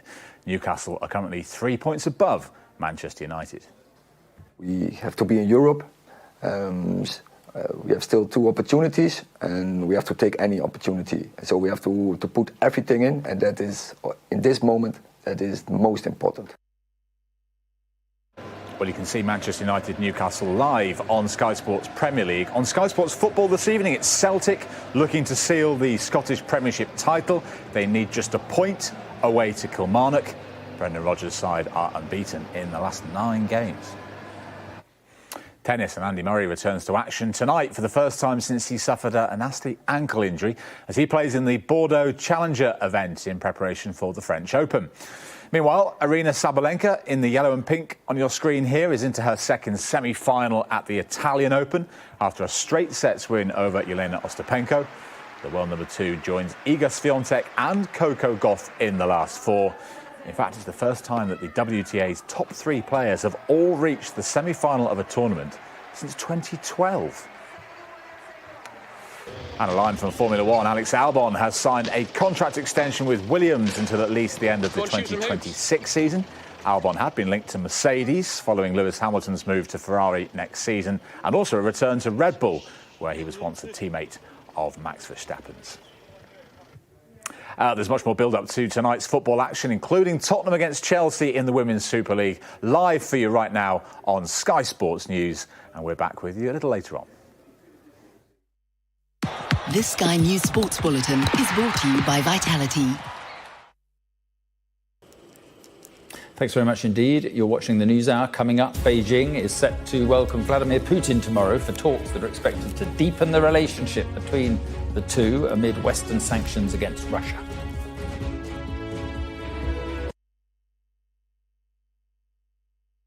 Well, at risk of sounding mealy-mouthed, good and bad, I mean, I think the face has got a real sense of character to it. He looks sort of benign, slightly apprehensive. It looks like him. It looks like a living image, which is important. It's a very important part of a photographer to catch this sense of someone living through the sitting, living through time. But at the same time, he's vanishing away into all that red. It's a sort of fiery furnace all around him. I'm not quite sure why. I believe it's supposed to echo the uniform of the Welsh Guards, which he's wearing, which is red. But it subsumes him. And if you think about the great portraits of the past, you think of Van Dyck and Charles on his horse, his predecessor, Charles, on his great horse thrusting, or Holbein's very famous Henry VIII, this huge figure presenting himself to the world. And instead we have this king who's almost vanishing, he's dissolving. But it feels very randomly modern to me. I see no reason to have this great cloud of red around him. I think I prefer a painting, which is, this is a portrait. It's his first portrait as monarch. It would be a good portrait if he was set in a symbolic stage set, I think. And instead we have this, well, as I say, a vanishing figure. I would still argue, but why? Why have this great sea of red? I'd argue why not. I really like it. Do you? It depends. I mean, it's a matter of taste, but it's hard to judge, but it is an enormous painting. That's another thing. And apparently he had to stand on a box to paint it, and the king stood on a box that they could. Yes, 8 foot 6 inches by 6 foot 6 inches, apparently. So that's a whole lot of king and a whole lot of red. It is a huge sea of red, and it also depends a lot where it's going to hang. I mean, it doesn't look too bad behind the gold setting where it's hung now.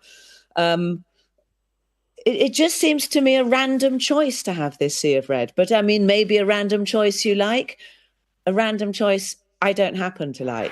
We take you to the heart of the stories that shape our planet. Mark Stone, Sky News in Washington, D.C.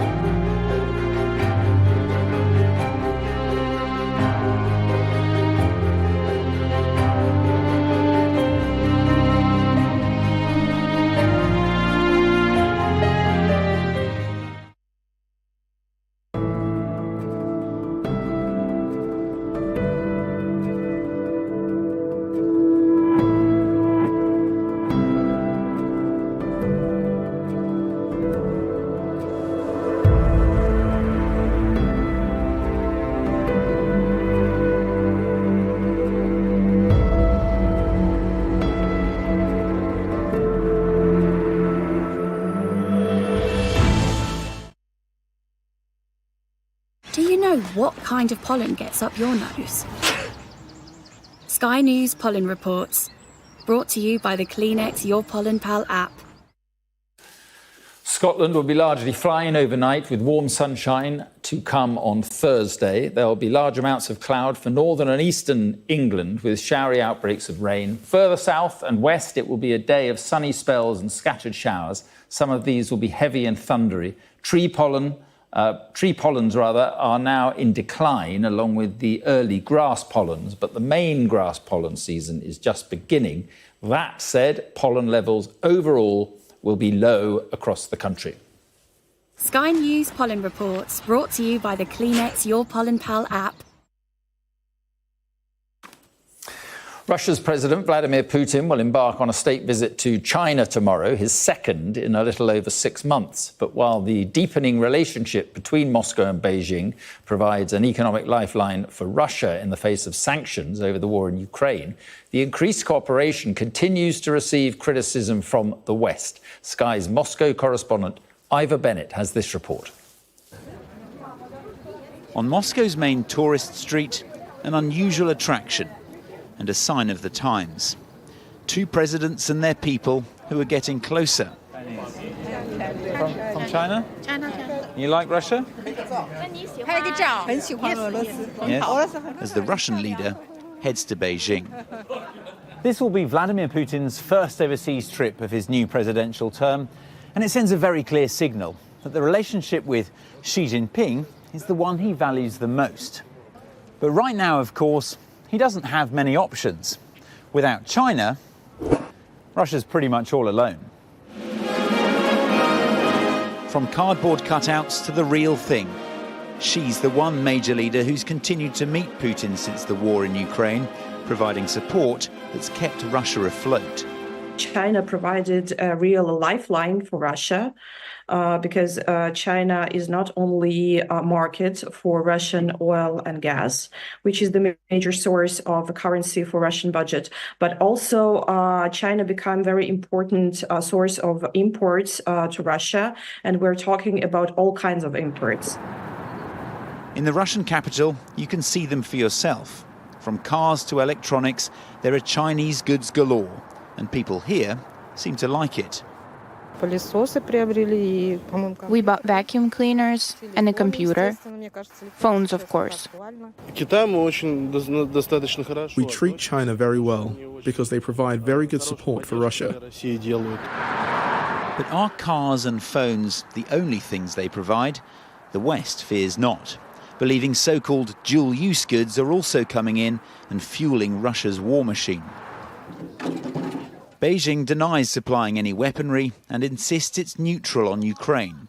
It's a stance Russia clearly appreciates. Ivor Bennett, Sky News, Moscow. Well, joining us now is George Magnus, author of Red Flags, Why Xi's China is in Jeopardy. Good evening, George. Good to talk to you. And they called it in the past a no-limits friendship. Is it that? I mean, what does it mean? Strangely, the term limitless or no limits has sort of dropped out of the official rhetoric, actually. And it's possible that, there is a reticence on China's part now about aspects of its relationship with Russia. But I wouldn't kind of overplay it, really. I think that both...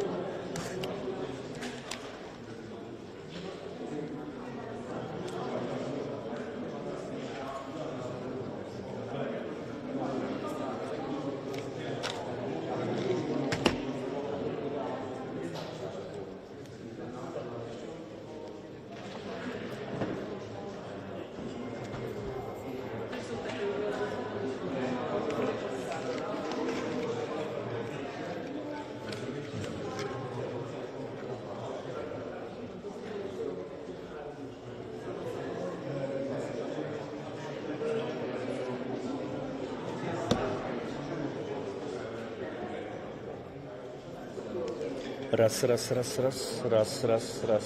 Raz, dwa, trzy, raz, raz, raz, raz.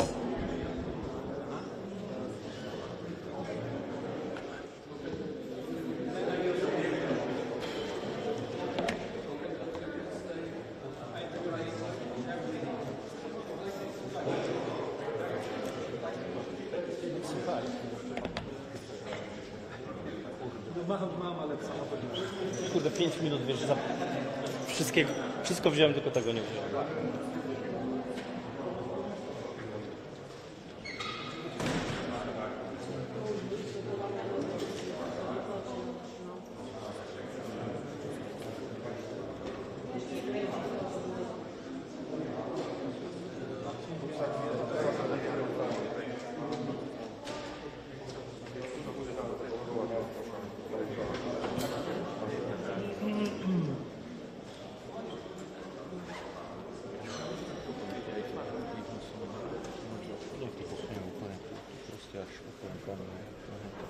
Pani to wymiarowo.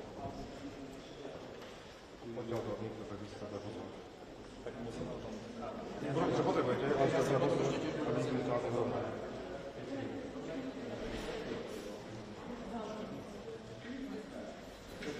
Je to veci sú vaše niekoho? Je to veci? Dobre, ja vám to len tak inteligentne prehodím na druhú stranu, dobre?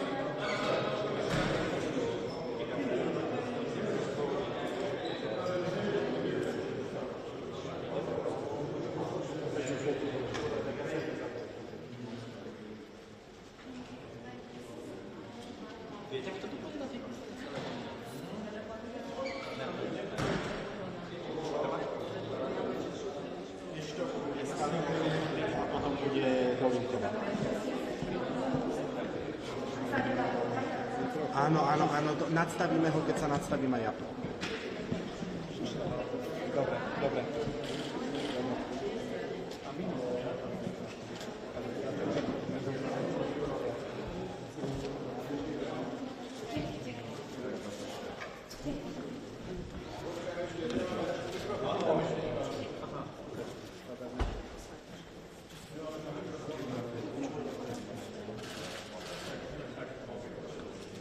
Prosím vás, na mikrofón koľko počkaj. Musíme vydržať, ešte mám redaktorku mikrofón. Viete, prosím vás, prezistiť, aby sme mohli začať?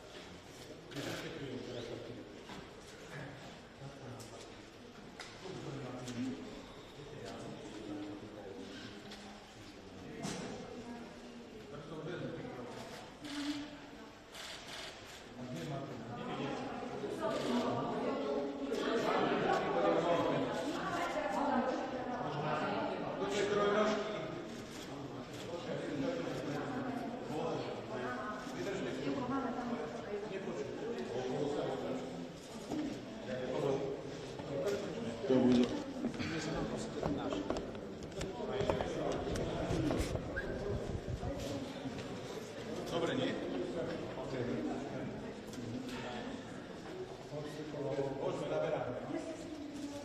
Dobrý deň, dámy a páni. O aktuálnej situácii vás budú informovať ministri Robert Kaliňák a Matúš Šutajnešov. Pán minister, nech sa páči. Dobrý podvečer, vážené dámy a páni.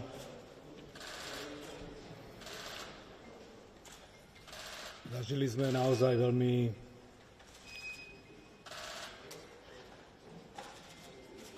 tragický deň, ktorý pre nás znamená boj o život predsedu vlády.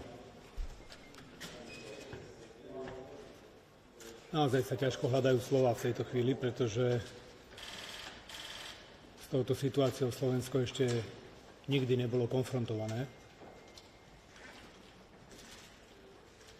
A ja môžem len vyzvať, aby sme túto nenávisť zastavili.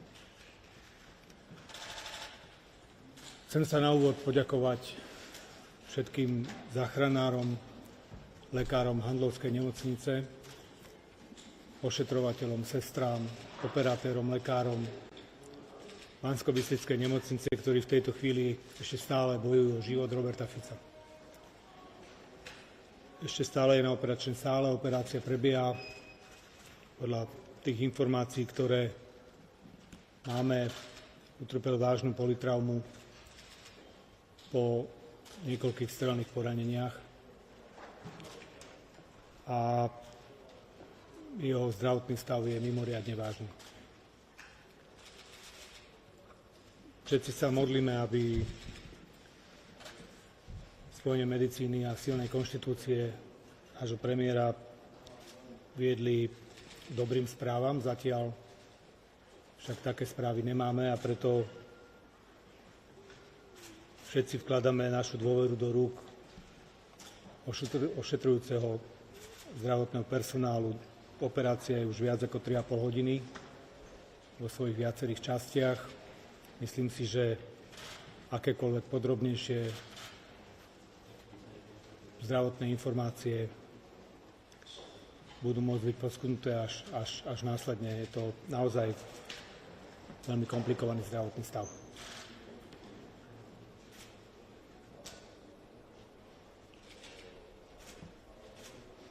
Slovensko bola vždy známa krajina ľudí tolerantných, ľudí, ktorí akceptovali iné názory a o ktorých sme vedeli vždy diskutovať. To, čo sa udialo dnes, je neprekonateľnou jazvou, ktorá nás bude prenasledovať ešte dlhé roky. Ale na to sa vôbec nikto z nás v tejto chvíli nesústredí a sústredíme sa iba na zdravotný stav Roberta Fica a veríme, že bude silný natoľko, aby dokázal túto drámu zvládnuť. Budeme vás o tom ešte podrobne informovať. Ďakujem pekne. Dámy a páni, môžem potvrdiť, že dnešný deň je v 31-ročnej histórii Slovenskej samostatnej republiky tým najsmutnejším dňom pre demokraciu, pretože atentát na predsedu vlády je útokom na samotnú demokraciu a demokratické zriadenie republiky ako takej.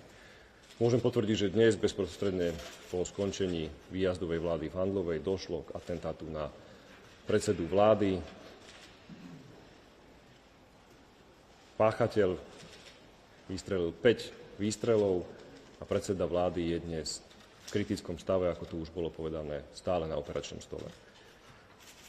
Chcem v prvom rade uistiť verejnosť, že urobíme všetko preto, aby sme tento ohavný čin vyšetrili.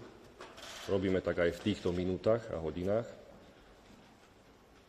Tie prvotné informácie, ktoré máme, hovoria o jasnej politickej motivácii a že rozhodnutie padlo krátko po prezidentských voľbách. Chcem vyzvať verejnosť, chcem vyzvať vás, novinárov, chcem vyzvať všetkých politikov, aby sme prestali šíriť nenávisť. Chcem vyzvať všetkých občanov,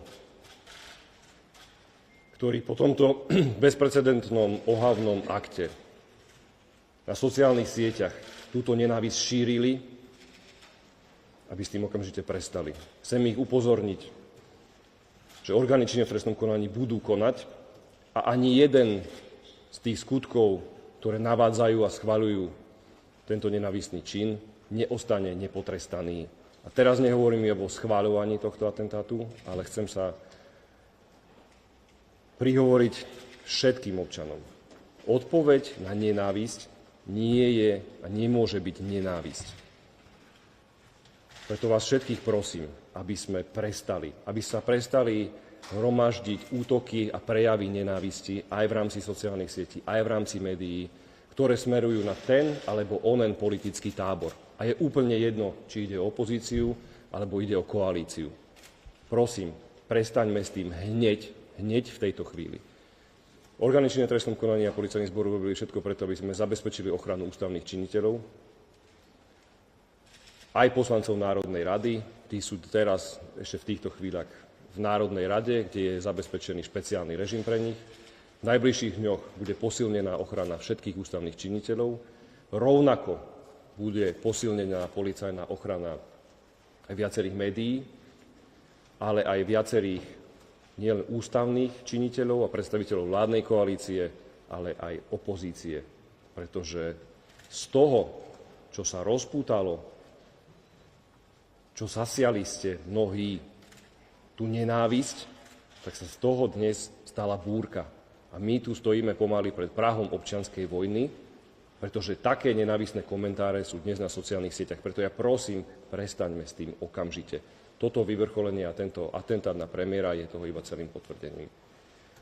Budeme robiť všetko preto, aby sme bezpečnosť ústavných činiteľov ochránili, aj politikov, na ktorých smerujú útoky, aj z tých radov opozície, aj na všetkých novinárov. Preto prosím, kľud, nevytvárajme tu nenávisť.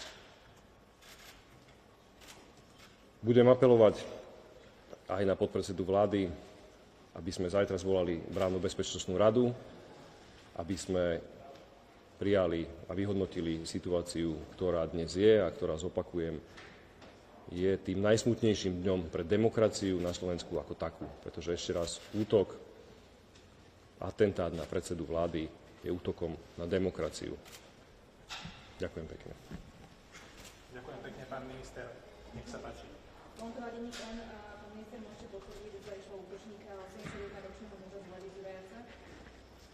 Myslím, že to môžem potvrdiť, áno.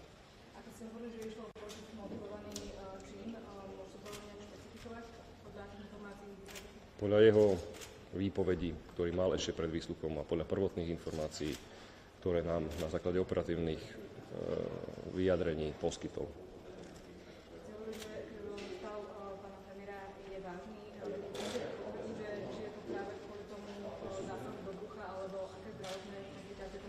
Nebudeme sa vyjadrovať k akýmkoľvek detailom. Ten stav, ktorý máme, informácia od operujúceho je, že pán premiér je v kritickom stave a je v ohrození života. To sú informácie, ktoré sme bezprostredne pred asi hodinou dostali a stále je na operačnom stave.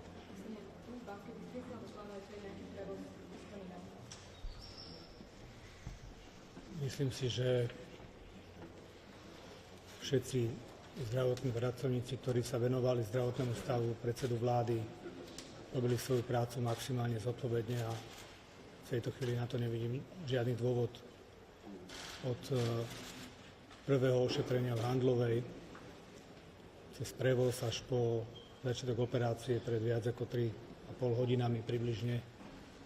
A je obrovský lekársky tím, ktorý sa snaží zvrátiť následky tohto atentátu. This act.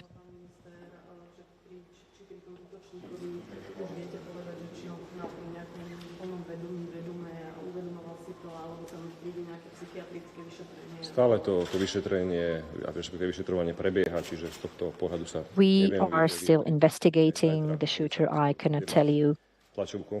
Tomorrow, the police will provide details at the press conference, but from what we know right now, this was a politically motivated attempt, and it took place very shortly after the presidential election.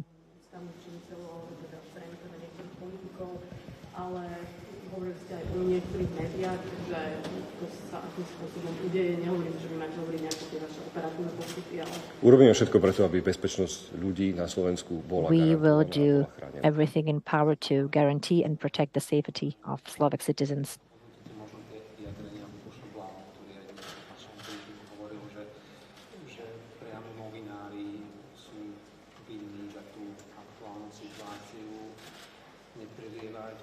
Ja som dnes sledoval kritický stav premiéra, ja som s ním bol aj na operačnej sále. I follow the critical condition of the PM. I was at the operating theatre as well with the Minister of Defense, and this is what I was interested in. I wanted to know how someone can deal with hate this way. And once again, please. Odpoveďou na nenávisť.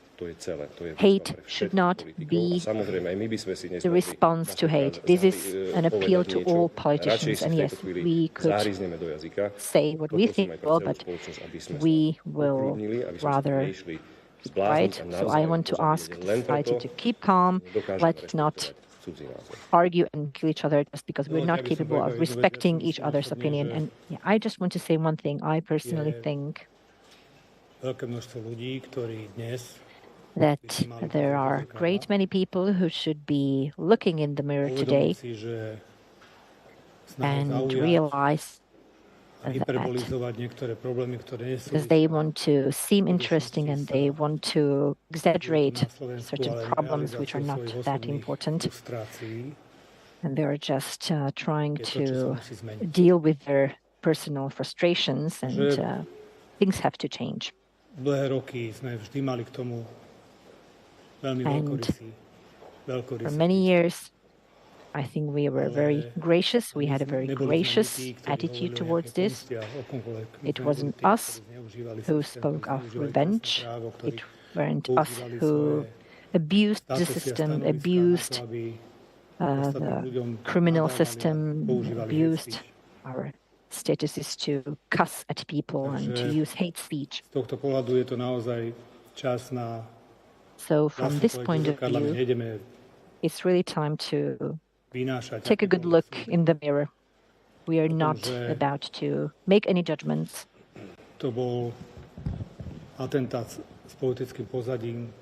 This was a politically motivated attempt. There are no doubt about it, and you know that very well. And I cannot come to terms with this myself.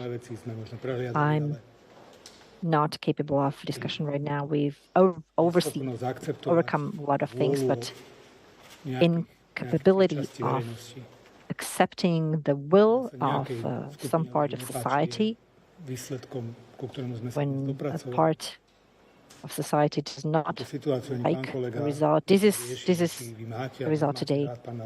And we can talk, your colleague, about whether you like or do not like the MP Luboš Blaha, but right now, the Prime Minister is fighting for his life, who has been leading this country in the best democratic tradition. And if someone does not recognize that, then what we fought for since 1989 for 30 years, well, this is where we're at now. This is where we ended up at this press conference. I cannot find words for what we are witnessing today. I don't know if we'll say that Slovakia has changed, and we don't want Slovakia like this. No one wants Slovakia like this. And no one will be held by looking for... No, stop. No. Everyone should reflect, take a good look in the mirror, and think about what's truly important today in the Slovak Republic, and how we get to live in this part of the world, and how other people live, where Slovakia is, where Slovakia has arrived in the past 20 years. This is where we ended up. And I think we will be discussing this a lot. We'll be talking about this a lot. But I spent my whole political life with Robert Fico. I know what he's like. He's the very first person to always be faithful to his values. We've gone through all the government, single-party governments. And I don't remember a situation like this. What we've witnessed in the past week, the past month, it's truly It's truly not possible to understand that, and our role is to stop that.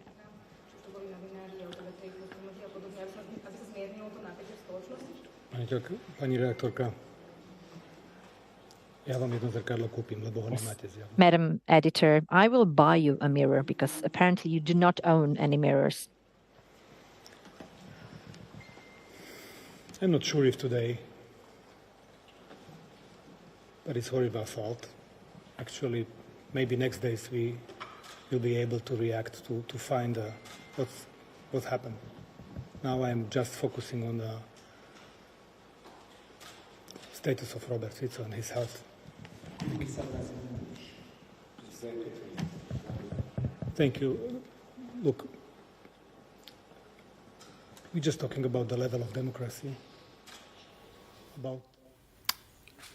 We're just going to leave that there, but we'll, of course, bring you any more updates. We saw there the Defence Minister saying that the Prime Minister of Slovakia is in an extraordinarily serious condition. He's still undergoing surgery and is fighting for his life. He also said that the attempted assassination was politically motivated. There's no doubt about it.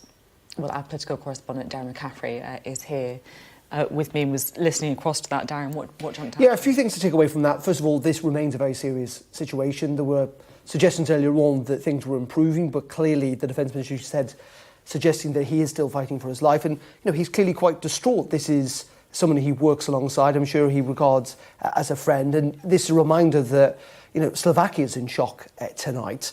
I think what was also interesting is we got a sense of the motivation, that it was politically motivated. That's the first time we've heard that today. And we got a suggestion that we're going to find out more from the police tomorrow. We know the 71-year-old man who carried out this attack is in police custody. And third of all, I don't know if you picked up on it there, he seemed to be suggesting, or hinting at least anyway, that it is the free-ball atmosphere in Slovakian politics at the moment, the approach of the media and the approach of the opposition parties that may have led in some ways to creating the environment in which people have got pretty head up and pretty angry. Which, by the way, that is in opposition to what lots of other politicians have been saying in Slovakia today, which is to try and calm tensions down. Because I think one of the things about where Slovakia is tonight is not just that it's in shock, they've never seen anything like this before, but also genuine concern and fear about where this might shunt the country next. So we'll await those further details. But tonight, the Prime Minister of a NATO country, an EU country, is fighting for his life in hospital after an attempted assassination attack. We've not seen this in Europe for a very, very, very long time. Yeah, as you said, it felt like the two men who were still reeling from what had happened. It really did. Darren, thank you very much indeed. Darren McCaffrey there. Just to update you, the confirmation there from the government, from the Defence Minister in Slovakia, that they believe it was a politically motivated attack on the Prime Minister. No doubt about it, they said, and that he is currently still undergoing surgery and fighting for his life. Well, back here in the UK, I spoke to the Defence Secretary, Grant Shapps, a little earlier. It was a couple of hours ago, just to give you the timeline for it, of course, asking him about the events today. Thank you so much for being on the programme today. Firstly, if I may get your reaction to the shooting of the Slovakian Prime Minister. Well, really shocked, of course. I mean, this is a European country, the Prime Minister being shot at, I understand, several times and in a serious condition. As we speak, thoughts go to his family, first and foremost, but also, of course, to the Slovakian nation as well. This will be very shocking all round, and we wish him a speedy recovery. I know it's very early days and you're probably limited in what you can say to us, but do you have any update at all on the motivations, perhaps, of the attacker or the condition of the Prime Minister at all? None whatsoever at this stage. I am in touch with my Slovakian counterpart, the Defence Minister, but it's early days and the picture is unclear at this stage. So there's nothing I can add other than our thoughts and prayers are with him and with his family. Do you think this is a bit of a reminder about the dangers, I guess, of being a politician, of going out, of meeting the public and effectively, being on the front line? Well, I mean, first of all, I think it's worth saying that in the United Kingdom, we fortunately live in a society where guns are not commonplace, We have sadly seen some deaths of members of parliament, and we mourn them. But it is a very, very unusual occurrence here. And there's only, in fact, ever been a single prime minister assassinated in the UK in all our years. Not having guns as prevalent is a very important part of that, but also it is true to say that I think the tone of politics is very important, and making sure that arguments are done in the right way in the House of Commons on programmes like yours, but not in a manner that leads to people responding by thinking that violence is ever the answer. Do you worry that that is happening, effectively? In the United Kingdom, no. I mean, I think that given the conflicts in the world, both what we see in Europe and, of course, what's happened in the Middle East, indeed the very large protests that have taken place, actually, we do need to remember that those have been without loss of life, which is very important in this country. But we have to be vigilant, because the risks of these things spiralling are always there. And that's one of the reasons why we think it's very important to, in many cases, deal with issues, at source. It's one of the reasons why we have a large and active military, and the largest military spending in Europe is the UK, not least because that means that we can, oftentimes around the world, stop problems from getting to us in advance of things escalating. But of course, that's not the only answer. We have great security services and great policing by and large. And, our culture is not to have large numbers of guns in society, and all of those things are helpful. I know, as you said at the beginning, there's little that you can add because it is a very early situation. It's a live situation. But when did you first find out that the shooting had happened? Literally as everybody else did. In fact, one of the features of working in the Ministry of Defence is that we work without phones and devices most of the time for security reasons. We just can't have them on us in order to have the conversations at the level required at secret and beyond. And so I don't routinely see, for example, a Sky News alert in time to see it particularly quickly. But somebody came into my office and informed me directly. We're, of course, in touch with the government in Slovakia, and I'm in touch with my opposite number, largely at this stage sending our good wishes and, of course, offering any assistance. OK.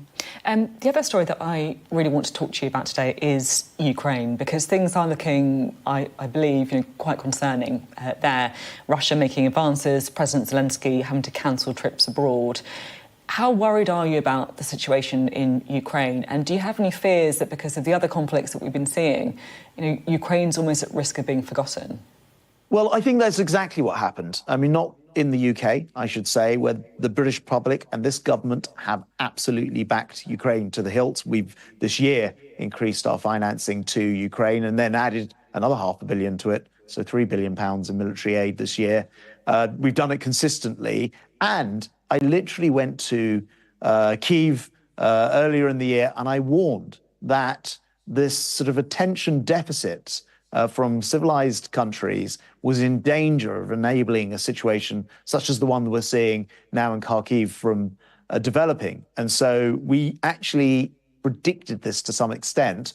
To answer the exact question, no, I don't think that Russia is about to enter Kharkiv. The lines are certainly being tested by Putin. But fortunately, that package, particularly the one from Congress, is now just starting to come to the front line. And that does mean that over the period coming, our Ukrainian friends will be able to resist this better than before.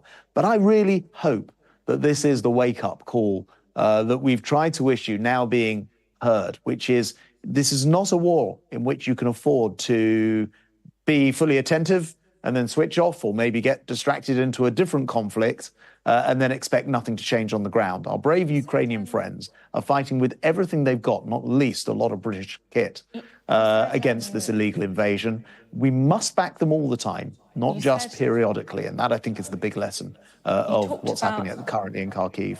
You talked about an attention deficit from some civilized countries. Who are you talking about? Well, look, and clearly, I think that the United Kingdom has led the way. I mean, the Ukrainians, President Zelensky, my opposite number, who I spoke to a couple of days ago, Minister Umarov, tell me this. My question is, who should be doing more? Yeah, well, I was going to say, the UK leads the way on this, and what we want to see is all countries be as consistent and persistent as the UK has in its support for Ukraine. It has never wavered. We've only ever increased what we're giving them. Clearly, the package in the United States took too long to get through Congress. I mean, it is obviously the case. And for all sorts of reasons of internal politics. But here's the key thing. It's not just in Ukraine's interest, or indeed Europe's interest, for Putin not to win. It's directly in America's interest, because their authority would be challenged if that were to happen. And by the way, it's not going to happen, but if it were, their authority, not just here in Europe and with Putin, but with any other autocrat who thinks it's okay to walk into a neighboring country. And maybe if you just stick around for long enough, draw out the war a couple of years, then the West will give up, even though it said it wouldn't. It is essential that Putin does not win and cannot win. And we're going to make sure that happens. And we're going to redouble our efforts to make sure the whole world appreciates that's the case, because this is an existential risk to the civilized world. You talk about the UK commitment to Ukraine that you're clearly very proud of. Another country that we are also sending arms to is Israel. Can you guarantee that weapons, made or funded by Britain won't be used against civilians in Rafah? So I just absolutely need to correct this. As the British Defence Minister, I've just sent an enormous package, actually the biggest package yet, to Ukraine of gifted kit, government to government. We don't send anything government to government to Israel at all, in military terms, nothing. And any agreements, which are tiny, by the way, are first of all have to go through a licensing process, which is probably the world's toughest. What's an agreement? You say an agreement. I genuinely, because I'll be completely honest with you. I spoke to Tom Tugendhat on the programme about this the other day, and I'm really not actually clear what the UK involvement is when it comes to weapons in Israel. I just don't understand. What is it? So we don't send anything as a government to Israel at all, whereas to Ukraine we send a lot. So that's the first thing to correct, because I think somehow this conversation, not this one particularly, but generally protests and discussion around this makes it sound like we do send things. So apart from the government, aside from the government, let me answer your point. I explained. Yeah. The British government doesn't send anything. The defence industry is at liberty to export arms. However, in the case of Israel, there are very, very few defence pieces of equipment which are sent to Israel at all. In fact, the bottom line, isn't it? Weapons made in Britain do go to Israel, don't they? Can you guarantee that weapons made in Britain are not going to be used in these kind of offences? Right. So again, this is to mischaracterise. The entire arms exports to Israel was minuscule last year before it could be tiny. It could be tiny, but I'm just asking you a straight question. I'm trying to answer it, but actually, every time I nearly get there, you sort of cut me off. Let me just say these two things. First of all, almost nothing is exported. Secondly, everything that is exported is done so under a very, very strict licensing regime, which will mean that, for example, you're probably looking at defensive equipment, for example, is the likelihood. So we don't sell them, in any case, arms that are offensive in nature. And because of the tough licensing process in place, we couldn't do anything. We legally cannot sell anything which would go against international humanitarian law. Plus, and this is really the key point, the UK government doesn't give them or sell them anything directly when it comes to arms. So the entire debate about this has occupied a ton of airtime and actually is one of the most misled, misguided debates I've ever heard, because unlike Ukraine, we don't send them weapons. OK, Grant Shapps, Defence Secretary, thank you very much indeed. You're welcome. Right, let's bring in our duo for the evening, shall we? Jackie and Richard, good to have you both on the programme. We should start with Slovakia. it's shocking. It's shocking to see the footage that's come out. And what was your reaction, Jackie? Well, I think you're right. It's shocking. It's a terrible situation for Fico, for his family, for his colleagues, and we saw some of the emotion of his colleagues in the piece earlier on. But as you rightly said at the beginning, an attack on a democratically elected politician is also an attack on democracy, and how you respond to it, therefore, determines the extent to which it damages your democracy. And it's really important at a time like this that politicians are very careful about what they say, that they are aiming at bringing calm rather than stirring up issues. And particularly for a democracy that is as young as Slovakia.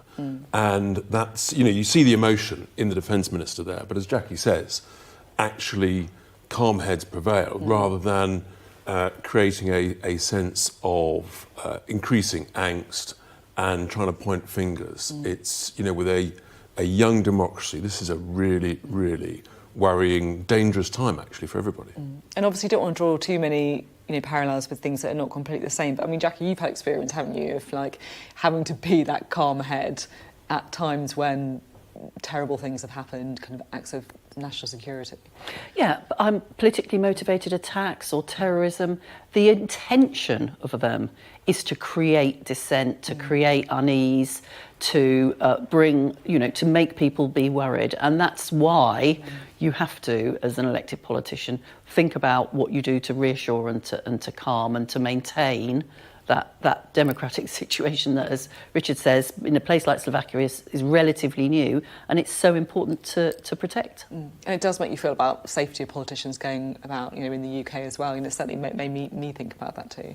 Yeah, it's anybody who is in public life, politicians, celebrity figures, it becomes deeply anxious, but equally, as the report said, politicians want to engage with voters. It's a critical part of the process.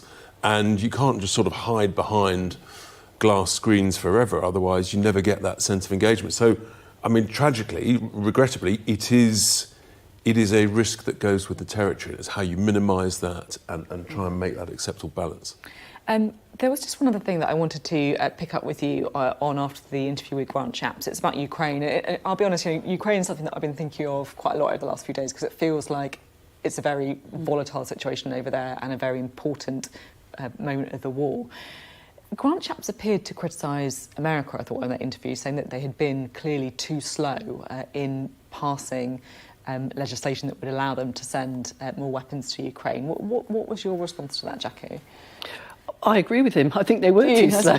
Yeah, I think they were too slow. Yeah. I mean, I think he, understandably, he played up the role that the UK has had, which I also support. Probably also worth mentioning that other European countries have also, and the EU, in fact, itself, through its institutions, have provided considerable support to Ukraine. Let's not forget, Germany and Sweden actually changed the basis of their defence spending and policy in order to support Ukraine, rightly. It's clearly had an impact, and the worry is what is really going on the ground. And I think there's a very mixed picture. I think some Western commentators and politicians are being significantly over-optimistic from some of the stuff that I'm hearing. I think it is, as you say, it's a very dangerous period, and the risks are huge. And Russia is going all out. And if the Ukrainians don't have the kit, then this could go badly wrong very quickly. I mean, is there a worry as well with domestic politics, of course, in the US becoming more important as we gear up to the election, that US taxpayers and the politicians that want to win their vote might start thinking, blimey, we're giving an awful lot of money to Ukraine still? Well, what was really important about the eventual decision in Congress is it seems pretty clear that almost certainly Donald Trump sort of at least allowed the Republicans, because of the influence he has over them at the moment, to enable that decision to be made. Let's hope that that is a sign that the US now are not going to be playing political games about something that is fundamental for the freedoms and the security, certainly of Europe and by extension of the US and the things that are important to us. Because, I mean, ultimately, there's got to be an end to this. There's got to be a peace, and the sooner the better. And at some point, somehow, that's going to have to be a negotiated peace. But you do that in a much better way if you're negotiating from a position of strength, as opposed to a position of weakness if the Ukrainian forces don't have the ammunition, the kit, and in order to to protect their country. Okay, thank you both very much indeed, Richard and Jackie. Well, the story of what's happened in Slovakia and of course in Ukraine as well is sure to feature in tomorrow's papers. We'll have our extended press preview and news review from 10:30 this evening with tonight's news and tomorrow's headlines. Joining us for that will be Kevin Maguire, the Associate Editor of the Daily Mirror, and the Whitehall Editor of the Daily Mail, Claire Ellicott. Well, let's bring you up to date, shall we, with tonight's breaking news. The Slovakian Prime Minister, Robert Fico, remains in a critical condition in hospital after being shot multiple times in an attack that is being described as politically motivated. Let's get an update, shall we, with our political correspondent, Darren McCaffrey, who is here. We found out, haven't we, in the last half hour or so, that the Slovakian government do believe this to be politically motivated. Yeah, indeed. So just first of all, in terms of the health of the Prime Minister himself, that he is in an extraordinarily serious position, fighting for his life was how the Defence Minister described it. He's undergone surgery, but that he's in, to quote him, the situation is bad. That he was shot 5 times, we believe, and that's why his condition is critical. But as you rightly pointed out, we don't know the motivation, but what the Defence Minister was suggesting is that it was politically motivated. And also the Interior Minister is blaming what he brands online hate for the attack. Now, we're going to hear more from the police tomorrow about the individual who believe carried out this attack. It's a 71-year-old man who's from Slovakia.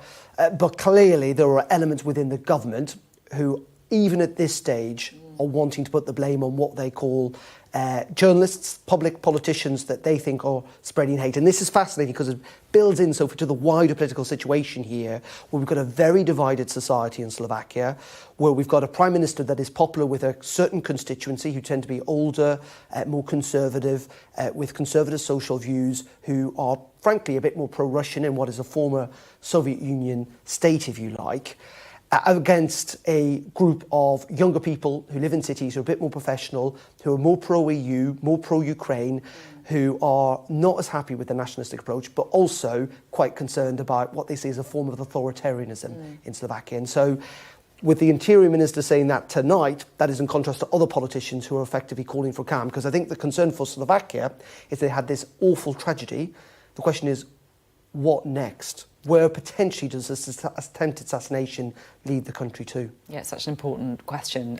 We'll only know what happens with her in the coming days. Darren, you've interviewed Robert Fico, haven't you? A couple of times, I think. What is he like? He is a populist politician, and I don't mean that in a derogatory way. He is popular. I mean, he is the most successful politician of the country. This is a man, Sophie, who was in politics before Slovakia even existed, but it was Czechoslovakia back in the early 90s. He's in his 4th term as being Prime Minister. You don't get to that stage if people don't like you, but he's a pretty brutal politician. He doesn't mince his words. He attacks his opponents quite colourfully. And he also is someone who has taken a pretty hard stance in terms of his politics, in terms of, as I say, those social issues. He utilised, some might say weaponised, the Ukraine war last year, trying to argue that this war was not just bad for security, but was also dragging down the Slovakian economy, and it needed to come to an end. And lots of people agreed with that. Now, not that much, though, that he could win a majority. His party got 23% of the vote. So it is a sign that while he's popular, there are also a lot of people who disagree with him. And I think in the end, he's also a sign of what we're seeing politically elsewhere in Europe, particularly in Eastern Europe. Viktor Orban, that we've seen, who paid tribute to him today, is not just a political ally or neighbour, he's a friend. And whether it's in Hungary or in the Czech Republic in the past or in Poland, there is this concern, not just about nationalist politics, where Brussels has become the kind of the bogeyman in the room, if you like, but also, as I say, the concern about authoritarianism, the attack on the media and the judiciary as well. As I say, a very popular politician, but a very polarising one. Darren, thank you very much indeed. Darren McCaffrey there. Well, let's go back to domestic politics now. And pinning down the political views of ethnic minority voters can be tricky. There's less data on their voting habits, which are more often more complex than any other section of the electorate. But Sky News has obtained exclusive polling data from Ipsos that offers some insight into how the leaders of the 2 main parties are faring it's not pretty reading for Rishi Sunak or Sir Keir Starmer. Our political correspondent Serena Barker-Singh has the details. While ethnic minority voting trends are incredibly complex and sometimes hard to predict, a comprehensive set of data based on polling by Ipsos and seen exclusively by Sky News gives us some indication about how people are feeling towards the leaders of the two main parties. Let's take Rishi Sunak first, the UK's first Prime Minister of colour and the first Hindu Prime Minister. How has he been rewarded for these historic firsts? Well, in terms of approval ratings, there's no real reward from ethnic minorities. He's on a ranking of -53, which is another historic milestone. It's one of the worst any Prime Minister has had in nearly 30 years. Actually, from these figures, he's much better liked by white voters.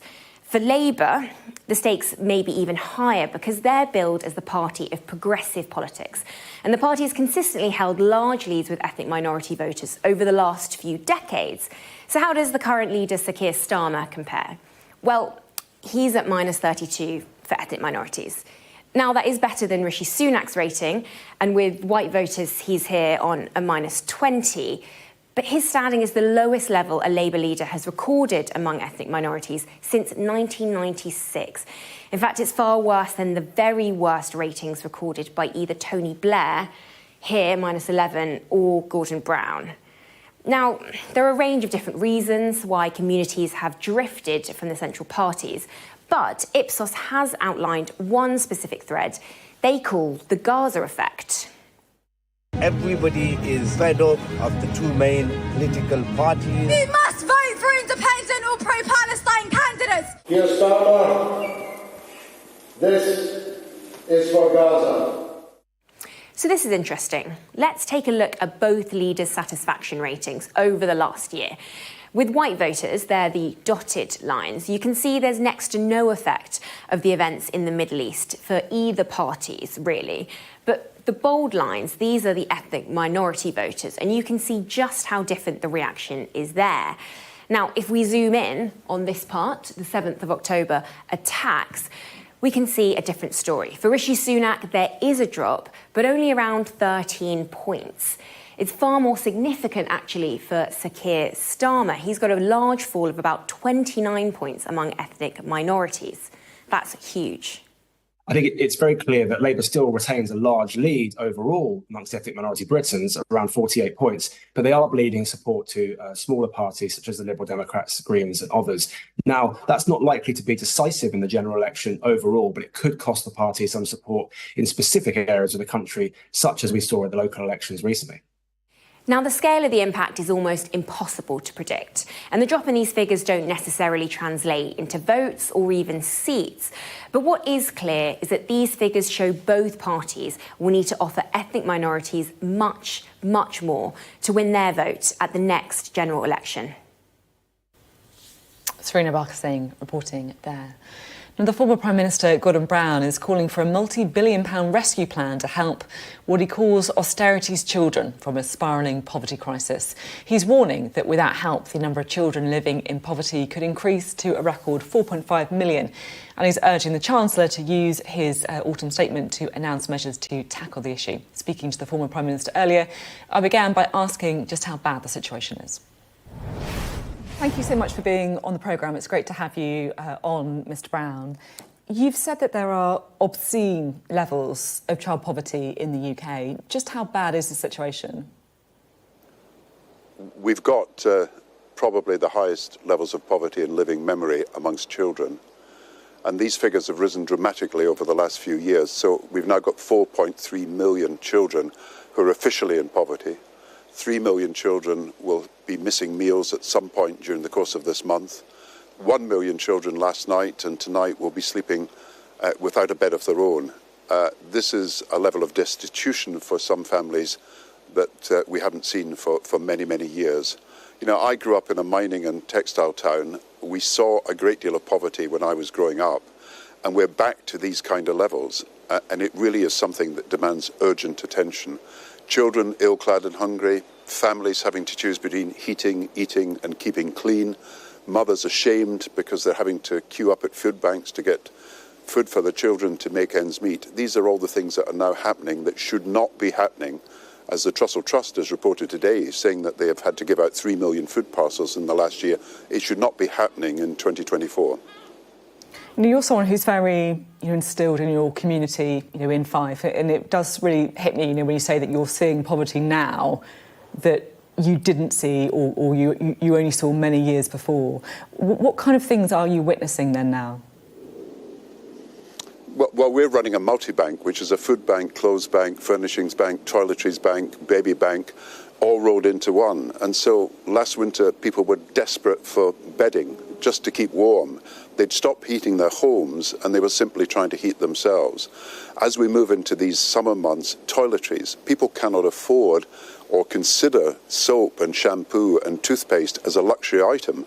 And that's why the biggest hospital admissions for children under 10, between 5 and 9, is for dental decay. And that's 3.5 times higher in the poorer communities than in the richer communities. So we're seeing austerity's children. These are the children born in the last 15 years, children who are growing up poor, who've probably never known what it is to be anything other than poor. And they don't have the clothes, they don't have the shelter that is of high quality, and they don't get the nutrition that they need. And we have to do something about it. It is the biggest social problem we face. It is dividing our society, and it's going to get worse because the government has, in the last few weeks, given up on all the emergency help it was giving for heating. It's going to abolish the household support fund, which is the last line of defence against destitution. And we have charities now advertising for help because they anticipate summer hunger for children who are out of school without school meals and nothing in the lunchtime break. These are the kind of problems we're dealing with, and these are the problems that I do think any government minister, if they came around the country, if they actually visited communities, and we're talking about Wales, Scotland, the North East, the North West, the Midlands, and many parts of London and the South, they would see that these are real problems facing families who just cannot make ends meet. And most of them are people who are in jobs. 70% of children in poverty are in families where someone is working. So it's a problem of low pay as well as a problem of poor benefits. You speak, very movingly of these children who don't have a bed, who don't even have toothpaste, things that you and I would just take completely for granted. What specifically are you calling for? What needs to happen? Well, I'm talking about the September financial statement that I believe Jeremy Hunt is going to make, and it's only really a few weeks until then. And I'm suggesting, first of all, that the banks in Europe, the Swiss Bank and the European Central Bank, they require the commercial banks to hold assets at their banks and don't pay interest on them. We pay interest. That's not necessary for a fraction of the reserves that are held at the central bank. That could raise between 1 and 2 billion. The Household Support Fund, which is £500 million, should be continued, not abolished, and many charities are calling for that. At the same time, I do think that a children's fund should be created, and it could be with foundations and charities as well as businesses and local and national government. But we need to revive projects like Sure Start, because we proved that until 2010, Sure Start was actually increasing educational performance, reducing demand for healthcare, was actually paying for itself, and was actually cost effective. So all the things I'm proposing can be achieved within the fiscal rules that both political parties have set down. Of course, there's been a lot of scrutiny about the two-child limit. So that, many people believe, many studies suggest, has forced larger families into poverty, so children into poverty. I mean, even Suella Braverman has come out to say that she thinks that two-child limit should be scrapped. Keir Starmer hasn't. Is he, now to the right of Suella Braverman?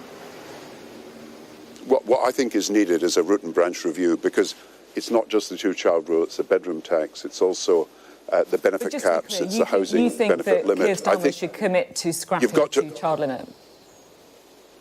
I think yes. I think they should do a review, a root and branch review of universal credit, and you've got to look at every aspect of universal credit which has gone wrong. And it's not, of course, just the two-child rule that is causing problems. It's the caps that have been placed on, for example, housing benefit. And it's the deductions that are taking place. If you go onto universal credit, you don't get any benefit for 5 weeks. Therefore, you've got to take out a loan. Therefore, half the people on universal credit are now paying back loans that they took out because they didn't have any benefit under the system's rules. And that means the DWP, the Department of Work and Pensions, it's now the biggest debt collector in the country. And some people are having 25% of their benefit cut every week, some people 30% actually, and that means they're forced further and further into poverty. So all these rules have got to be looked at.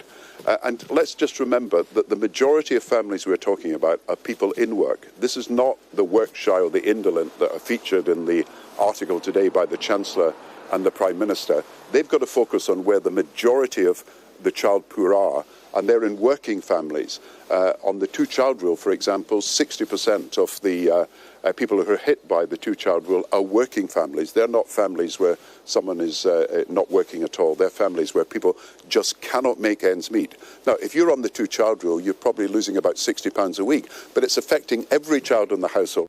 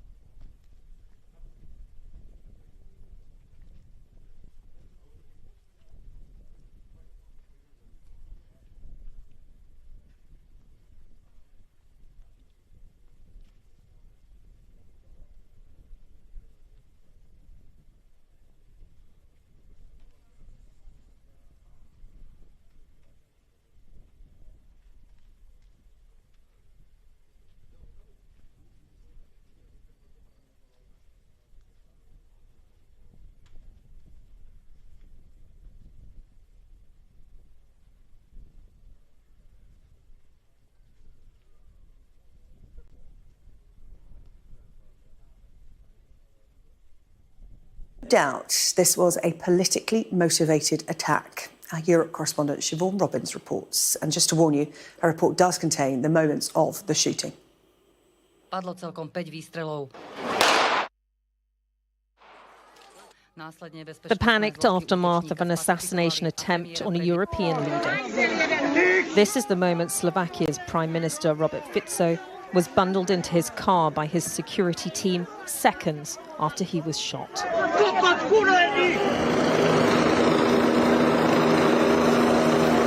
The 59-year-old was airlifted to a nearby hospital and is now in a life-threatening condition. A flight to the capital, Bratislava, considered too much of a risk. Witnesses say they heard at least 4 gunshots. I was shocked. What's going on? And then I saw him fall. I realised that this wasn't a joke. I just saw over his head as he fell behind the bench like that. His attacker is in police custody. The motive still unknown. Minutes later, as news reached the parliament, proceedings were suspended. The Prime Minister of the Slovak Republic has been shot. This was a politically motivated attempt, and it took place shortly after the presidential election. I followed the critical condition of the PM. I was in the operating theatre with the Minister of Defence. I wanted to see how someone can deal with hate this way. Please, hate should not come in response to hate. European leaders have been reacting to the news. Really shocked, of course. I mean, this is a European country, the Prime Minister being shot at, I understand, several times and in a serious condition as we speak. Thoughts go to his family, first and foremost, but also, of course, to the Slovakian nation. I was deeply shocked by the heinous attack against my friend, Prime Minister Robert Fico. We pray for his health and quick recovery. God bless him and his country, said the Hungarian Prime Minister Viktor Orbán. Mr Fico, who was re-elected at the end of last year, had travelled to the town of Handlova, 93 miles away from the capital, for government meetings, and was seen meeting members of the public. Robert Fico is no stranger to Slovakian politics. This is his 3rd term as Prime Minister. He's exploited his country's distrust of the NATO security alliance and campaigned on ending his country's support of Ukraine. His pro-Russian comments have been greeted with suspicion, as has his push to extend state control of the media. Tonight, he's receiving life-saving treatment. Doctors say the next few hours will be critical. Siobhan Robbins, Sky News. Let's get more now and speak to local journalist Daniel Hotker, who joins me live from Bratislava. Daniel, thank you so much for joining us on the UK tonight. First of all, what's your understanding of what unfolded today? Well, given the information that we have received right now, the Prime Minister was shot. This was a shocking event because something like this has never happened in our country before. The government was holding an out-of-office session in the town of Handlova, which is a traditionally a mining town. As the Prime Minister walked out of the building to greet a crowd of his supporters, we've seen the footage. There was some fence erected to separate him from the crowd. One of the crowd members extended his hand towards the Prime Minister. Allegedly, it looked like he was going to shake his hand. However, he fired his gun, which he possessed legally, and as many as 5 gunshots were fired at the Prime Minister. What's been the public reaction to what's happened today? This has been condemned nationwide. I mean, every single politician, every single media outlet, every single journalist have condemned this assassination attempt. Regardless of their political affiliation, this is something that cannot be excused. So the whole nation, pretty much in concert, has condemned this assassination attempt, this event. Several politicians have tried to take advantage of it, but there's been a minority of these. It's been condemned, and there's a real sense of shock, as there is globally, as to what unfolded today.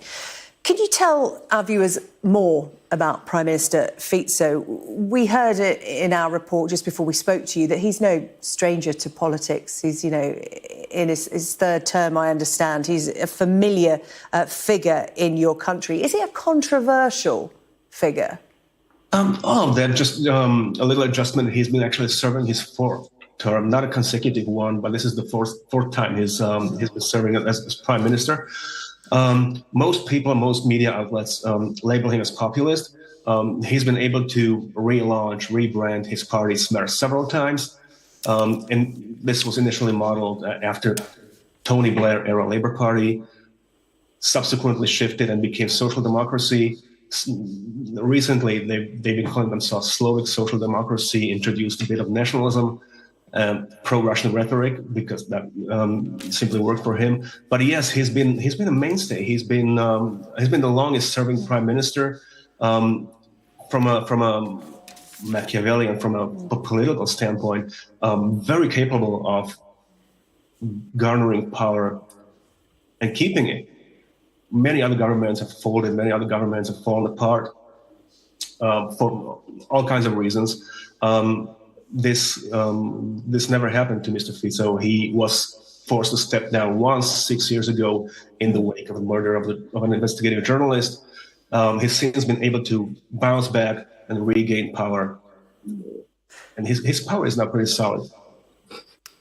Minister's very quick to tell reporters in Slovakia that they believe this was a politically motivated attack. We understand the Prime Minister himself had spoken recently about the possibility of an attack like this on him, such as the divisive nature of politics in Slovakia right now. Can you give us an idea of the political atmosphere in your country right now? Divisive is just the right word. Basically, since Robert Fico was forced to step down way back in 2018, he fought pretty aggressively to get back and to regain his power, which inevitably included harsh rhetoric, more aggressive vocabulary, both online and on the air. This was repeated not just by Mr. Fico himself, but a lot of his political affiliates. So that's one aspect of it, one side. The other one, obviously, is the other half of the nation, of the country, which is more pro-Western, pro-European and pro-democratic, and has been opposing this kind of language. On several occasions, Mr. Fico went as far as to call journalists or members of the opposition rats or swine. And several politicians, the president herself included, have called several times for calming down of the language and of the situation, because it was becoming way too aggressive. And this is something that we heard from the current Minister of Interior as well.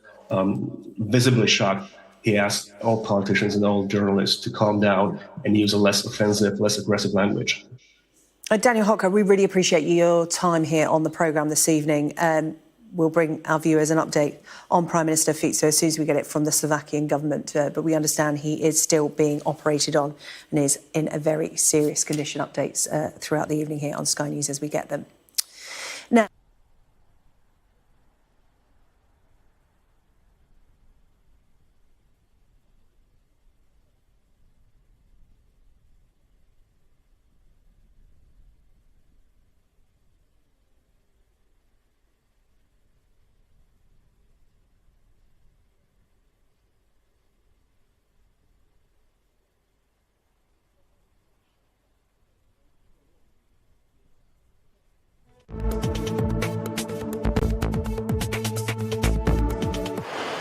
about who's being let out of prison early, under a scheme aimed at easing overcrowding.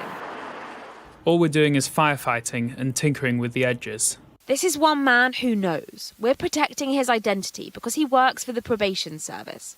It's their job to process prisoners that are deemed fit for release. But Ben, not his real name, has concerns.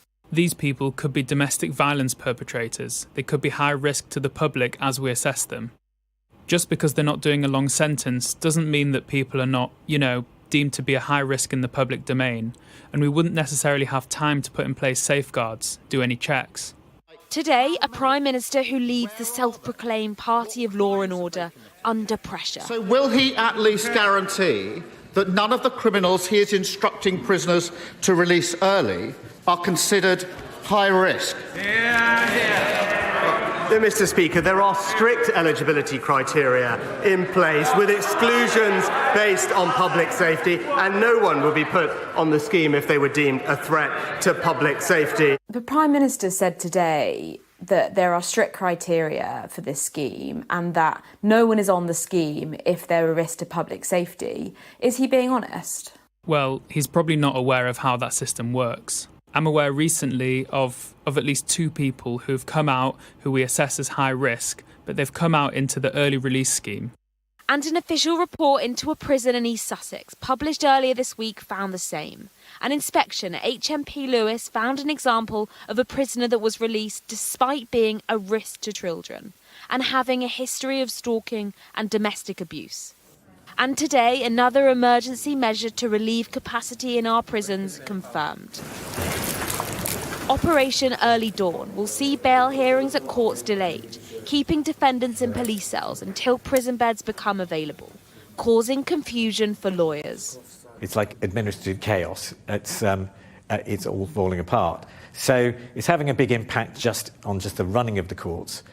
But there is this unanswered question about how they're going to manage risk, and we haven't seen the answer to that.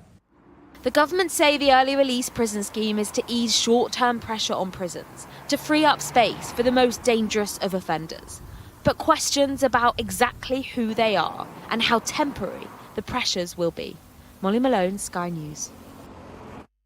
Joining me now in the studio, Ian Lawrence, the General Secretary at NAPO, the Probation Service Union. Good to see you again, Ian. Thank you. We have spoken a number of times about the chaotic nature of the prison system in this country at the moment. We keep talking about crisis point.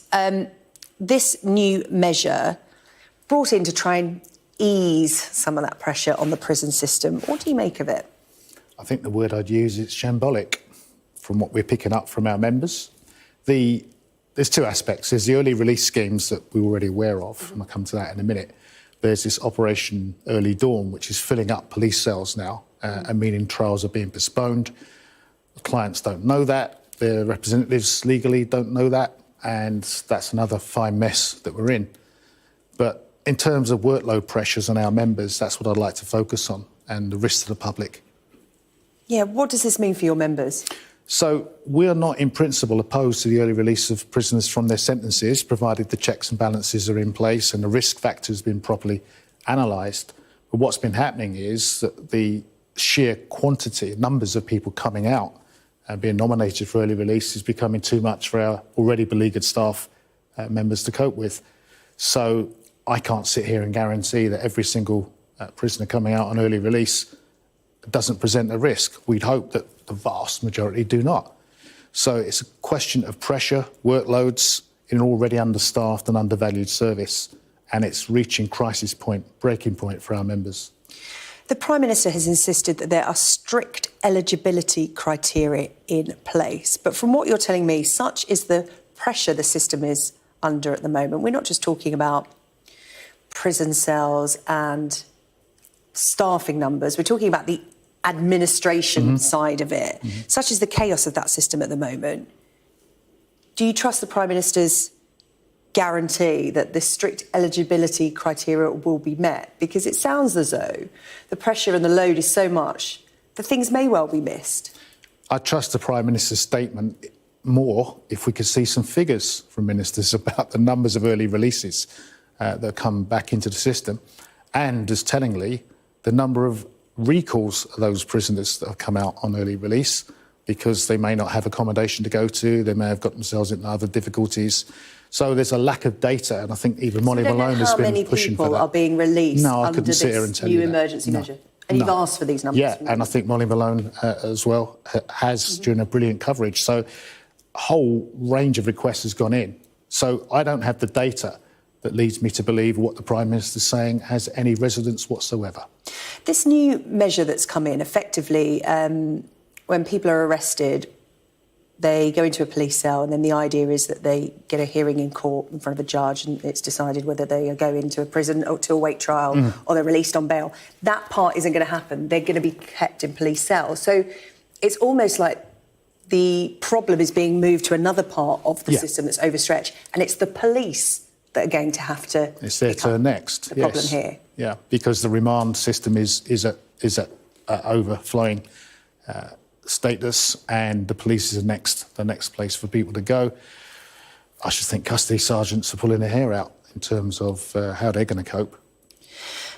The big question then is, what would be the most effective way to tackle overcrowding? The two measures that we've talked about, the early release scheme and this new scheme today, Operation Early Dawn, are being seen as emergency measures. They're temporary. I mean, you know, this new measure, it's suggested it might be in place for a week. A lot can happen in a week. But what would be the most effective way to tackle overcrowding, in your opinion? I'd start with telling ministers they need to listen to the experts, and they clearly have not.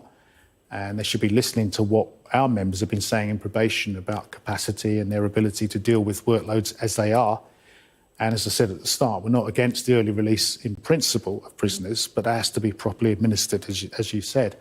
And I need ministers to come up with solutions to, A, pay probation staff competitively. They do not at the minute. And I need them to understand that many of my members are at breaking point, and many members that have suffered mental crisis through overwork. That can't be good for them or the public. So we need a proper dialogue with ministers. We need to look at the CSL scheme, for example, and see what else may work in terms of early release schemes. But to do that, I need to meet with the ministers, and the ministers are very reticent to meet with us. That seems like a difficult situation in terms of there should be a dialogue with the people that are having to put in place these plans, have to put them into action, the people that are making these plans. Are you saying that dialogue just isn't there in an effective manner? We haven't seen the Secretary of State since November, and we await a meeting. Now, I think that meeting should happen pretty damn quick, frankly, because we need to have an honest dialogue so he understands the real issues being faced by the people I represent. They're not listening. Maybe it's time for them to move over and we'll have a government that does listen. OK. Ian Lawrence, General Secretary of NAPO, the Probation Service Union. Thank you so much for your time as You're ever welcome. here on the UK Tonight. We'll speak again. Thank you. Now, residents in a town in Devon have been warned that they now have to boil their tap water before drinking it. This is after 22 cases of a waterborne disease were confirmed in the area. Now, South West Water said that small traces of a parasite which can cause a disease with symptoms like diarrhoea were found in the water supply. A further 70 suspected cases are currently being investigated. Our West of England correspondent Dan Whitehead is in Brixham in Devon for us tonight. So, Dan, this is alarming for people that live in the area, effectively contaminated tap water. What's been the reaction of residents? Well, real anger at South West Water.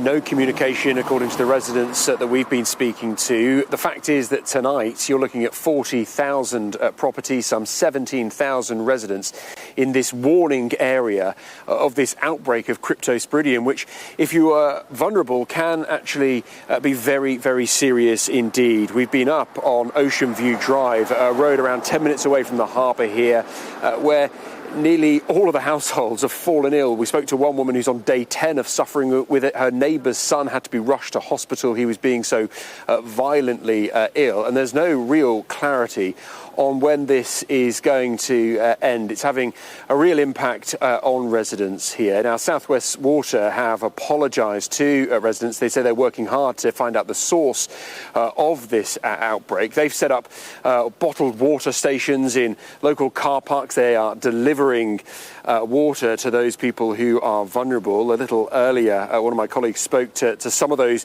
queuing up in their cars to pick up bottled water. I've taken extra water back to my neighbours who live in Paynton. I live in Paynton, and they've been ill with it. But a lot of people are not on the priority list. We've been told to boil the water twice, which is, you know, it's quite scary. And they've told us not to wash our hands in it. So it's difficult to know how to sort of deal with it, really. It's two specific areas that South West Water is recommended people have to boil their water, Alston and Hill Head. They're two areas of Brixham, and so that's what people there are doing. But it's the worry and the concern has spread right down across the town. We're next to some of the restaurants here, obviously in the tourist harbourside area, and we're entering that holiday season now, a couple of weeks away from half-term. We've been into one restaurant here who's having to go around apologising to customers. No tap water, no ice, no fizzy drinks, which is mixed with water, so it's causing a lot of inconvenience for the businesses as well, and it's incredibly worrying to the local residents who live here and their children, many of whom are falling ill. 22 confirmed cases, 70 suspected others, but the UK Health Security Agency thinks that number is going to rise. Thank you so much. What an awful situation for the people of Brixham in Devon to be in right now. Well, let's speak to David Thomas, the operations manager at Sholston Pool in Brixham. David, thank you for coming on to the UK tonight. What was your reaction when you heard this from South West Water?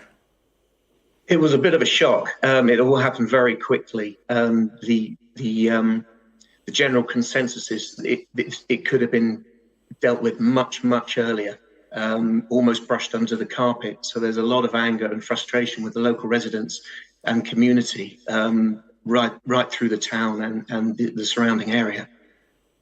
Dealt with much earlier or should not have happened at all? David, I'm sure you're aware, everyone is at the moment. It's all over the newspapers, it's all over the TV, the state of the UK's water at the moment, whether it's, sewage going into Lake Windermere, whether it's, the coast, Devon, beautiful coast, sewage going into the sea. And, now drinking water is contaminated. Are you angry? They certainly don't do themselves any favours, do they? Being a seawater swimming pool in Brixham, a real tourist attraction, the water supply from the sea for the pool and our toilet block and our restaurant is crucial. And if we have problems with that, then it affects us as a business and a charity and the restaurant and the surrounding hotels in the area.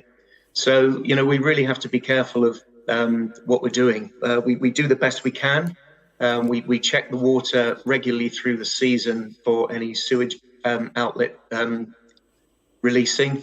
So we do check that. But this is something more and just a bit more of a challenge. And certainly we've seen some panic buying with the water in the local area. Contaminating drinking water, that's got consequences, right? You've had an apology from South West Water. Do you think that's enough? We've heard nothing from them. We've had no emails, no text messages. We have a pumping station in our car park, and funnily enough, they were there yesterday, but nothing was mentioned to me through any correspondence or social media.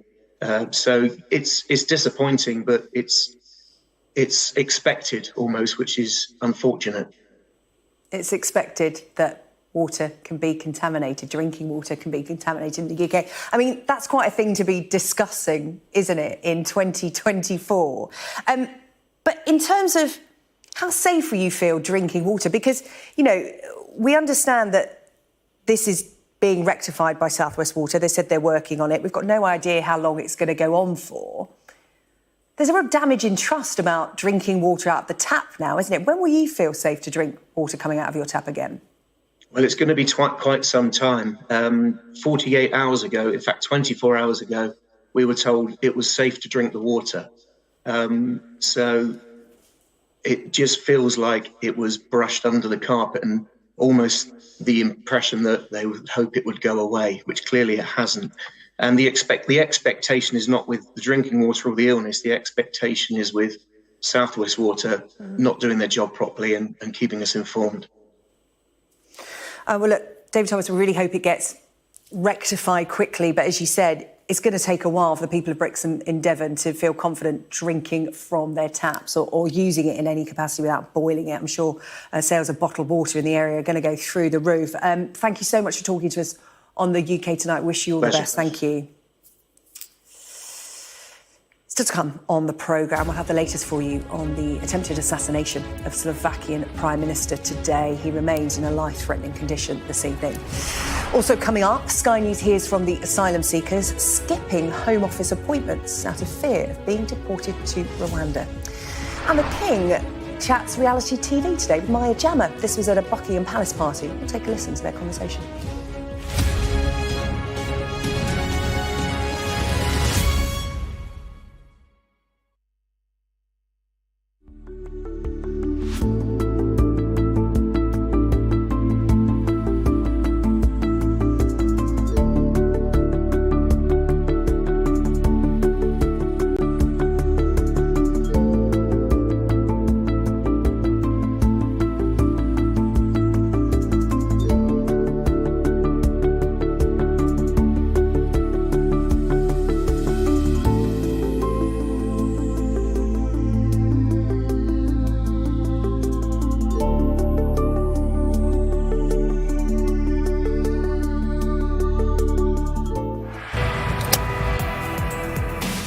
I'm Dan Whitehead and I'm Sky's West of England correspondent. I'm Katie Spencer and I'm Sky News' arts and entertainment correspondent. We help you to understand the world with us. I'm Adam Parsons, I'm Sky's Europe correspondent based here in Brussels. We take you to the heart of stories that shape our world. I'm Lisa Dowd and I'm one of Sky's Midlands correspondents. The reason I do this job is because you never know where it's going to lead.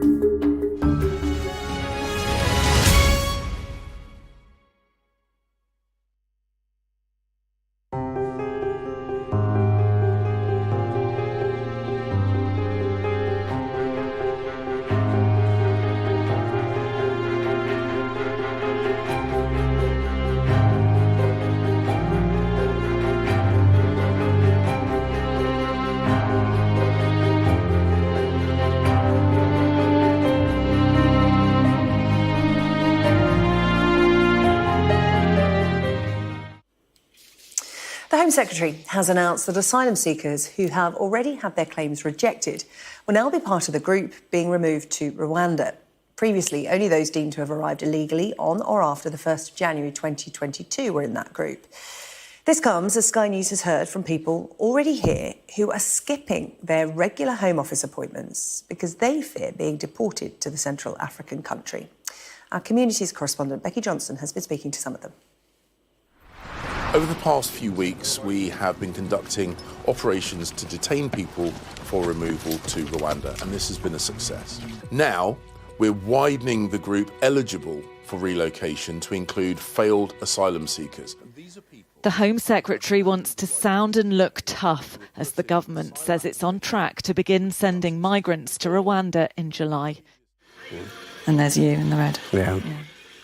Kidus, who's from Eritrea and crossed the channel in this small boat back in June 2022, is afraid he'll be among the first to be sent. Plans for Rwanda had already been announced when he made this journey, but he says one of the people traffickers told him not to worry. The smuggler, they say no, that they are always, like this, so no problem, they said. The smuggler said it wouldn't happen to you? Yeah. Earlier this month, one of his Eritrean friends who came in the same small boat was detained when he went to a routine appointment at a Home Office building in Liverpool. So that's your friend that's been detained? Yeah. Nahom tells us he's now in a detention centre near Gatwick Airport. It's like a nightmare. It's like a prison, and I don't like it here. I'm really stressed and panicked about the situation. He says he's feeling increasingly desperate at the prospect of being sent to Rwanda. They can send my body, but not me alive. Really? That's how you feel? Yeah. I'm just giving up. Kudus had already received his own warning letter, but his friend's detention has left him so afraid he can't decide whether to keep going to his appointments with the Home Office or stop showing up. If I go, I know they will detain me. So I'm just confused what I'm going to do. But he can't just disappear while still living here in Home Office-funded accommodation. I always thinking that they'll come and they'll take me to the detention. Even I'm not feel safe here. The Rwanda plan is now a key dividing line ahead of the general election. Labour has said it would scrap the scheme. The government is determined to make it happen. If I know this, I'll never come here. Where would you have gone? Any in Belgium or France or Germany, maybe. If Kidus is detained, he'll be among those facing enforced removal. The announcement that failed asylum seekers are also being detained to be offered relocation to Rwanda means more people could be on board planes within weeks. Becky Johnson, Sky News. And joining me now is the Chief Executive of Safe Passage, Dr. Wanda Wypowska. Dr. Wanda, really good to see you. Thank you for coming in to talk to us about this. It's worth telling our viewers a little bit about what Safe Passage does and how it comes to be involved in this issue. Yeah, so Safe Passage International works to reunite refugee families. So we reunite children with their aunts, with their uncles, with the rest of their family, either from inside Europe or outside of Europe. And these are children who have very often crossed the channel on small boats, who, in desperation, because the Home Office backlog is so big, that they've given up on waiting for official processes because all they want to do is find that aunt, that uncle, or even reach their parents and just have, their arms around them and to feel safe after all they've been through. What is your reaction to what you heard in Becky Johnson's report there? People looking at the government's plans for them to send them to Rwanda, missing appointments. Essentially, they're potentially going off-grid, going under the radar, disappearing from the system. What's your reaction to what you heard? Well, it echoes everything that we're hearing from the sector, from people we work with, and from other organisations. Unfortunately, we know that these people who, have fled war and conflict, who've been through, awful things that, your viewers have seen in the reports, that they are now going to be pushed underground. They're going to be at risk of even more exploitation because if they miss their appointments, they face possibly their asylum claims being withdrawn. So they've lost that opportunity. They will then be prey to other people who will exploit them, either in working or in other ways. And, it's really, they're scared, they're terrified. They're going to bed at night not knowing whether they're going to face a knock on the door. And some of these people are, under 18, because we know there's a massive problem with age assessment. So we will see children being put on these flights potentially, and that's really, really distressing. What are the problems with age assessments? Well, very often we have people who aren't professionals making these age assessments. There's a problem. Often these young people will have zero documentation. Absolutely. So, they haven't got the documentation. They haven't necessarily got family around them. We know that people are making age assessments. We know that they're not accurate. We know that there are problems with them because when we challenge them, we're then, people are then winning cases. But also we know there's an issue of adultification of black children.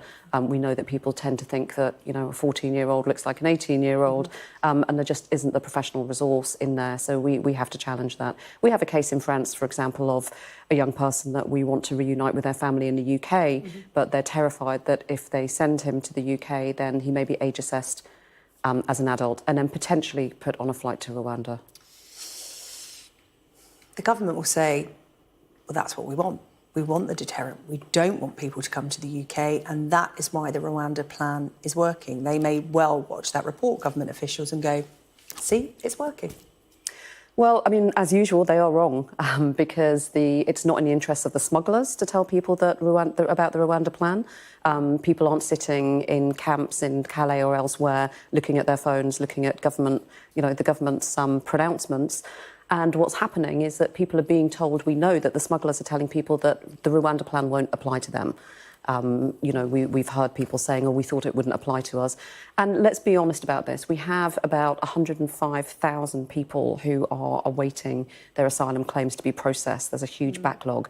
The Rwanda plan, even if it was as a government would say, successful, they are only going to take 5,700 people. So the rest of these people are living their lives in limbo, unable to work, unable to contribute to society, and unable to just get on with their lives after all the trauma they've been through. So from the evidence you're hearing, it's acting as a deterrent, but only once you're here. You do have to think, if you're willing to get into a small boat packed full of 40, 50 people, taking your young children into that boat, if you're making that risk, you'll risk dealing with the Rwanda problem once you're here. Is that your opinion about what is going to happen going forward? Yes, I mean, I think it's clear that this isn't going to work, and that this is a gimmick. You know, we're in an election year. This is clearly a gimmick by the government. They are determined to get a plane off the ground, and we know that. You know, as you say, I'm a parent myself. If I thought about putting my son on a dinghy to go across the channel, you know, I would be very, very desperate. And I think this is not deterring people at all. It's playing right into the hands of the smugglers. And we know the thing that will stop the smugglers, it's basically safe routes. If we do what we did, for example, when the war broke out in Ukraine, we allowed people to get on planes and to come over to the UK in a safe manner. They weren't going across the channel. They weren't going in small boats and dinghies. We can do this. We can provide safe routes for refugees. And this is what we're asking the government to do. And this will smash the smugglers' rings. Because if people can get on a plane and have entry clearance when they come here and come over, then their business model. They don't need to get on it. They don't need to get on a dinghy. And this is what the government refuses to believe when they're stuck to their plan that says that if we can deport a few thousand people to Rwanda, then everything will be sorted out. It's nonsense. Dr. Wanda Wypolska, CEO of Safe Passage, thank you for talking to us on the UK Tonight. Appreciate it. Thank you. Still to come here on the programme, the warning from charities that drugs many times stronger than heroin could be making their way into UK festivals this summer. More after the break.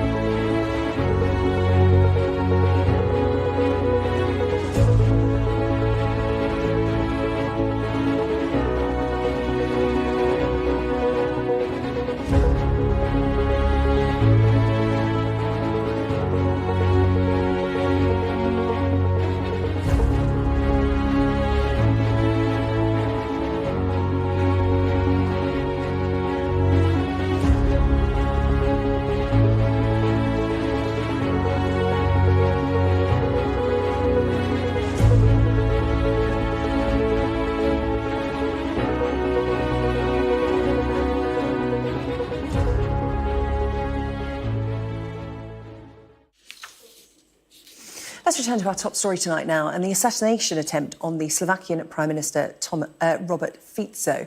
He remains in a critical condition tonight. Sky's political correspondent Darren McCaffrey joins me now to update us. And Darren, you've met the Prime Minister a number of times. I think it's worth putting this awful event into some kind of political context for us. And it is an awful event, and it's one tonight that clearly the Slovakian government feel that is politically motivated, and it will be fascinating to see where that leads to next. We're expecting a police press conference, I think, tomorrow morning about more details of just who this perpetrator is. They have arrested a 71-year-old man. But, you know, when you look at this politician and Prime Minister, he has been at the centre of politics in Slovakia for decades, Sarah Jane. Essentially, he was a political figure even before Slovakia existed, when it was Czechoslovakia. But he is also a very, very divisive figure. He is polarising. He is someone that, while he has won effectively 3 elections, his 4th term in office, there are an awful lot of people who are quite angry with him. Now, why is that? Well, he campaigned on effectively trying to end the war in Ukraine and stop military supplies, and against Russian resistance to sanctions, also on an anti-immigrant platform, if you like, and very much attacking Brussels. And that appeals to a certain section of the population, those who are older, who live in rural communities. But it doesn't appeal to younger people who feel that they don't want this kind of form of nationalism. They don't like the attacks on the EU, but also concerned about his authoritarian streak as well. And that's why you've had these key divisions within Slovakia. He's not a very conciliatory character. He's someone who's quite brutal with his language and with his politics. And as I say, tonight, while the country is in shock and united in that shock, there is also fear and concern about the direction Slovakia might move in the wake of this attempted assassination, in the wake of this politically motivated attack. Your updates on the situation regarding the Prime Minister of Slovakia throughout the evening here on Sky News. Now, charities are warning that drugs significantly more potent than heroin could make their way into UK festivals this summer. Nitazene is a synthetic opioid, and 14 forms of it were categorised as a Class A drug by the government in March, due to many being highly addictive, with risks of accidental overdoses. Well, now welfare organisations are warning that the rising presence of synthetic opioids across the drug supply chain could result in trouble for recreational drug users. Well, joining me in the studio tonight, Dr. Mohammed Al-Saidi from Turning Point, an organisation that delivers health and social care services, including for those suffering from substance abuse. And joining us live from Manchester, Gianpiero Cellino. Gianpiero's son David died after taking MDMA at Leeds Festival in 2022. He was just 16 years old. Good evening to you both. Dr. Al-Saidi, I'll come to you first, if I may. Nitazenes, many viewers, it's the first time they'll have heard that word, but this has been a problem for some time now. Yes. Synthetic, fake drugs getting into the drug supply system, and this is a real concern for you at the moment. It is. It's highly fatal. It's a synthetic opioid, as you mentioned. It's like heroin and morphine, and last year we've been talking about fentanyl. They add it to the heroin and give it to people, and people die immediately because of the power of fentanyl as synthetic opioid also. Nitazene is much more powerful, more fatal, and we have some fatalities this year everywhere in the UK. And because we have patients who are on addiction treatment and they take heroin, so we inform them, please don't take any heroin now without knowing what they are giving you. And the problem is the decline in heroin trade made drug dealers contaminate heroin with these things to sell, because there's no heroin coming from Afghanistan. So nitazene is very dangerous. They can contaminate heroin with it. They can give you a tablet, say this is ecstasy or MDMA. They can give you a tablet which is diazepam, and it is nitazene, and people dying. So the message to people is, please, please, don't take anything from anyone without knowing what are you taking. I'm just looking at the scene behind me. I mean, we're going to see pictures like this this summer. It's festival season. Yes. The fact of the matter is young people go to festivals and do recreational drugs. They do. It's illegal, but it happens. Let's bring in Gianpiero Cellino now to talk about David. What happened to David? Good evening, Sarah Jane. Yes, David was 16. He'd just passed his GCSEs, and like a lot of young people, wanted to celebrate by going to a festival. And when he was 15, in fact, he and his friends had made a plan to go to Leeds Festival for the summer of August 2022. David, I dropped David off on a Thursday at the festival, and over the weekend, as we learned afterwards and subsequently, a number of things happened to David and his friends that ultimately led to the point where David took MDMA, what he thought was MDMA, on the Saturday night. And unfortunately, whatever David took or however much David took, it proved fatal. And the next day, he died. David didn't want to die. David wanted to have to celebrate passing his exams with his friends. What happened to David was a tragic mistake, but one which is ultimately preventable with a little bit of thought and possibly a lot of effort. Champere, I'm so sorry for the loss of David. The scene you've described there is something so many parents will have been through, dropping their children off to their first festival. And it's something that parents will be replicating this summer. What message do you want to get across? Because going to a festival, young people buying drugs from people they've never met, trusting their word that it's MDMA or ecstasy, they don't know what's in it. What's your message? What do you want to see happen at festivals this summer?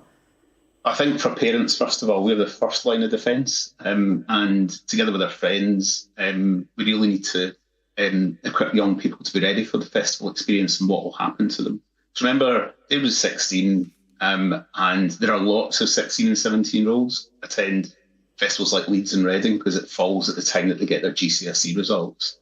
They are unable to buy alcohol. Alcohol purchasing is really strictly enforced on festival sites.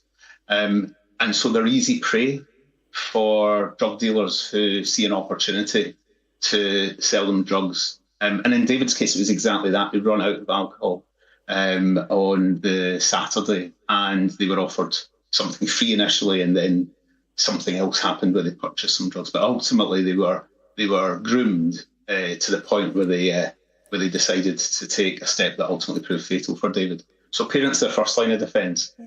I think festivals, local authorities that licence festivals, and all of the agencies involved in running festivals have a job to do in making sure that they're run safely. And this threat of netizens really worries me because it makes it much higher risk this summer. Possibly. Yeah.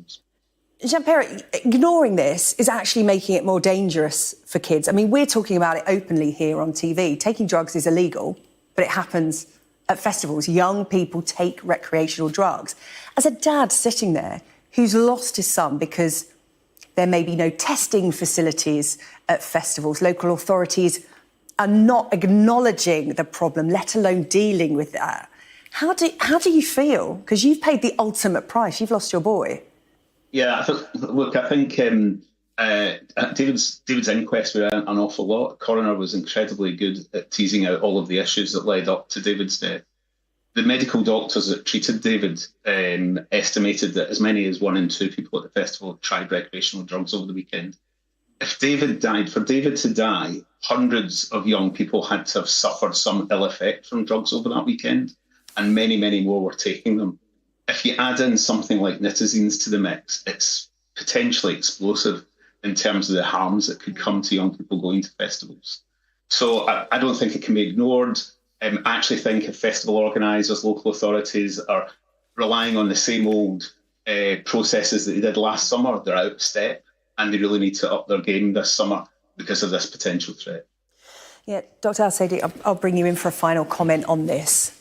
What needs to be at festivals to protect these young people? Because it's going to happen. Not everyone will die as a result, but they will become severely ill. There will be consequences of their actions. What needs to be done this summer? I think, as your guest mentioned, I think there should be good level of support for people there in terms of paramedics, authorities getting involved into protecting people. I mean, as you said, we cannot prevent it completely. It's happening, and people, they pass things to everyone, especially when they take alcohol, they take everything. So I think most people going to this festival, they need to protect each other and say, look, be careful. They might spike your drink. They might give you something free. So you have to be very careful because anything you take, you could die easily. And even paramedics, if it's a wide area, it's very difficult for them to arrive on time to certain people. I mean, for example, this MDMA itself, it's dangerous because it increases the temperature of the body. So he could have died in the sun because of high temperature. But when it's contaminated, it's really fatal and dangerous. OK. Dr Al-Saidi, thank you so much. And Gianpiero Cellino, remembering his son, David, thank you both for your time in the UK tonight. A really important issue to discuss. Thank you. So it's come here on the UK tonight. Could we really see the end of VAR in the Premier League? It's a possibility because there's some big news tonight as clubs are going to be allowed to vote on the future of this controversial refereeing system. And coming up at 9 o'clock, live coverage from Bratislava as the Slovakian Prime Minister fights for his life after being shot in an assassination attempt. I'll be speaking live to one of Robert Fico's predecessors. Join us then for The World with me, Yalda Hekim.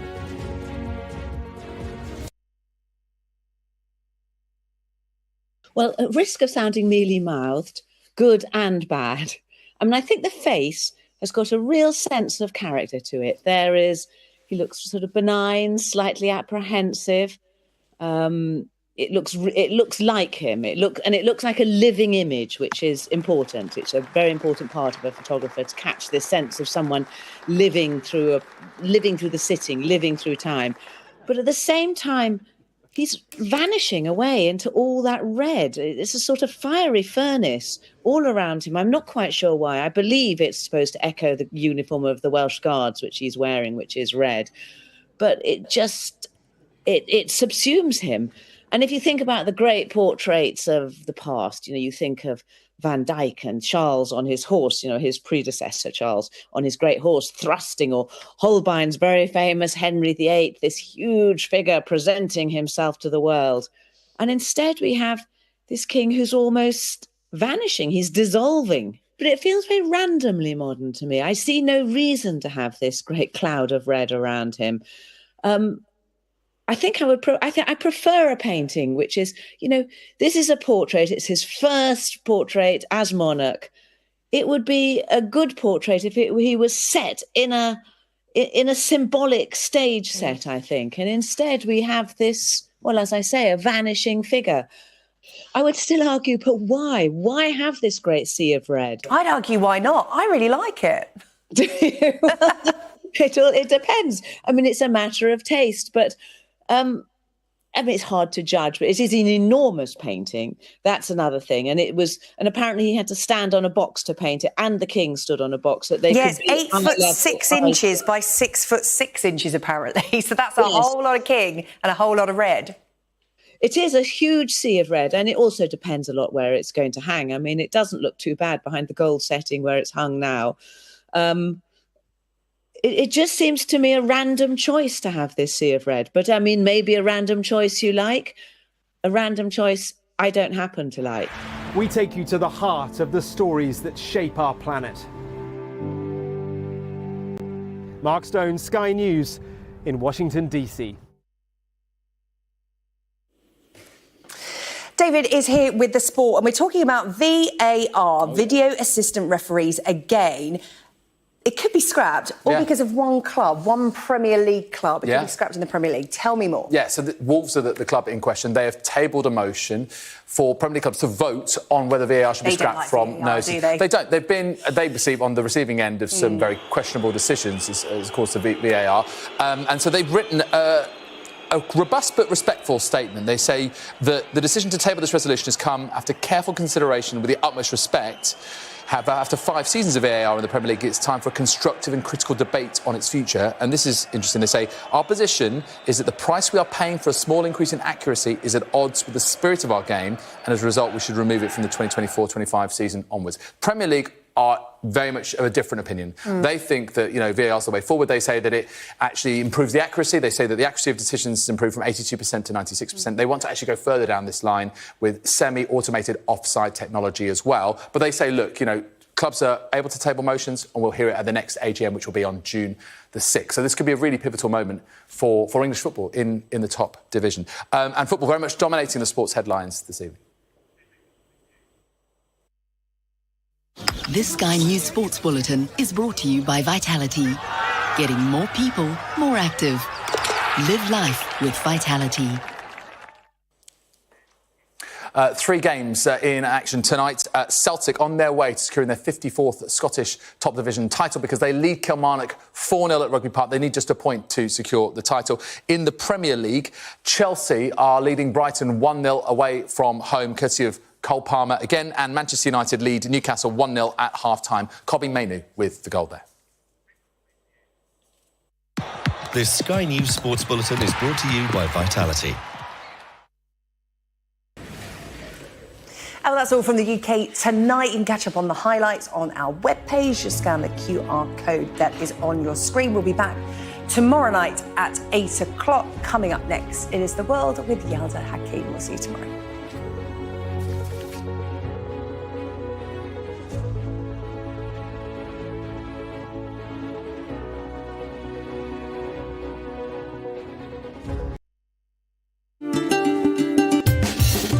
We're very blessed in Saudi Arabia. 2/3 of our population is actually under the age of 35, which means we're a very, very ambitious nation. It was a very big achievement for us to have reached 100 million visits in 2023. This was based on sustainable effort and investment into the sector. We're sharing our culture across the world. Everyone's excited about hosting Expo 2030. I'm astonished by how diverse the food is, the dialects are, the culture is, the clothing, the colors, the architecture, whether it's the colors and corals of the Red Sea or the beautiful green mountains of the south. The real deal is to come and meet our people and see for yourself.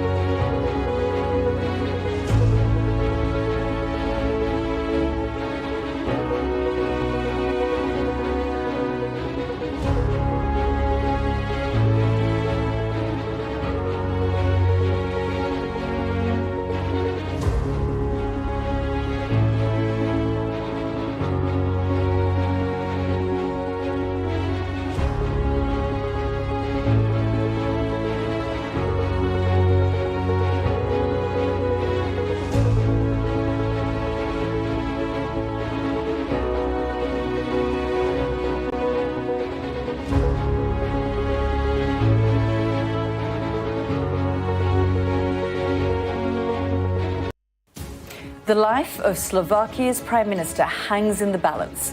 Tonight, doctors are fighting to save Robert Fico after he was shot in an assassination attempt.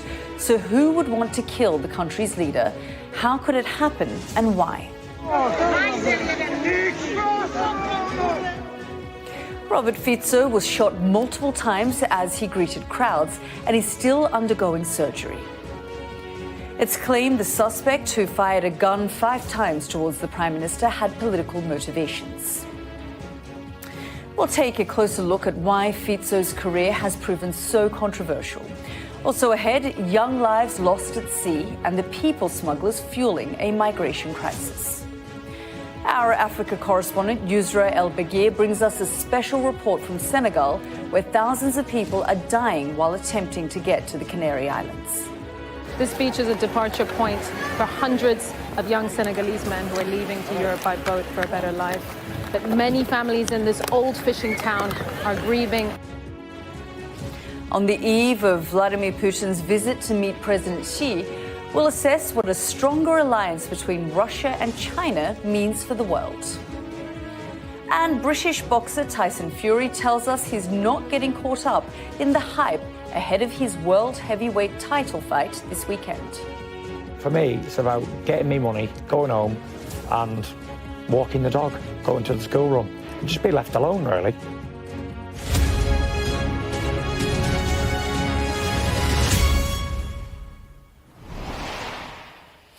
Good evening. Let's start in Slovakia. Prime Minister Robert Fico is fighting for his life tonight after being shot in an apparent assassination attempt. So, what do we know so far?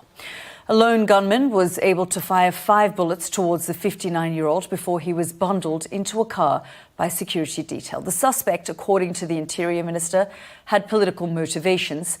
And while he was detained, Fico was airlifted to hospital while he remains in surgery as doctors try to save his life.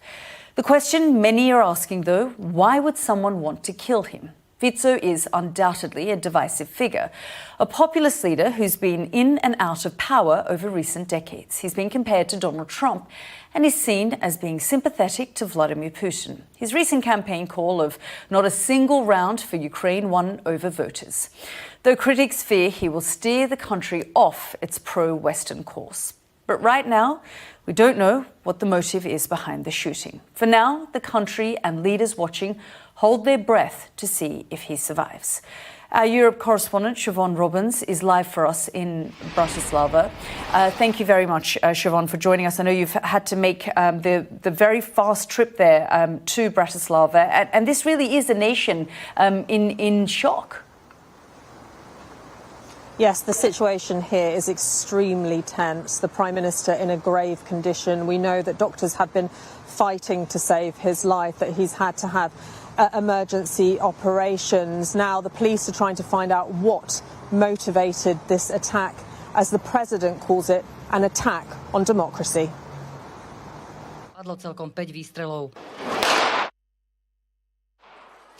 The panicked aftermath of an assassination attempt on a European leader. This is the moment Slovakia's Prime Minister Robert Fico was bundled into his car by his security team seconds after he was shot.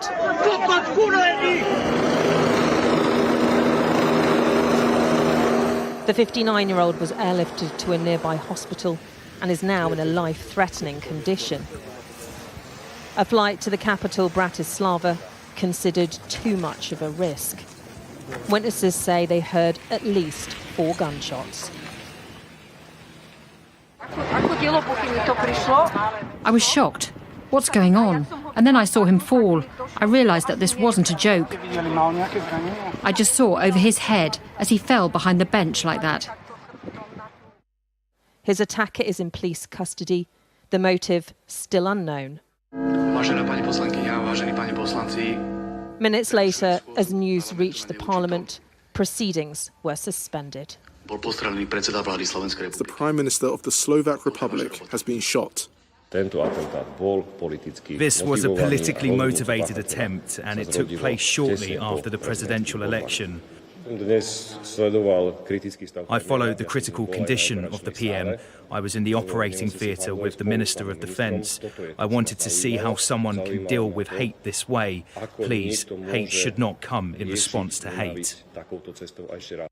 European leaders have been reacting to the news. Really shocked, of course. I mean, this is a European country, the Prime Minister being shot at, I understand, several times and in a serious condition as we speak. Thoughts go to his family, first and foremost, but also, of course, to the Slovakian nation.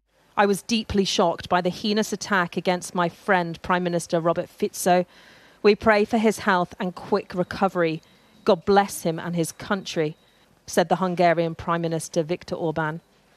Mr Fico, who was re-elected at the end of last year, had travelled to the town of Handlova, 93 miles away from the capital, for government meetings, and was seen meeting members of the public. Robert Fico is no stranger to Slovakian politics. This is his 3rd term as Prime Minister. He's exploited his country's distrust of the NATO security alliance and campaigned on ending his country's support of Ukraine. His pro-Russian comments have been greeted with suspicion, as has his push to extend state control of the media. Tonight, he's receiving life-saving treatment. Doctors say the next few hours will be critical. And Siobhan, we did hear from the Defence Minister as well as the Interior Minister in that press conference, but we are at this stage just waiting to get an update on what the latest is. Yes, that's right. And at the moment, this nation is in shock. If you look at the pictures of the Prime Minister moments before that shooting happened, it seems as though they had no warning, no awareness. They were not, if you look at those pictures, apparently on alert. The shooting happened as he was carrying out a tour of the country following the victory in the election last year. He was shaking hands and then the bullets ring out. We know that he is in a grave condition. We have told that the surgery that has been performed is to save his life, and this attack has been condemned in the country by politicians, but also around the world.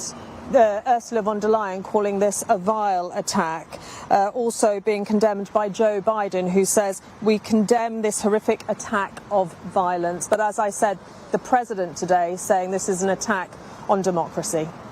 Indeed, and we're just looking at some of those images from earlier today, shocking. Thank you very much, Siobhan, for that update. So, who is Robert Fico and what's led to this moment? I've been taking a look. Have a listen. A three-time premier left fighting for his life.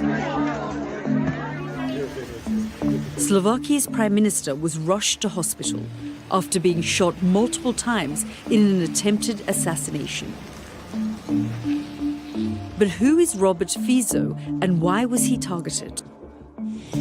The 59-year-old is Slovakia's longest-serving prime minister. He's been leader for more than a decade, over 3 different terms. He made his latest political comeback last year when his left-wing party Smer won the general election. Fico is a populist who campaigned on a pro-Russian and anti-American message. He's opposed to Ukraine joining NATO and halted their military aid earlier this year.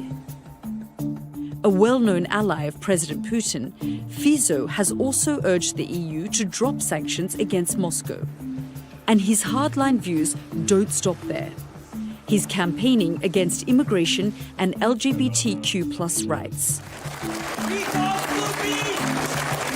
And other policies have sparked numerous protests.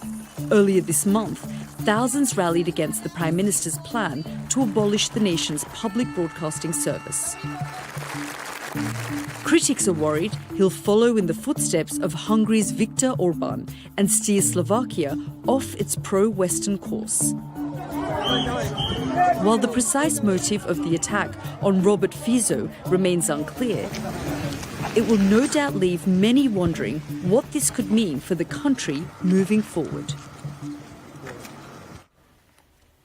Well, in a moment, I'll be speaking to the former Prime Minister of Slovakia, but let's just remind you of what's happened today.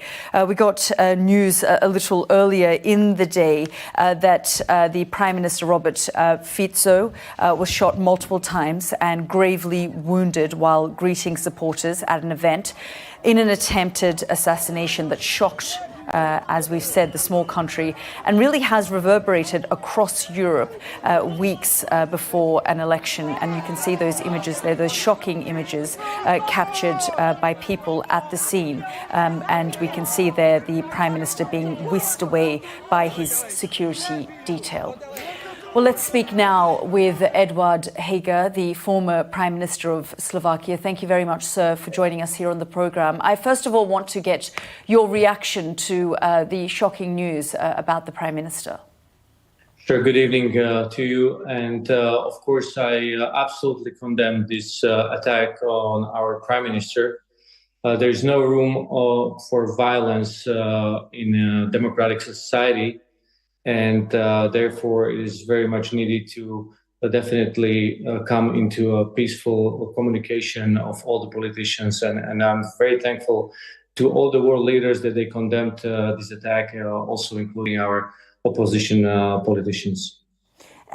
As you say, it's a shocking time, and your nation is shocked, a small nation, and this really has reverberated across Europe as well. I guess the other question is around the security of Mr. Fico.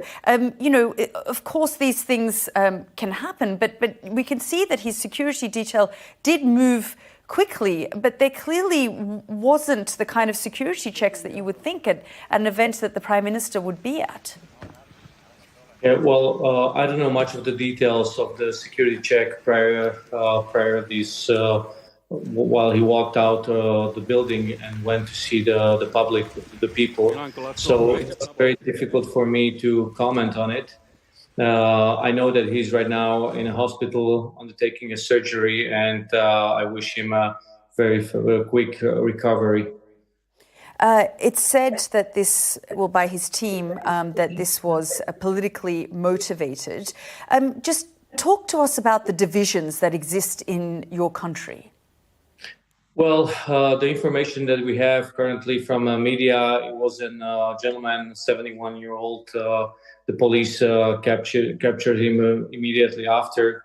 And the newest information that we see coming out, as I said, through the media, say that he was kind of radicalized by these radical movements within Slovakia. Well, we see that in Slovakia there is a very high polarization, but it's not present only in Slovakia, it's also present as we see in other countries as well. So this is definitely not a good situation for any political debate in any country. But it's too early to judge, but these are the first information that we received from media. I mean, in terms of Mr. Fico, he is regarded as a popular politician, but also a deeply divisive and controversial leader as well. Well, the challenges that we face in Slovakia, being a neighboring country to Ukraine that is facing a brutal aggression of Russian Federation and basically a war in their own country, this definitely causes great polarization. So this is one of the challenges that we see. There are other challenges that we face at this moment in Europe. So, of course, politicians who are strong in their aggressive language always polarize the society. And therefore, I think it's very important that the politicians, especially in Slovakia, will watch what they say and will now speak more to bring peace into the society. That's what we need at this moment. And we need to bring democracy to its roots, that it's a freedom society where it's a battle of ideas and not a battle of people. And definitely there is no room for aggression and violence, either and verbal of course, there isn't any room for violence. But did you view do you view Mr. Fico as challenging democracy in your country? I think right now this is not really a good time to speak about that. I mean, he's being in the hospital, and I think these are the times where we should kind of rather focus on how to secure the security for the citizens and for the politicians in Slovakia. I think this is what is really needed as a priority number one. There needs to be a Security Council called immediately and really provide the citizens with all the information so they can feel secure in Slovakia. Yeah, indeed. Edward Heger, thank you very much for joining us here on the programme. Thank you very much. Good evening. And we'll be returning to the story a little later in the programme. But for now, let's turn to the situation in Ukraine. And today, something of a warning sign about the direction of the war. President Volodymyr Zelensky has postponed all travel abroad. It comes after Russian forces made significant advances towards the country's second city in Kharkiv. So is it at risk of falling to Vladimir Putin's army? Well, let's go straight to our security and defence editor, Deborah Haynes, who joins us from Kharkiv. And Deborah, you've been there for the last few days. You've been reporting from the front lines, and quite alarming development that we've seen from President Zelensky cancelling those meetings and really to try and focus on the current situation that he and his army are facing. Yes, I think it underlines the seriousness of this crisis. It's the most serious incursion into Ukraine since Russia launched its full-scale invasion back in February 2022. And the fight is obviously focused, we've been focusing on the fight here in the northeast, but as these Russian forces attempt to push deeper into Kharkiv region, you've still got the battle lines in the east, in the Donbass, also in the south, where the Russians are claiming they're making gains in the Zaporizhia area. It does seem as though the strategy of the Russians, it's not about trying to conquer Kharkiv. There's nowhere near enough troops in the invading forces in this region to seriously pose a threat to the city right now. It's Ukraine's second largest city.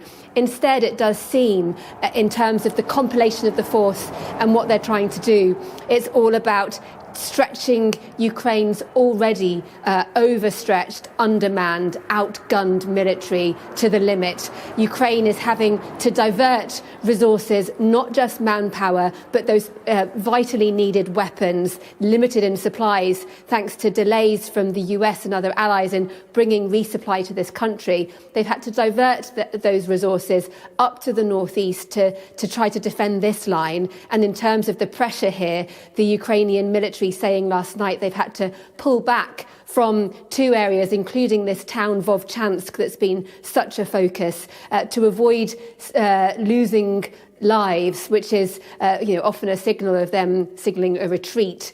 As battles still rage there, they haven't given up that ground. But all the while, you've got Russia pushing on in the east and in the southeast and the south. It's incredibly difficult for Ukraine, and that is clearly why the president feels as though he has to stay and oversee this crisis. Deborah, we're grateful to you for bringing us up to date. Thank you so much. Stay with us after the break. The deadliest migrant route in the world. Our team brings us a special report from Senegal, where thousands of migrants are risking their lives for a new start in Europe.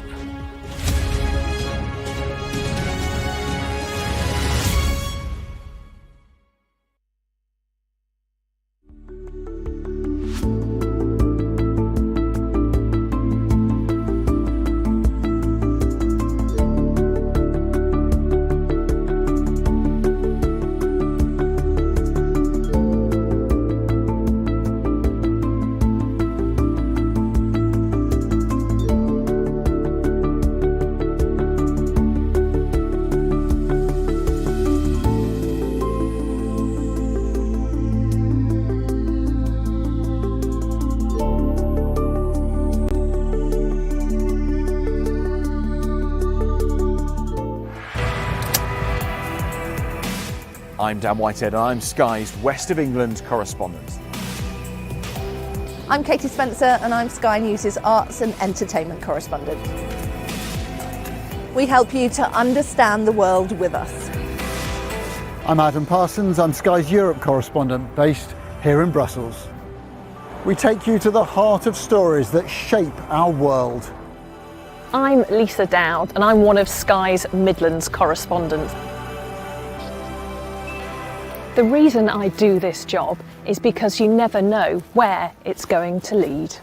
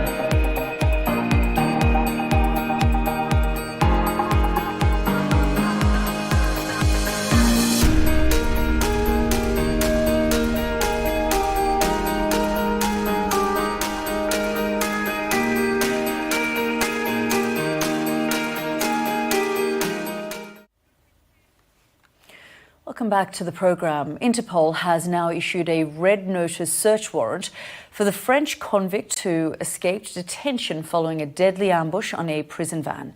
Gang member Mohamed Amra, known as The Fly, remains at large tonight despite a manhunt involving hundreds of French police officers. Our crime correspondent Martin Brunt reports from northern France. At jails across France, a minute's silence for the victims of the prison van hijack. Shock turned to anger as their colleagues launched protests demanding much better protection. Staff blocked all vehicles in and out of jails and put inmates under restrictions, no family visits or recreation. Today, no inmates will go outside, no visits, no activities. They'll stay in their cells. We'll deliver their meals to them, just the strict minimum. Prison officers were still mourning their colleagues, 2 shot dead and 3 injured during the attack on the van as it took a convicted gangster from court to jail. Mohamed Amra was freed and escaped amid the carnage. The prison officers demanded much tighter security around jail transfers. There is a limited fast-track system here, but the prison van didn't use it. Like most ordinary vehicles travelling through this toll booth, it stopped and waited for the barrier to lift, and that made it much more vulnerable to the hijackers. Fabrice Moello was one of the prison officers who died. At 52, he was the father of twins. The other was Arnaud Garcia, aged 34. His wife is 5 months pregnant. The fugitive was on his way back to Evra jail when the ambush happened. Outside the prison, a man paid tribute to the murdered guards and to a friend shot dead in a gangland killing in the town last year, a murder he blames on the fugitive. I've come for my friend who was killed, for those who died yesterday and for those at the hospital. I'm angry, so angry. I want him to be arrested and convicted, and then there'll be justice. Exactly 24 hours on from the attack, officials were at the prison to meet the victims' colleagues. These people knew the guards who were killed. They saw them regularly. So it was difficult for them to talk about the last exchanges they'd shared yesterday morning. They'd laughed together, and so imagine that a few hours later they were no longer there. It was not just unacceptable, but unimaginable for them. Interpol issued a red notice urging all countries to join the manhunt for the fugitives. The French investigators believe they may plan to flee the country or have already left. Martin Brunt, Sky News in northern France. Now, we talk a lot about the issue of small boats here in Britain, but channel crossings are just a small part of a global migration crisis. In Senegal, for example, a record number of people are departing on small boats and dying on a route which has been described as the most dangerous migrant passage in the world. Well, the route from Senegal's west coast to the Canary Islands claims the lives of thousands every year. It's a 1,300-mile journey north. Spain's Interior Ministry says a record number of people made it to the country last year.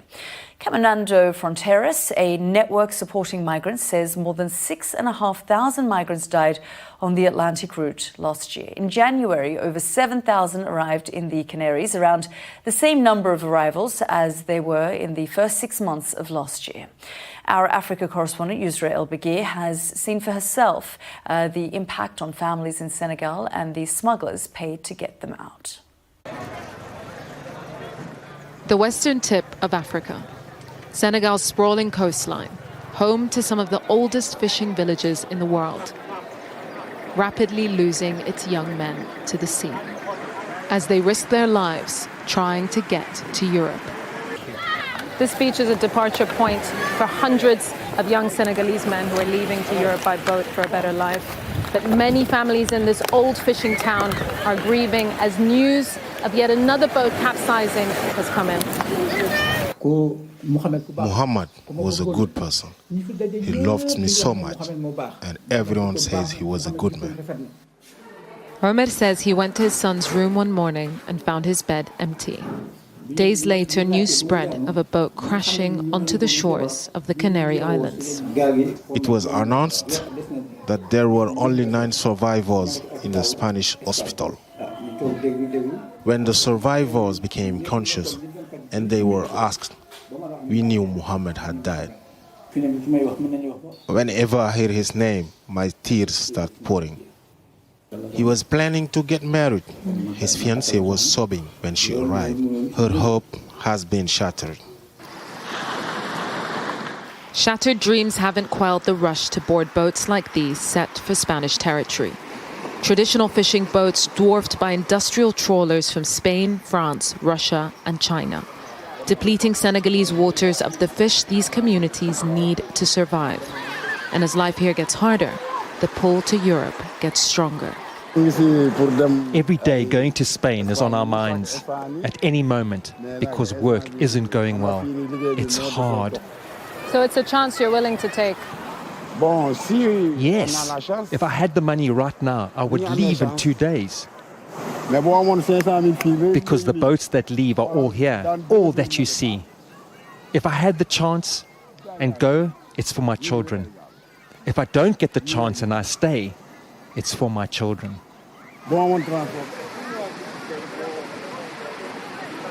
Parents are leaving for their children and children are leaving for their parents. This teenager was stranded at sea for 35 days before their boat was found.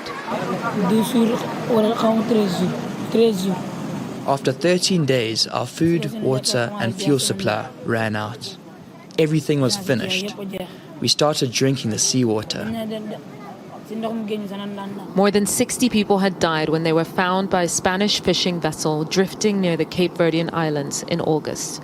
The survivors, broken by hunger and thirst, were treated on land before they were flown back to Senegal, carrying the trauma of their experience. After a few weeks at sea, it became very hard. We had no more strength. Some people were dying in the boats and we had to throw them into the sea. It started to feel like there were ghosts around, and people started praying as others were going crazy, and the boat was leaking. Then some people started jumping off. He says he now hates the sea, watching as his friends head out to fish in deeper waters. The dangers of the open sea are no secret here, but the risk is outweighed by the promise of reward. After fishing for decades, this man is now a smuggler, sending people on boats to Spain, a way to make money no matter the true cost. So you're aware of the risk that the boats you send to Spain could sink and people could die? There are too many risks with the sea, but if someone wants to leave voluntarily and knows the risks, you can't dissuade them. Around 200 people have died in this area, and that doesn't stop people from leaving. All we can think about is getting to Europe to succeed and support our families. Boats leave and news of success or tragedy comes back. But when life on land is more hostile than these waves, hope rings louder than the loss. Yusra Al-Baghir, Sky News, Senegal. And Yusra joins me live now. And Yusra, as always, excellent reporting. As you've been saying and as we've been reporting for so long, this is an incredibly dangerous journey and the motivations of these people are many. It was really eye-opening, Yalda, because I think we speak about migration in very conceptual terms: push factors, pull factors, deterrence. We've seen images from landing sites, shocking images from corridors, but to see up close people in their own country unable to continue and willing to take those kind of risks to get to Europe is important to note. And this isn't a conflict, this isn't an active war zone, this is only due to the economic climate, a climate that makes living there unbearable. These are families that have been living on the coast for generations, ancient fishing villages with young men who don't see a future there anymore. And that is directly linked to their relationship with Europe. The EU fisheries agreement that Senegal has is at the heart of discontent around extractive practices. We spoke to Greenpeace Africa, who told us that the areas that the fishing agreement allows for EU vessels from Spain, ironically, and France to fish in are overexploited, and that there's no doubt about that. So these young men, they go out to fish, they tell us, for 5 to 6 days without finding any sustainable fishing catches that can feed their families, but that also can give them a living. So they look at the sea every day, they work in the sea, they've grown up around the sea, and they're willing to traverse that long route. We're talking 1,500 kilometers at least to get from the Senegalese coast to the Canary Islands. And many boats have to move west to avoid coast guards, the coast guard to get to the Canary Islands. And the other option is Libya. Now, we've seen the EU partner up with North African countries and Mauritania, which is a neighboring country to Senegal. And the militarization of these routes has actually driven people to go to the sea. People will find a way, and I think that's the biggest lesson here, that instead of kind of looking at these kind of distant ivory tower solutions, we should really be looking at the source. We should really be looking at why these communities are being pushed to take these risks and lose so many of their loved ones. Well, Yusra, what you're saying here, looking at the source, is a conversation that we heard almost 10 years ago when the migrant crisis happened in 2015. And European leaders talked about the importance of dealing with the issues at source so that there wouldn't be this influx. And yet that route has continued. In fact, new routes have been created. Absolutely. I mean, we spent time in Dakar, Senegal's capital, and people who could afford it were also exploring a route via Nicaragua. Now, this is a really expensive way to get to the US. A ticket, people were paying £5,600 a plane ticket. It was 5 flights from Dakar to Casablanca to Madrid to Bogota to San Salvador, and then a bus ride to Nicaragua, and then a bus ride through Mexico to the US border. And that in itself also tells you that people are willing to take on these long, arduous journeys. People have been willing to go via Libya, even though they've heard of enslavement, torture.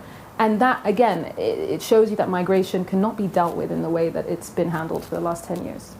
Yusra, thank you again for all of that coverage there.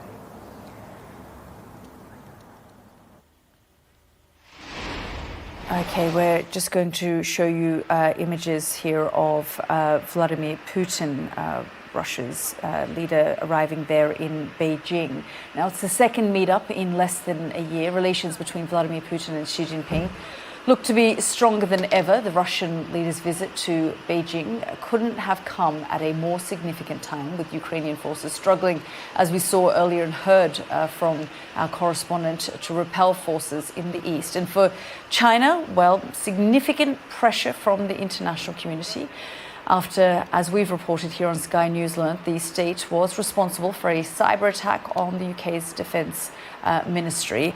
So you're looking at the latest images there of Vladimir Putin arriving in Beijing for that, quote, no limits friendship and relationship that the Russians and the Chinese say they now have, that new alliance that they've formed, which they describe as friendship with no limits.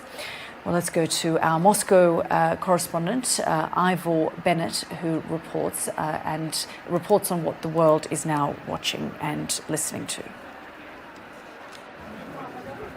On Moscow's main tourist street, an unusual attraction and a sign of the times. 2 presidents and their people who are getting closer. From China? You like Russia? Yes, as the Russian leader heads to Beijing.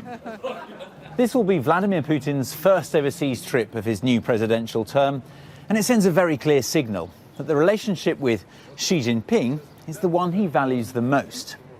But right now, of course, he doesn't have many options. Without China, Russia's pretty much all alone. From cardboard cutouts to the real thing, Xi's the one major leader who's continued to meet Putin since the war in Ukraine, providing support that's kept Russia afloat. China provided a real lifeline for Russia because China is not only a market for Russian oil and gas, which is the major source of the currency for Russian budget, but also China became very important source of imports to Russia, and we're talking about all kinds of imports. In the Russian capital, you can see them for yourself. From cars to electronics, there are Chinese goods galore. And people here seem to like it. We bought vacuum cleaners and a computer, phones of course. We treat China very well because they provide very good support for Russia. But are cars and phones the only things they provide? The West fears not, believing so-called dual-use goods are also coming in and fueling Russia's war machine.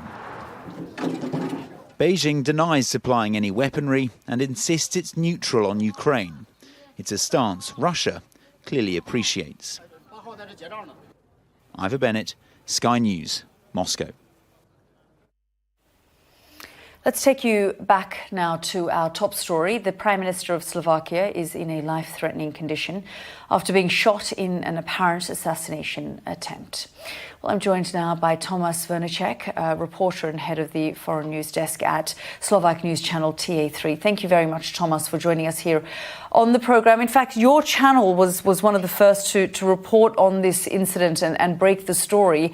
Horrific scenes that we've seen today.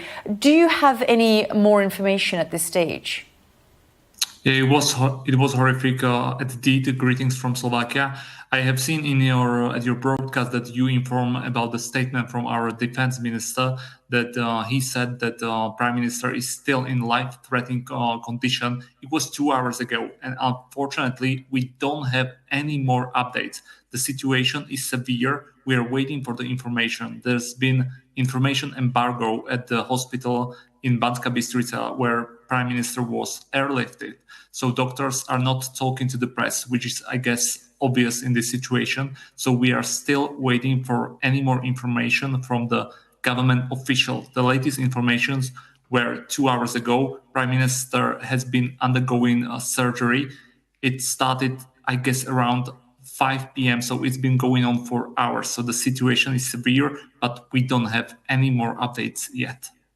You are a very small nation, and perhaps this is one of the most shocking things that's happened in your country. How are people reacting to this situation? Everybody was shocked. Everybody was shocked. But to be honest, there is a lot of hatred going on. Our media and many other medias were forced to close or to ban the public discussions below our post on social media because people are divided. There is a lot of hate going on, but everyone was shocked. These images that you are broadcasting right now, it was just regular cabinet meeting, but not in capital, but in the region of Slovakia, in Handlova city. And after the cabinet meeting was over, Prime Minister has decided to go and greet public. That's something that he does kind of regularly. It's quite normal. And then at that moment, he was shot a few times by one of the men, senior, who was standing there. He called him Robo, which is short for Robert, and then he shoot at him a few times. So basically everyone is shocked. No one was expecting something like this to happen in our small nation. Yeah, as you say, truly horrific, and you are a small nation, and it is being felt right across the board. But you also mentioned there the divisions that exist, and the Prime Minister was viewed as he's very popular, but also quite a polarizing figure as well. He is definitely polarizing. I think it's objective to say that, because the steps that his government is taking are considered to be negative. He's trying to overtake of public broadcaster. He's making serious changes in our justice system. So those changes people do not like. For example, this evening it was supposed to be a big rally in Bratislava, in the capital city, against the overtaking of public broadcaster. But of course, this rally was called off because of the incident that happened. So but we can definitely, without any doubt, say that Slovakia is right now a very divided country.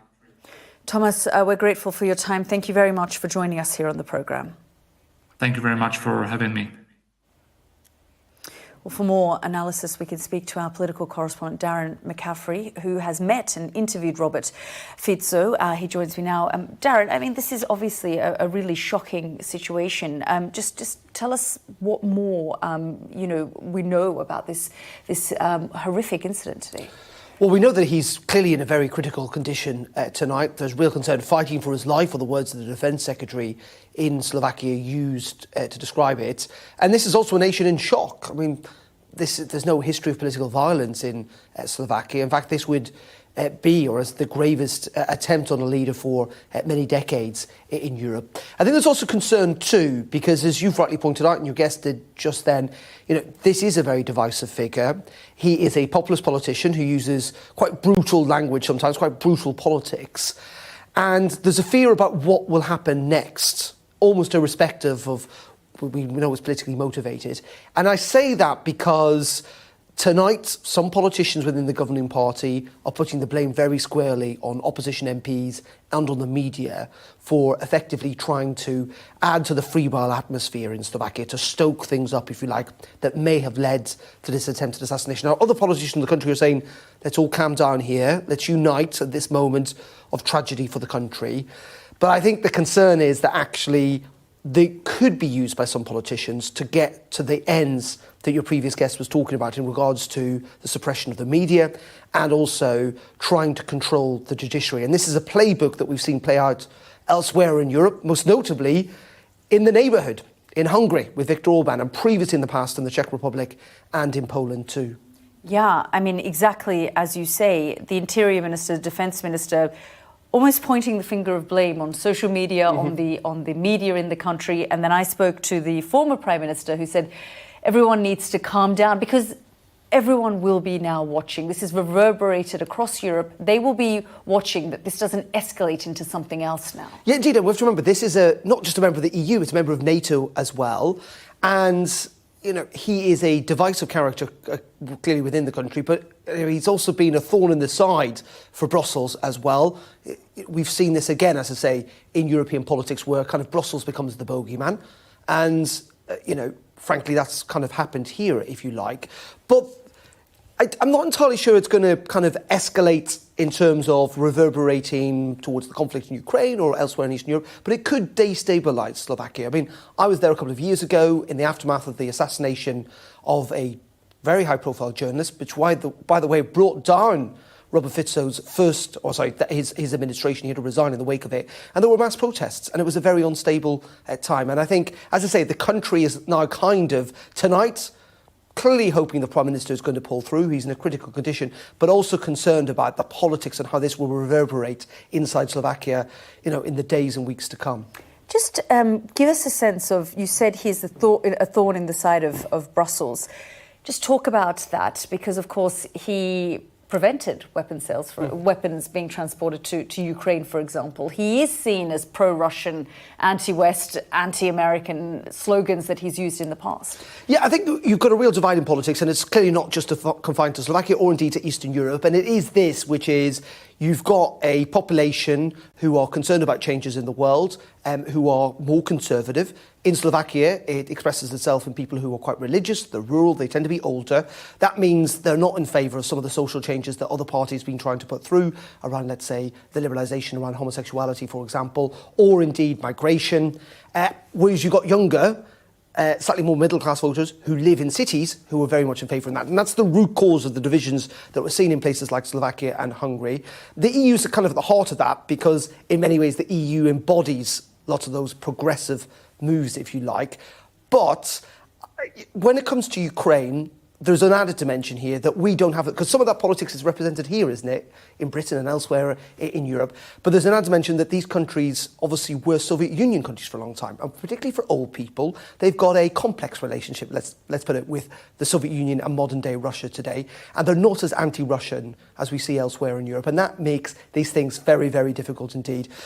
And that is why there is these deep divisions. And divisions, we must be honest about that he has stoked in the past. The question is, will his colleagues, and they seem to be doing this tonight, will they continue to use this incident to get away with that in the future? Darren, thank you for all of your analysis there.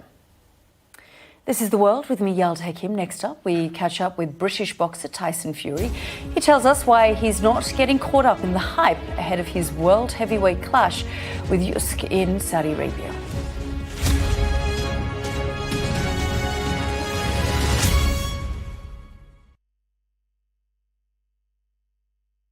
Well, at risk of sounding mealy-mouthed, good and bad, I mean, I think the face has got a real sense of character to it. He looks sort of benign, slightly apprehensive. It looks like him. It looks like a living image, which is important. It's a very important part of a photographer to catch this sense of someone living through the sitting, living through time. But at the same time, he's vanishing away into all that red. It's a sort of fiery furnace all around him. I'm not quite sure why. I believe it's supposed to echo the uniform of the Welsh Guards, which he's wearing, which is red. But it subsumes him. And if you think about the great portraits of the past, you think of Van Dyck and Charles on his horse, his predecessor, Charles, on his great horse thrusting, or Holbein's very famous Henry VIII, this huge figure presenting himself to the world. And instead we have this king who's almost vanishing, he's dissolving. But it feels very randomly modern to me. I see no reason to have this great cloud of red around him. I think I prefer a painting, which is, this is a portrait. It's his first portrait as monarch.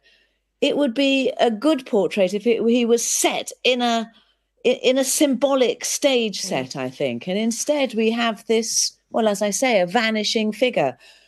I would still argue, but why? Why have this great sea of red? I'd argue why not. I really like it. Do you? It depends. I mean, it's a matter of taste, but it's hard to judge, but it is an enormous painting. That's another thing. And apparently he had to stand on a box to paint it, and the king stood on a box that they yes, could be 8'6" by 6'6" apparently. So that's a whole lot of king and a whole lot of red. It is a huge sea of red, and it also depends a lot where it's going to hang. I mean, it doesn't look too bad behind the gold setting where it's hung now. It just seems to me a random choice to have this sea of red. But I mean, maybe a random choice you like, a random choice I don't happen to like. We take you to the heart of the stories that shape our planet.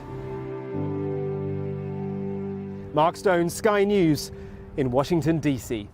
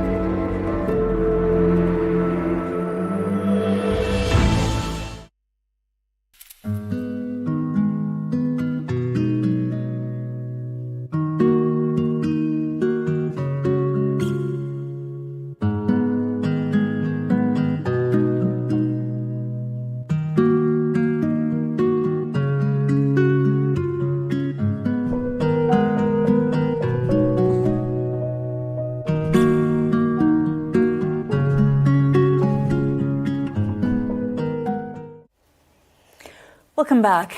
It's a moment boxing fans have waited 25 years for, a title unification fight between two heavyweight champions, Britain's Tyson Fury and Ukrainian Alexander Usyk. Well, it's all happening in the Saudi city of Riyadh, where my colleague Jackie Beltrout joins us now. And Jackie, you've been speaking to Tyson Fury.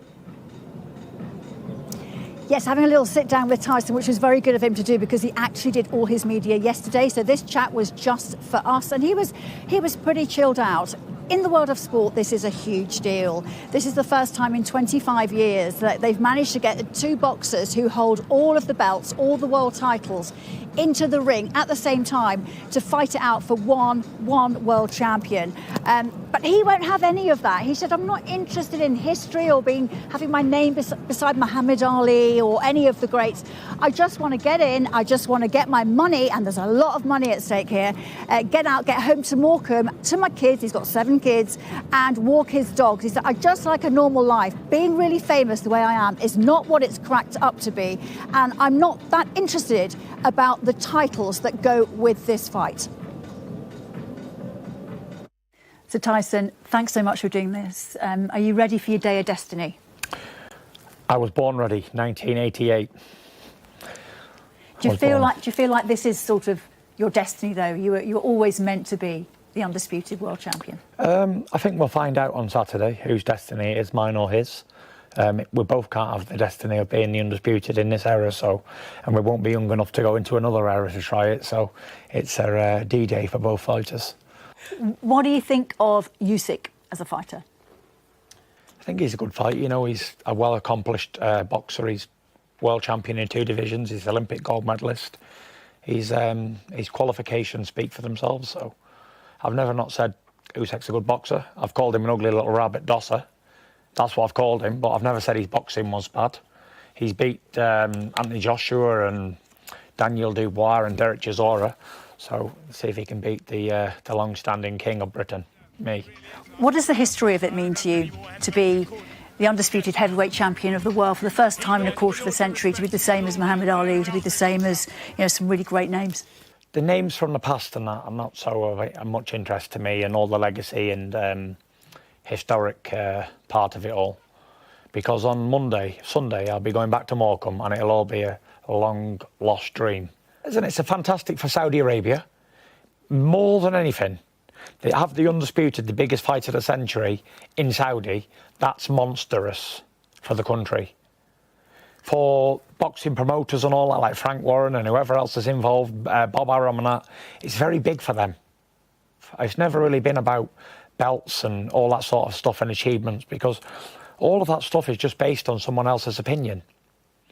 And if you have a mindset like I do, opinions don't mean anything to me. Good, bad or indifferent, I pay no heed to them. Good opinions, not interested. Bad, not interested. So for me, it's about getting me money, going home and walking the dog, going to the school run, and just be left alone, really. You've got one of your children with you, and your wife's coming in as well. What's it like for Paris watching you fight? It can't be easy for her. It's not going to be easy watching her a partner or a family member. I remember watching my little brother over there in boxing, and it wasn't good. I hated it. It wasn't a nice experience. There's nothing nice or exciting about someone you know or love boxing. It's dangerous, and anything can happen, and you can get severely hurt, and then it's all over. It's all a pointless mission. It's not to be played games with, or sometimes I go in there and make it look easy, but it's definitely not easy. Well, he does make it look easy sometimes. Sometimes he makes it look hard. He's fighting Usyk, who's an extremely talented boxer, and both of them are walking away with, we believe, upward of $120 million each. It is the richest boxing match we have ever seen in the history of the sport. Not bad work. Jackie, thank you so much for that. Well, thanks for watching. The news at 10 is next with more on that shooting of Slovakian Prime Minister Robert Fico. We will be monitoring all of the developments, but we'll be back again tomorrow at 9 p.m. Good night.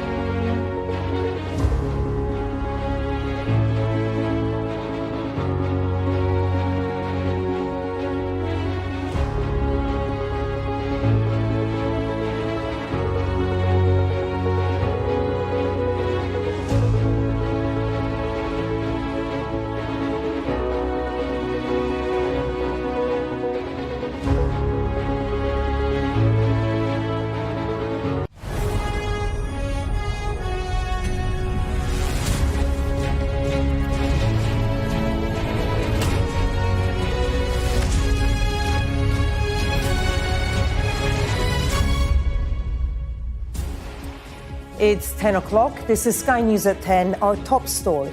Shot at point-blank range. The Prime Minister of Slovakia tonight is in a critical condition after an assassination attempt. Robert Fico was rushed to a hospital for emergency surgery. Government ministers say the shooting was politically motivated. Also tonight, the Prime Minister here is challenged over an early release prisoner scheme after yet another emergency measure to tackle overcrowding. Thousands killed in the dangerous crossing, but thousands more willing to risk their lives. We have a special report from Senegal. Thousands in Devon told to boil their drinking water after traces of a parasite were found in the supply. We both can't have the destiny of being the undisputed in this era, and we won't be young enough to go into another era to try it, so it's a D-Day for both fighters. And the date with destiny. Tyson Fury on the undisputed heavyweight fight, which could make him Britain's richest sportsman. And we'll take a first look at tomorrow's front pages in our press preview from 10:30 right through to midnight.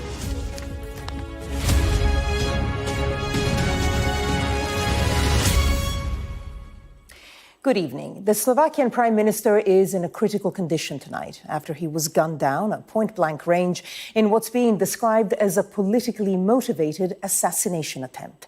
Robert Fico was meeting members of the public when he was shot. The gunman is in police custody, though his exact motives are still unclear. Mr. Fico was re-elected last September and has campaigned to reduce his country's support for the war in Ukraine. We'll touch on his political career in a moment, but we begin tonight in the Slovakian capital, Bratislava. Our Europe correspondent, Siobhan Robbins, is there. Well, this small country is in shock this evening. The Prime Minister in a grave condition in hospital. Doctors having to carry out emergency surgery after a lone wolf attack, which seemed to happen without warning. And a warning to our viewers tonight that my report starts with the moments of that shooting. The moments before Slovakia's Prime Minister is shot at point-blank range. An assassination attempt on a European leader carried out in broad daylight. Robert Fico was immediately bundled into his car by his security team. Then airlifted to a nearby hospital. A flight to the capital Bratislava considered too much of a risk. Witnesses say they heard at least 4 gunshots. I was shocked. What's going on? And then I saw him fall. I realised that this wasn't a joke. I just saw over his head as he fell behind the bench like that. The alleged gunman is in police custody. The exact motive still unclear. This was a politically motivated attempt, and it took place shortly after the presidential election. I followed the critical condition of the PM. I was in the operating theatre with the Minister of Defence. I wanted to see how someone can deal with hate this way. Please, hate should not come in response to hate. As news reached the Parliament, proceedings were suspended. Mr Fico, who was re-elected at the end of last year, had travelled to the town of Handlova, 93 miles away from the capital, and was seen meeting members of the public. His political allies have urged people not to respond to hate with hate. Siobhan Robbins, Sky News, Bratislava. Well, Robert Fico's allies described the shooting as an attack on democracy and said protection would now be offered to all officials. Mr. Fico's unsparing support for Russia's war in Ukraine and his attempt to muzzle the press had led to criticism and protests, as Darren McCaffrey now explains. Robert Fico has been at the heart of Slovakian politics for decades. A towering figure, he's a political bruiser who's been polarising at home and throughout Europe. His election victory last year, ushering in his 4th time as Prime Minister, focused on ending military support to Ukraine, resistance to Russian sanctions, and an antagonistic approach to migration and EU integration. He won back rural conservative religious voters who also blamed the Ukraine conflict on falling living standards.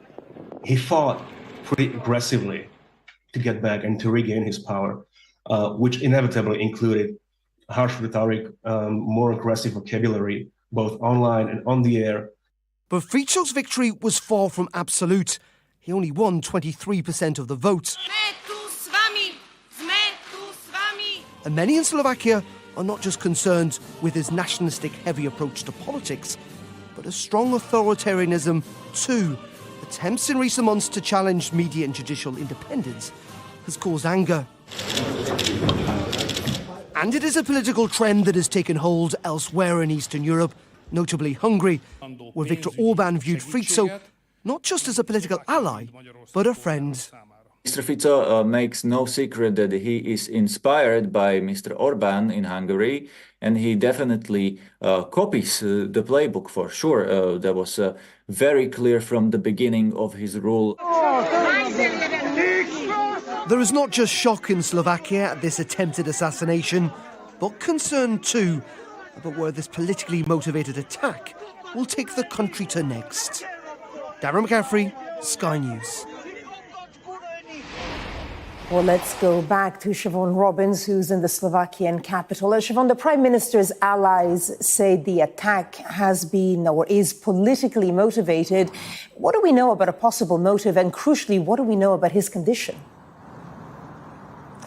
Well, in terms of the motive, that is still extremely unclear. All we do know from authorities is that it appears to be politically motivated, but exactly what lies behind that remains to be seen at this moment. In terms of the Prime Minister's condition, well, what we understand from ministers outside the hospital is that it is still life-threatening. They told the press that he has suffered from multiple traumas and that doctors had to carry out emergency surgery. But tonight, this small nation is in shock, and it's a shockwave that spreads across Europe because we are, of course, just a few weeks away from the European elections.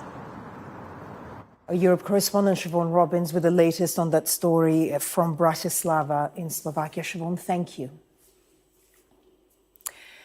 Falling apart. That's how a senior lawyer described the criminal justice system tonight after the government activated yet another emergency measure to deal with overcrowding. Under Operation Dawn, court cases will be delayed if there isn't enough capacity for prisoners to be remanded in custody. Those new measures announced on the day the Prime Minister was challenged over an early release scheme, which one probation officer told Sky News is already releasing high-risk perpetrators into the community. Molly Malone has the story. It is a world that's by definition behind closed doors. But on the outside, there are increasing questions about who's being let out of prison early, under a scheme aimed at easing overcrowding. All we're doing is firefighting and tinkering with the edges. This is one man who knows. We're protecting his identity because he works for the probation service. It's their job to process prisoners that are deemed fit for release. But Ben, not his real name, has concerns. These people could be domestic violence perpetrators. They could be high risk to the public as we assess them. Just because they're not doing a long sentence doesn't mean that people are not, deemed to be a high risk in the public domain. And we wouldn't necessarily have time to put in place safeguards, do any checks. Today, a Prime Minister who leads the self-proclaimed party of law and order under pressure. So will he at least guarantee that none of the criminals he is instructing prisoners to release early are considered high risk? Mr Speaker, there are strict eligibility criteria in place with exclusions based on public safety, and no one will be put on the scheme if they were deemed a threat to public safety. The Prime Minister said today that there are strict criteria for this scheme and that no one is on the scheme if they're a risk to public safety. Is he being honest? Well, he's probably not aware of how that system works. I'm aware recently of at least 2 people who've come out who we assess as high risk, but they've come out into the early release scheme. And an official report into a prison in East Sussex, published earlier this week, found the same. An inspection at HMP Lewis found an example of a prisoner that was released despite being a risk to children and having a history of stalking and domestic abuse. And today, another emergency measure to relieve capacity in our prisons confirmed. Operation Early Dawn will see bail hearings at courts delayed, keeping defendants in police cells until prison beds become available, causing confusion for lawyers. It's like administrative chaos. It's all falling apart. So it's having a big impact just on the running of the courts. But there is this unanswered question about how they're going to manage risk, and we haven't seen the answer to that. The government say the early release prison scheme is to ease short-term pressure on prisons, to free up space for the most dangerous of offenders. But questions about exactly who they are and how temporary the pressures will be. Molly Malone, Sky News. In Ukraine, President Zelensky has postponed all of his scheduled foreign trips as his troops withdrew from some areas in the northeast of the country in the face of a renewed Russian assault towards Kharkiv. Moscow's forces have also been building on gains in the eastern region of Donetsk. But in recent days, they've made some significant advances towards Ukraine's second city of Kharkiv. Well, the Russian Defense Ministry claims they have captured 12 villages. Tonight, Ukraine's military say they have repositioned some troops because of intensive enemy fire, and up to 8,000 people have been forced to evacuate their homes in the area. Tonight, President Putin arrived in China for a state visit. The Russian leader landed in Beijing in the last hour as he begins a two-day trip. It will be his second meeting this year with Xi Jinping as Russia becomes more economically reliant on China. Residents in parts of South Devon have been told not to drink tap water without boiling it after a spate of confirmed cases of a disease which causes diarrhea. The UK Health Security Agency says 22 cases of cryptosporidium, which is caused by a parasite, have been confirmed in Brixham, and other cases are being investigated. Sky's West of England correspondent Dan Whitehead reports. In Brixham's harbour, the water is calm. But it's what's coming out of the taps here that's led to dozens falling ill.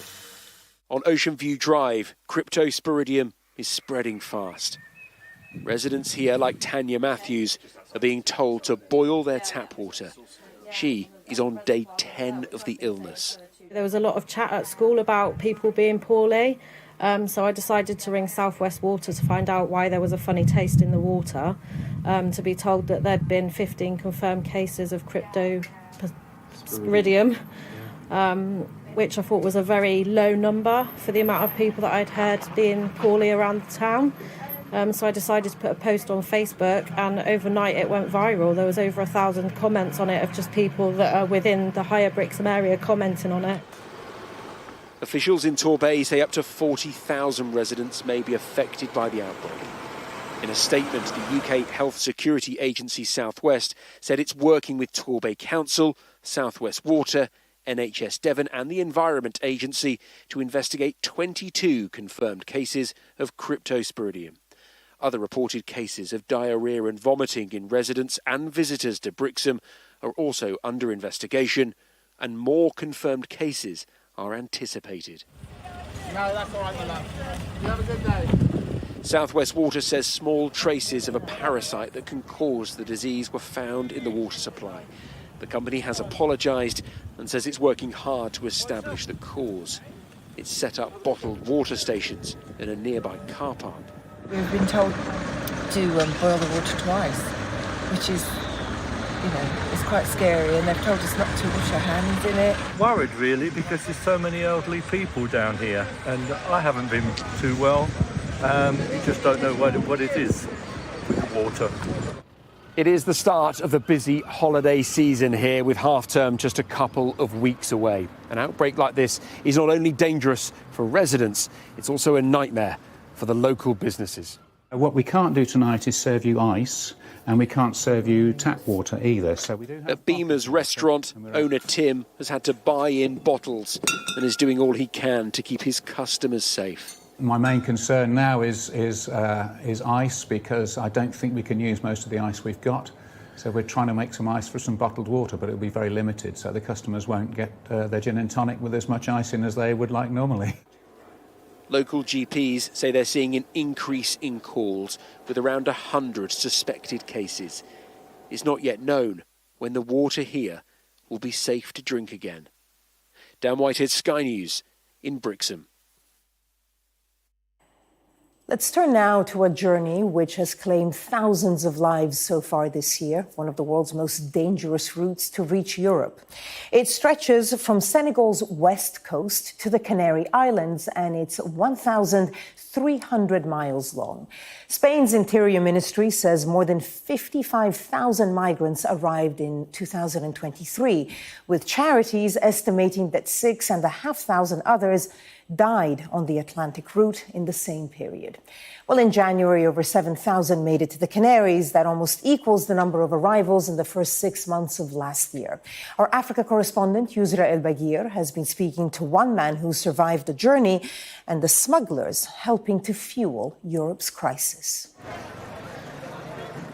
The western tip of Africa, Senegal's sprawling coastline, home to some of the oldest fishing villages in the world, rapidly losing its young men to the sea as they risk their lives trying to get to Europe.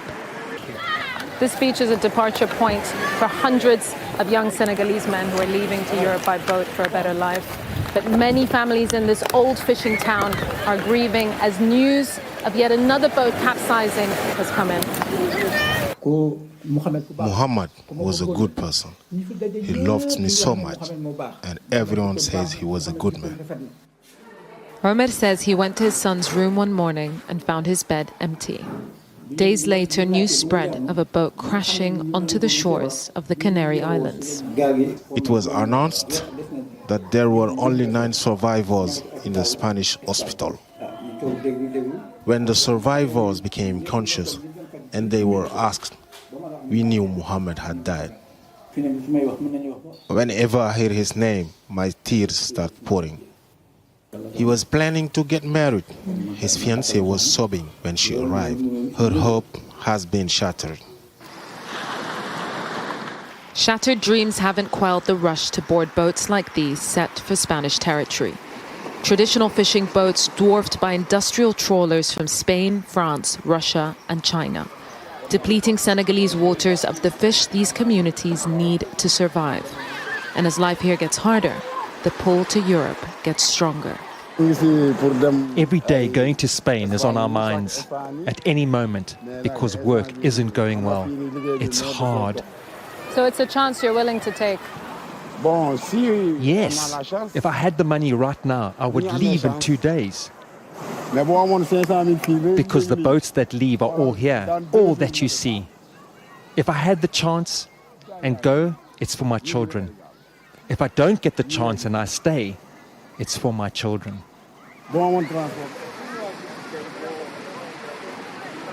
Parents are leaving for their children, and children are leaving for their parents.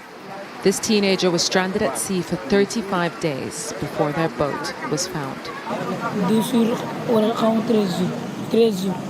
After 13 days, our food, water, and fuel supply ran out.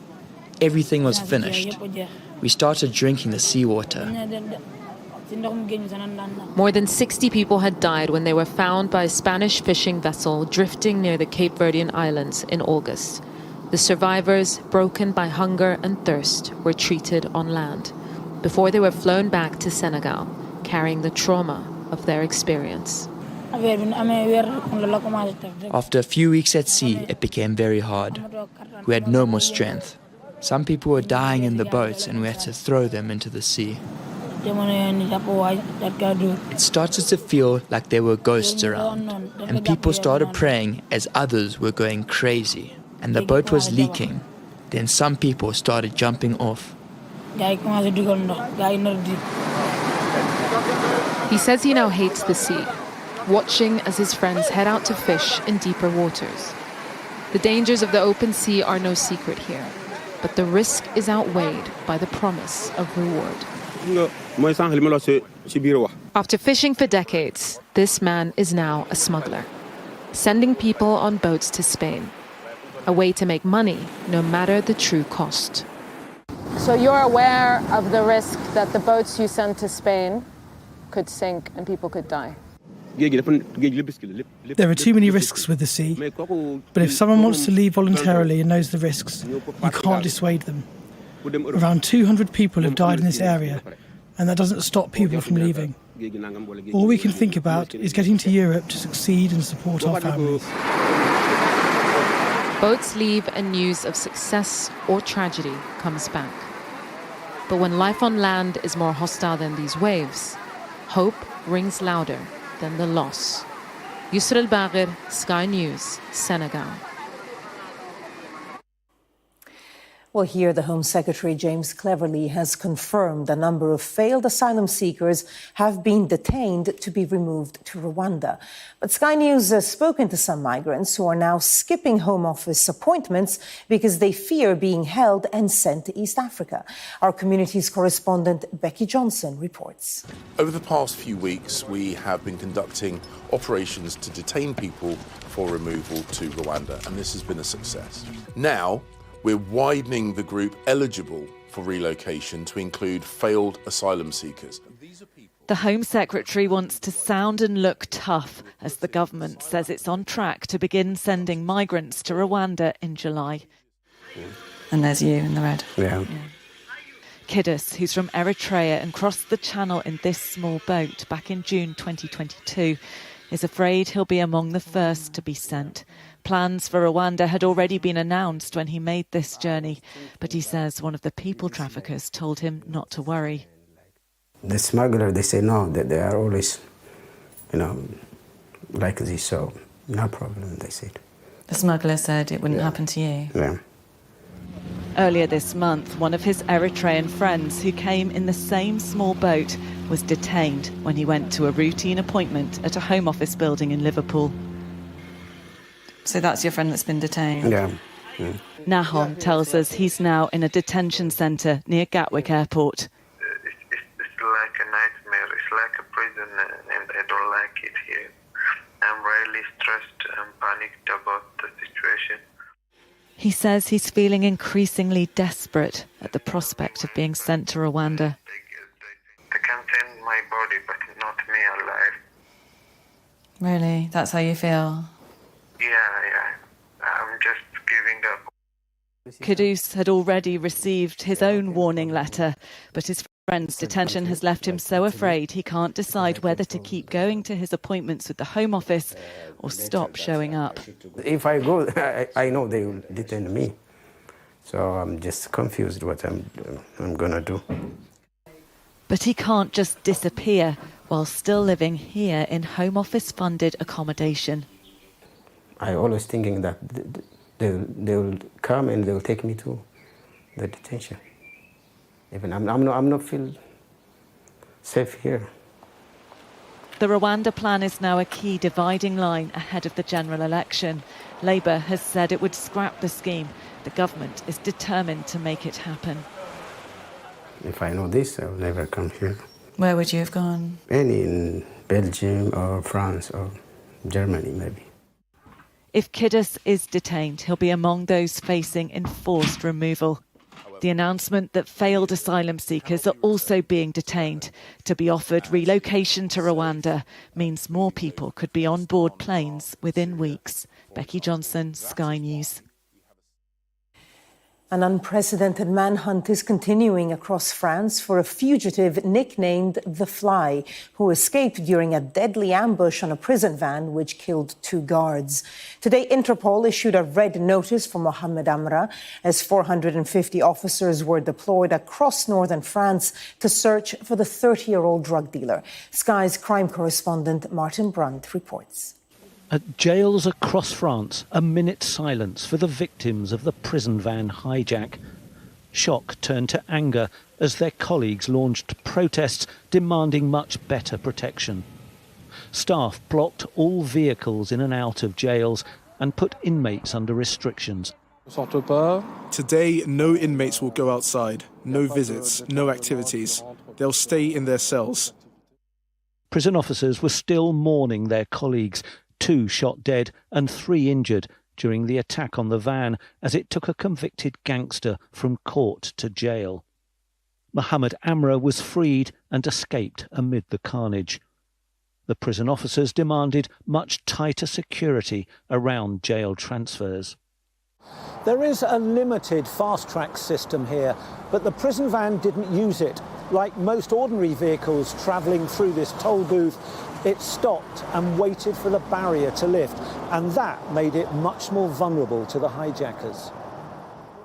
Fabrice Moello was one of the prison officers who died. At 52, he was the father of twins. The other was Arno Garcia, aged 34. His wife is 5 months pregnant. The fugitive was on his way back to Evra jail when the ambush happened. Outside the prison, a man paid tribute to the murdered guards and to a friend shot dead in a gangland killing in the town last year, a murder he blames on the fugitive. I've come for my friend who was killed, for those who died yesterday and for those at the hospital. I'm angry, so angry. Interpol issued a red notice urging all countries to join the manhunt for the fugitives. The French investigators believe they may plan to flee the country or have already left. Martin Brunt, Sky News in northern France. The King has continued his gradual return to public duties following his cancer treatment, joining the Queen for a special service at St. Paul's Cathedral. Around 2,000 people who've received honours, including MBEs, OBEs and CBEs, formed part of the congregation at the service of dedication. The firm director, Sir Ridley Scott, and the former rugby player, Sir Bill Beaumont, were among those to walk in the procession before the King and Queen. Celtic have won the Scottish Premiership for a third season running. They only needed a point at Kilmarnock to secure the title, but completed the job in style with a 5-0 victory. Player of the season, Matt O'Reilly, got their fourth. Well, it's one of the biggest ever fights in boxing. After months of anticipation, Tyson Fury and Alexander Usyk have arrived in Saudi Arabia ahead of their undisputed heavyweight title match this weekend. And Sky's Jackie Beltrao is in Riyadh this evening. Jackie, over to you.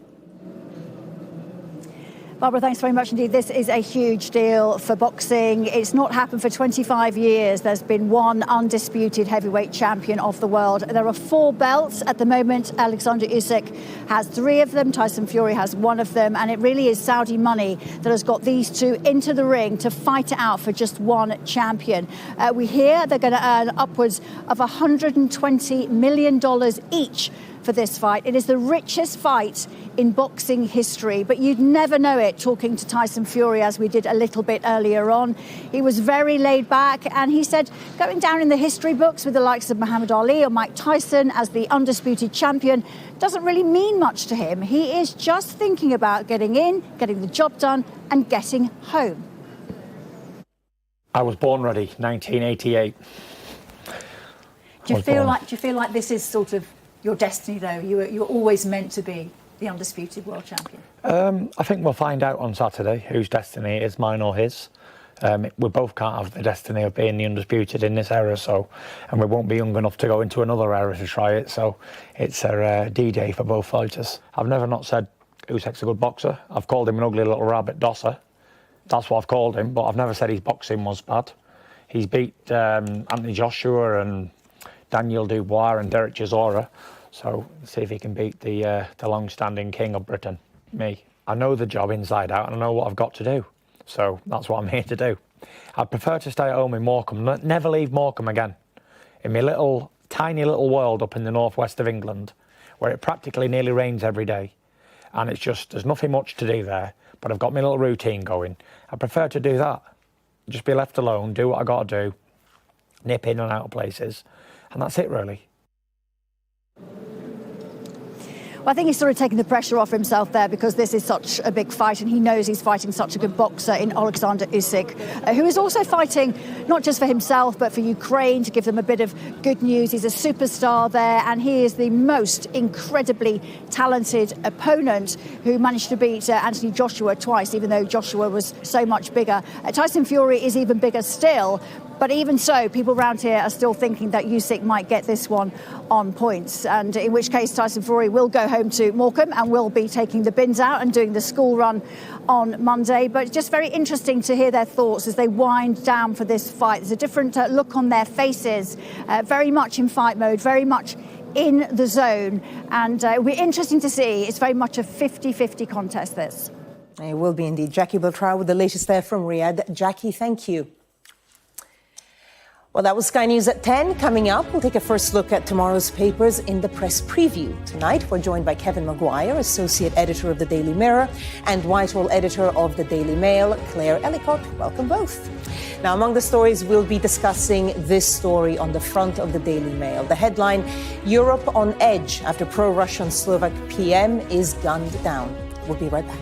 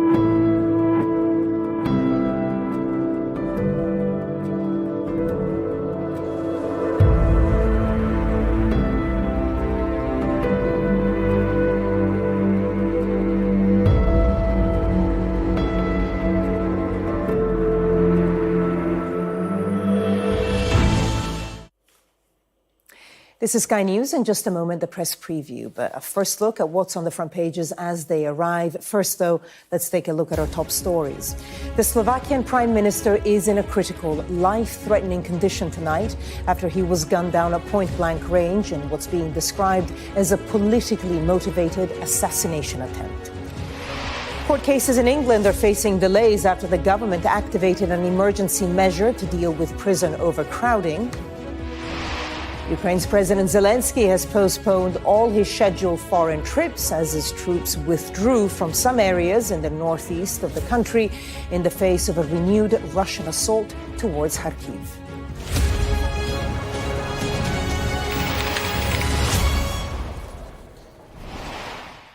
Hello there, you're watching the press preview, a first look at what's on the front pages as they arrive. It's time to see what's making the headlines with Kevin Maguire, Associate Editor of the Daily Mirror, and the Whitehall Editor of the Daily Mail, Claire Ellicott. They'll be with us from now until just before midnight. So let's see what is on some of those front pages. Well, The Guardian leads on the attempted assassination of the Slovakian leader, saying he is fighting for his life. The Mail says that Europe is on edge after the Slovakian